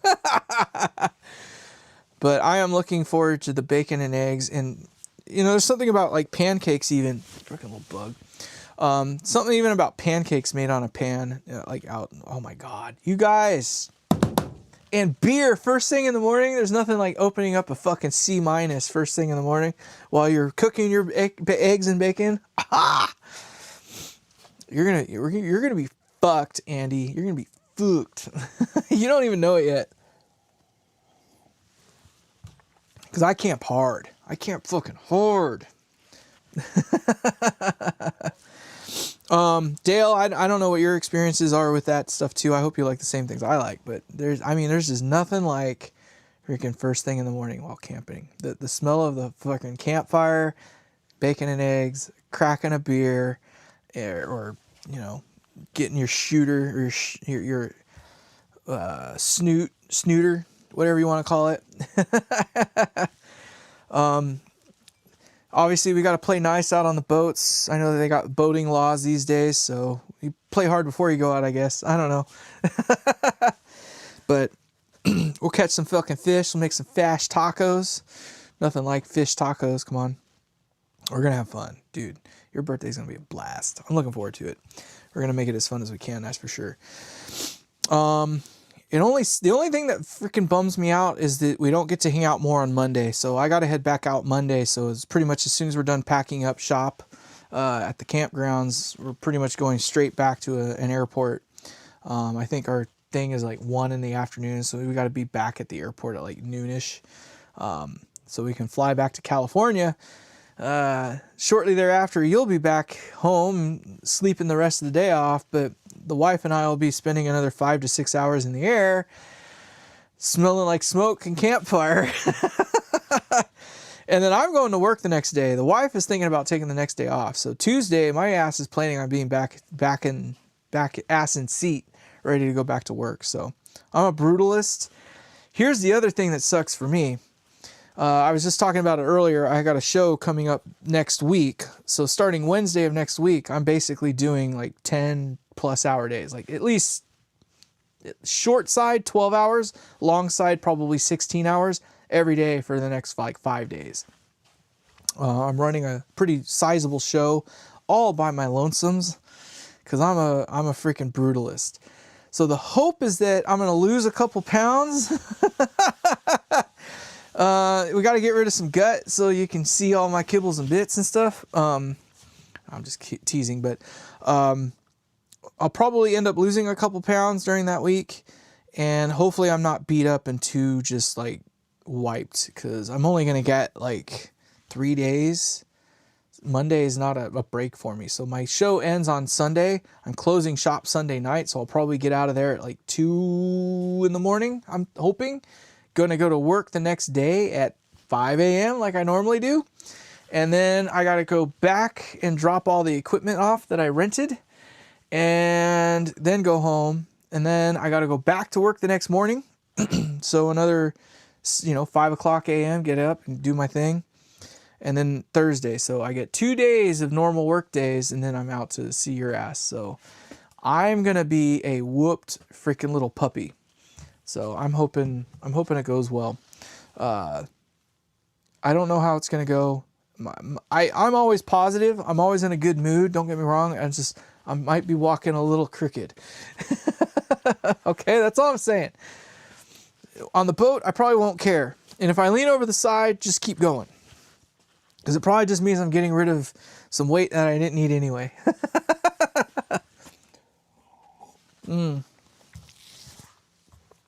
Part of me wants to put my pickups back in this just to see how it sounds too. I'm sitting here looking at it. Like, I like the neck pickup. I like how bright it is. It's still a little full sounding. These are Fat 50s.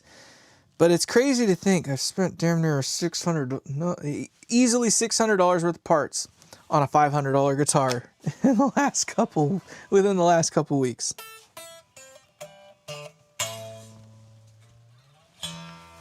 But whatever, I'm a glutton for punishment. So I think we're at a place now where we can just call it a night. It's 4 hours, 22 minutes. We're coming up on 4.5 hours. Where did I put the fucking box for this thing? There it is. Put the box right here. I think what I can say with some confidence is that if you are interested in a Vega-Trem and you have an extra couple $100 sitting around, by all means, go for it. I think they're worth it just from the bell tones alone. They are definitely not kidding around. Is it the best thing since sliced bread? No. It still has its quirks, just like anything else, which is unfortunate, but that is just how it is anyway. I don't know. I mean, if you bought a Floyd Rose, you couldn't retrofit it in this guitar. So for something that you can literally fit as it is inside of the guitar, that's ringing away. Again, just impossible to beat in terms of something that requires no retrofitting to go on. So that's all I can say at the moment. Is definitely worth the money if that's what you're into. I think that's been what my problem is. This thing needed to come back anyway to be longer, and this thing was pulled forward. Interesting. All right. Well, you guys, you can have a wonderful evening. I'm going to continue to play with this thing because that's just, you can see it. Obviously, I'm a nutbag.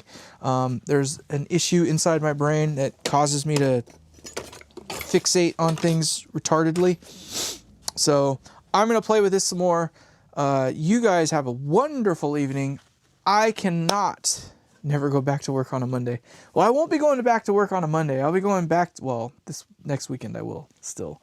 But I'm going back to work on a Tuesday though. But I cannot thank you guys enough for all your love, all your everything. Just thank you guys. We'll see you on the next one. Take care. Goodbye.